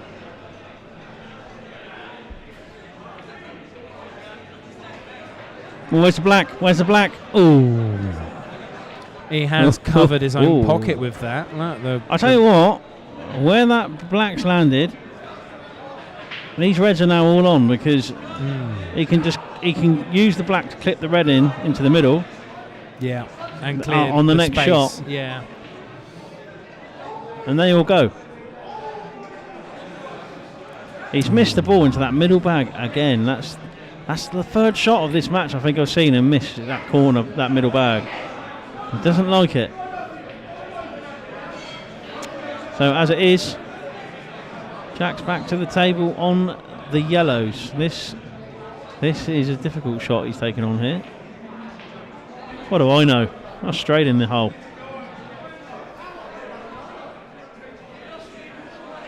If he clears up from here, fair play. But looking at them, he's got the same advantage of black being over the middle bag in the fact that yellow clips in off the black and he clears the middle. he could even take the rail yellow with the black. Maybe, I don't know. No, I don't think the angle would be good enough for that. Yeah, he's a bit tight there, so he's now forced to take in this yellow up to the top bag. Wow. Okay, so is that the time, Shaun, to punish Jack and swing the fortunes around a little bit, perhaps? You know, I think looking at how he cued that one as well, it looked like a little bit of a twitch. So if Shaun's noticed that, he might capitalise. I would be leaving this red over the corner, and I would be taking the red, clipping in off the black. Yeah. Clear the path for the red, because it's naturally on the red to the opposite corner. So this is the ball. It'd be dot to dot from here, wouldn't it?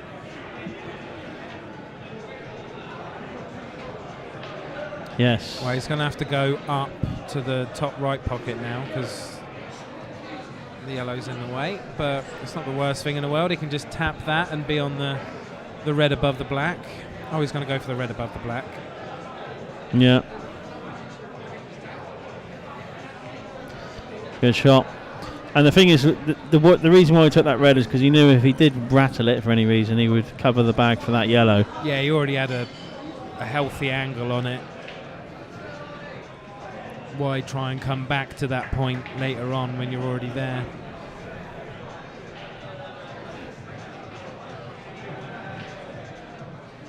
He still hasn't released his arm. Shaun's cueing arm is still very tight and jagged. He's not free flowing, and you notice that from the shot that he left himself there with the white ball. I was right behind him and he just hit that very structured. He needs to come up, and that's looking good to me. Yeah, he's just got it. Yeah, so he'd be relieved with that one because he didn't leave himself the best position off that previous red. So fair play to him. Oh wow, the same bag again for Shaun. That's the same bag again, the middle bag. That is a really, really costly miss, that one. And that could be 1914, and it's absolutely huge frame.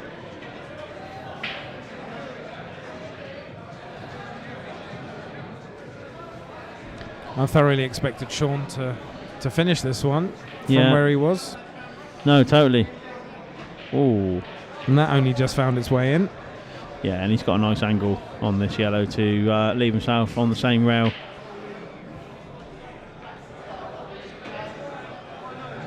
Well, he's left himself out a little bit there. Probably wanted to be a a little bit straighter than what he is, but he's okay. Tester? No. Oh, no. Wow. Shaun surely has to take this now. And this is it. This is the pot you're playing for. Big money.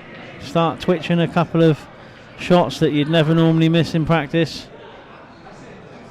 Well, that's the thing with these extremely long format matches. You see this swing in fortune go from one player to another. One player will find their rhythm, the other player will start cursing themselves, and then you give it 8 to 10 frames and suddenly it's the other way round. And oh wow, he did leave himself straight on this black, but on that red, but I thought he could have used a bit more of the pocket for that one. Yeah, he doesn't like that pocket, does he, for some reason. Nice. Game back on again. This is getting a little bit tighter again. Jack won't be happy with that. No, well, he's got the break next, so if he really wants to do something about it, then he needs to get a good break, which he's been struggling with.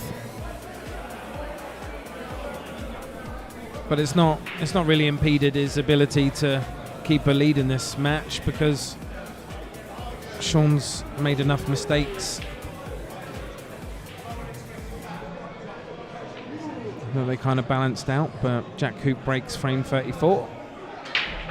Oh, nearly lost the cue ball. He's got a yellow down though. Can't see this yellow. We're right in the mixer here. 18-15. And they both had a twitch in that last frame as far as I'm concerned from the commentator's chair. Shaun's missed into the middle and Jack's missed down to the bottom corner, so we're just fortunate from a match perspective that Shaun took the frame and we get a couple more frames in this match. Yeah, it's a nice composed shot there though, that one from Jack. Nice ball into the corner.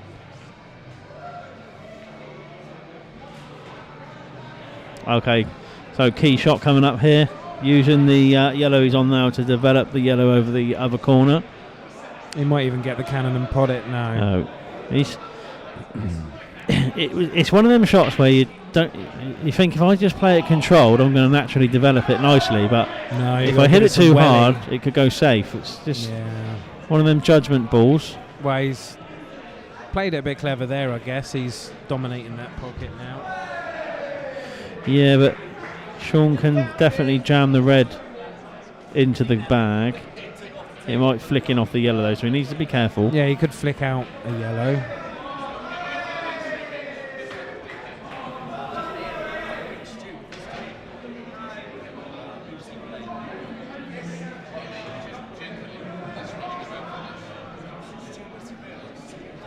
That's the thing. I mean, he's going to have to figure out that yellow below the two yellow, the red below the two yellows.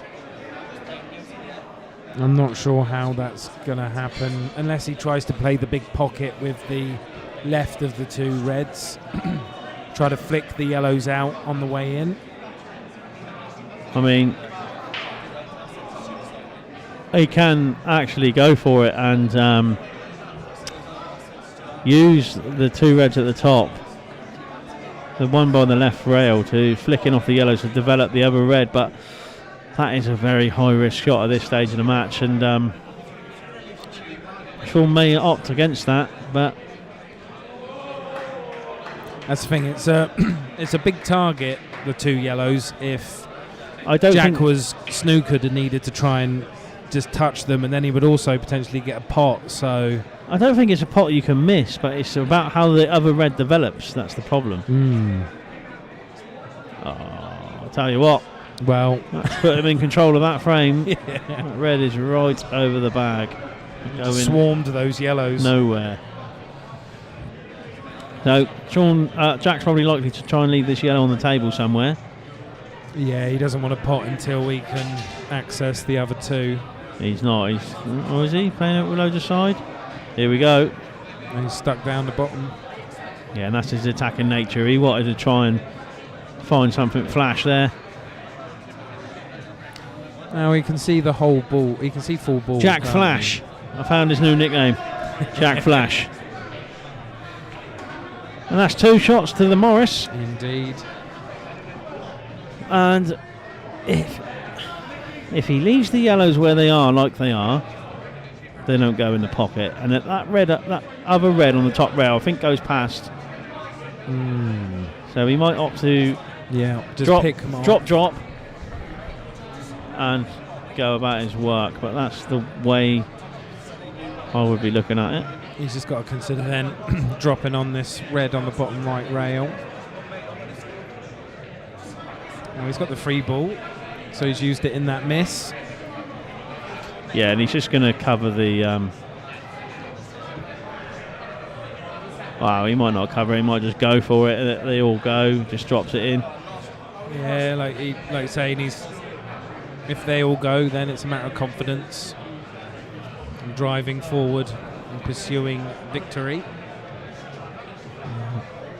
I would be tempted to have left this ball here and take the other one to smash into the red, but he's gone a different way to me. But he had a natural angle on the red that he's playing now to get that red off the cushion with that shot. And now it's not quite so simple, because unless he doubles this red across the table, the white's going away from the red on the rail. And as you play it with just the perfect amount of weight to leave the white basically on the rail. Yeah, so he's leaving himself a double. He's going to leave himself 2 doubles in actual fact. And in reality, even if he gets back over to the left-hand side of the table where the black is, then he's got a big pocket to leave the black into if he does miss it. However, he wants to obviously pot it. That's not there. So and the 2 yellows aren't plantable by the looks of it. No. What Jack's shot is to clip the back yellow, leave the white on the rail.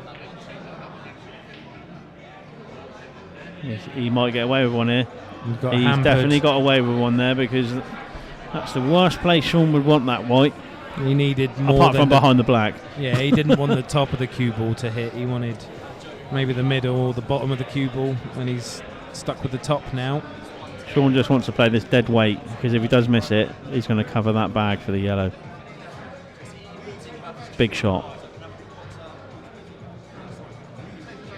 Oh, he's not hit a cushion. It's a foul.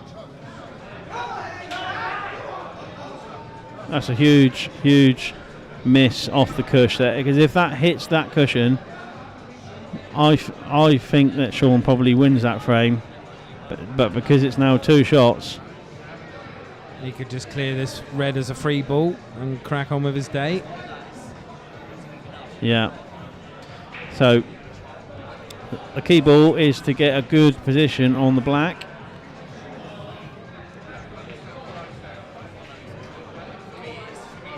I would just like to say, before I forget to mention, that for a moment there I saw that we had 61 concurrent viewers. Excited. Beautiful. Thank you everybody for tuning in. Big ball. Yeah, good shot. I think that the worst case scenario there for Shaun was to not hit the pocket, and unfortunately that's what he's just done. It's just pulled up right at the last, and that's give away the 2. If it rattles in the jaw, then he's got the frame at his mercy, I think. Oh, 19-15. Jack's 2 away from the victory and the 10 grand. Plus Ben Mills wins another £20 off me. All you gamblers, gambling away. Yeah, I think remember, guys, when it stops being fun, stop. Yeah.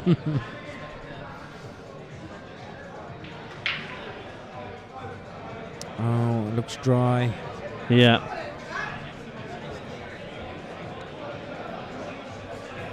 That's the last thing you wanted at this stage of the match, being as behind as Shaun is. though he has been a bit more consistent with success off the break than Jack. It's not the only metric that will guarantee you victory. Yeah, and I think Shaun needs all 4 of these now. I just don't think you can let Jack get on the hill. Jack wins, and if Shaun wins the next 4, then it'll be extremely lively.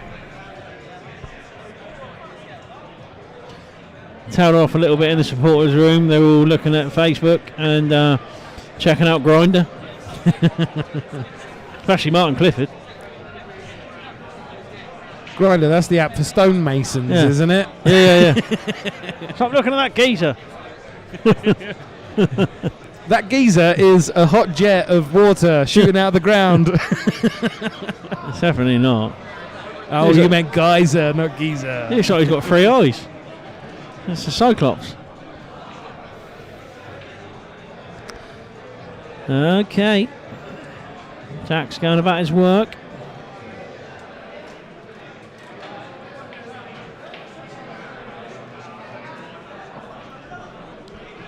I think you have to say as well that, for a young lad, he's come in tonight and it's been a very composed performance. He's had a lead, he's lost the lead, he's stuck with it, and then he's had a nice run. And, you can only say fair play in these situations because it's a lot of money and there's a lot of pressure. There's 20, 30 people we're watching, 50 people on the stream. And he's played well, but that's it. When you're on the stream, you're kind of staking your reputation on it because people can go and watch that later on. But I've seen you, mate. But Jack's performed brilliantly tonight. Yeah, and I think if Shaun does lose this, he'll take away from the fact that he's not quite been at the races in the final third of the match. His arm's not been flowing. And he'll go away and he'll look at his game and he'll recoup certain shots and certain scenarios that he was in where he potentially could have played better shot selection. But as it is, he's not lost yet, match. And he's back at the table. He's got a chance to get a good snooker here because Jack's left with 1 object ball. Yeah, and Shaun does need a good snooker here to get him out of the woodwork. Might want to put a lot of top on this. Perfect. Yeah, and he wants to cut that angle off really, and he hasn't. No. Now the thing is with this shot is he's not cut the angle off to the red, and you can pot this red, but Jack would need to play it at pace in order to get away from the yellows. Oh, look at that! That's brilliant. And there you go. Because he left that angle, he always had that opportunity to make that red. Yeah, a chance.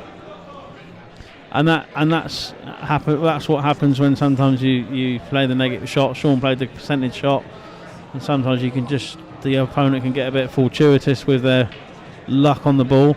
This is a big black. This could potentially be a match winner. Wow. That's a great shot. That's a big shot. Wow, Jack Coupe on the hill, 2015. Yeah, I think that one massively hurts Shaun there. Every single time Jack comes to the table now is potentially the last time he will. I think as well, even looking back at that shot when he played the safety there, Shaun, was if he played a safety but left that angle away from the simple side rail get out, he might have played it differently. He might have just left the white behind another yellow so that Jack had to use 2 cushions to get away. But yeah, that's hindsight. He obviously didn't expect Jack to pot the red, so there's yellows down, reds down, and Jack is the break dish is on if he wants to finish the match in emphatic style. Yeah, I think he'll take yellows. Only ball he needs to be mindful of and get on nicely will be the yellow by the red at the bottom of the table, because that doesn't go in that corner. No. but he could try and get on that immediately from this ball. So let's see what he does. Which he tried. How's that? If he's on it, then how's that? I think he is, isn't he? Just.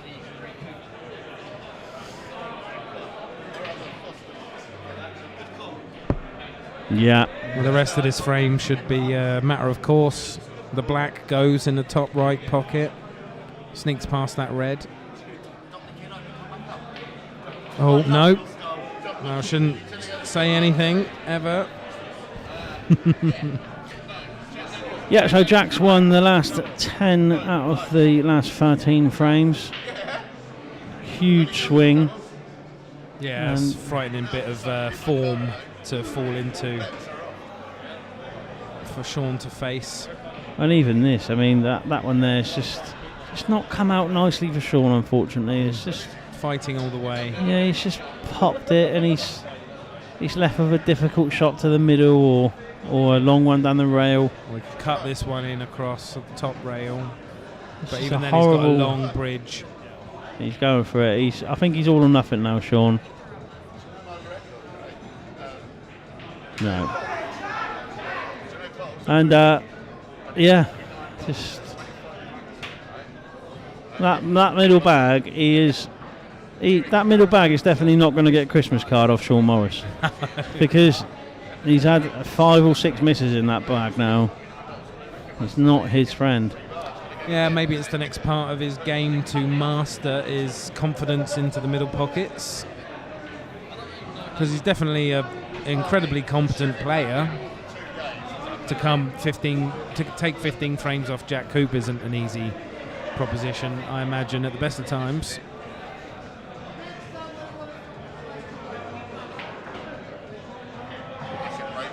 But look at that. Absolutely perfect.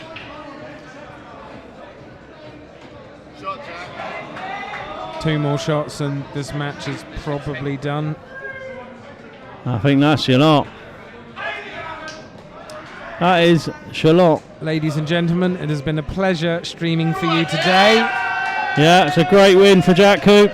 21-15. Fantastic result. He really turned it on in the end there. And commiserations to Shaun Morris. He put up a good fight. He was 5-1 down quite quickly at the start. And he came right back at him. He stuck with him. It was one frame each. Yeah, he boss dogged it up to 12-10. Yeah, and I think Jack had a little bit extra in the tank at the end. He's clearly a very consistent player, match player, and Ben Mills is very impressed. Got over the line. Pay Yeah. me more money. Oh, and I owe Ben 20 quid. Never mind that Jack's just won 5 grand. I owe Ben £20 and a cuddle. and a cuddle. Have a cuddle first. For your information, he gave me $2.50 earlier. You know that. And several cuddles. Well, thank you everybody for joining us in this Money Match Day. Oh, piss off. Neil Turner's Money Match Day 3. We've had a great time. We've had 2 fantastic matches here. Plenty of action, plenty of heart and gumption. But we saw Ashley Jennings best Neil Turner and Jack Coupe best Shaun Morris today, for the tune of £3,000 and £10,000. I hope everyone's enjoyed the action today.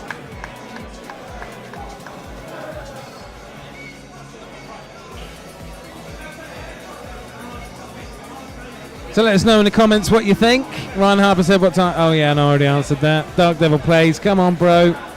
Yep, lots of support for Jack there from Jug. Thank you everyone for tuning in. Please like, subscribe, hit the notification bell, and share with all your friends. Yeah. You've been watching Rocket Rackers TV. Not our next stream, but coming up in the future is the Challenge 25 Bronze, Silver and Gold Cup Finals. coming to the weekend of the 19th and 20th of February 2022. So please like, subscribe, hit the notification bell to ensure you don't miss any of those. I'd like to extend a special thank you today to Aaron Jones, Ryan Watts, Simon, what's his name? Sorry, I'm so bad. And who else did we have? Our commentator team. Our awesome commentator team, thank you very much. And thank goodness the camera one survived for the last bit there. Please, for all of those of you that are watching, please make what I do more meaningful. I don't make money off this. I'm doing this for the love of the sport and the love of these people. And if I'm going to spend all this money making this thing, at least I can do is raise some awareness for an incredible cause. I don't think there is a finer cause than Naomi's House and Jack's Place. A hospice is designed to make the last days of your child's short life as best as possible for everyone involved. Beyond that, then they also provide support, lifelong support for children with learning disabilities and such, and parents that are charged with raising and caring for such kids. So please, with the gratuitous amount of money on display today being thrown around by players for the sake of a pool match, hopefully we can raise a little bit of money for a good cause. Let us know in the comments if you went and donated today, and we will post tomorrow how much we raised. All of today's action was brought to you live from Rocket Ronnie's Pool Hall in Southampton, the home of pool in Southampton. They have a Q Sports Academy. Level up your little ones. Get rid of them on Saturday morning. No membership required, just pop up, have a beer, strike a few balls across the table, have a good time. Hot food's available, as is a smoking area, if you need to step out for a moment. So please come and show your support. And please like and subscribe on YouTube. Oh yeah, it's Simon Linus and Andrew Rigby. Thank you, Aaron Jones, Ryan Watts, Simon Linus and Andrew Rigby for joining our commentary team today. Of course, Aaron Jones and Ryan Watts are regulars in the commentary team and organisers of the competitions too. Yeah, they should do. Yeah, proper team. Yeah, it'd be decent to do that. Yeah, get us in there. We'll be looking to bring you another Money Match Day great idea. MMD4 in maybe end of February, beginning of March. He's working on it.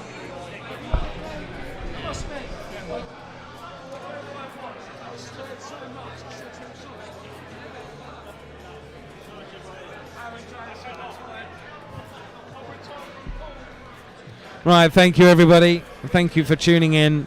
Thank you for liking. Thank you for subscribing. Thank you for sharing with all of your friends.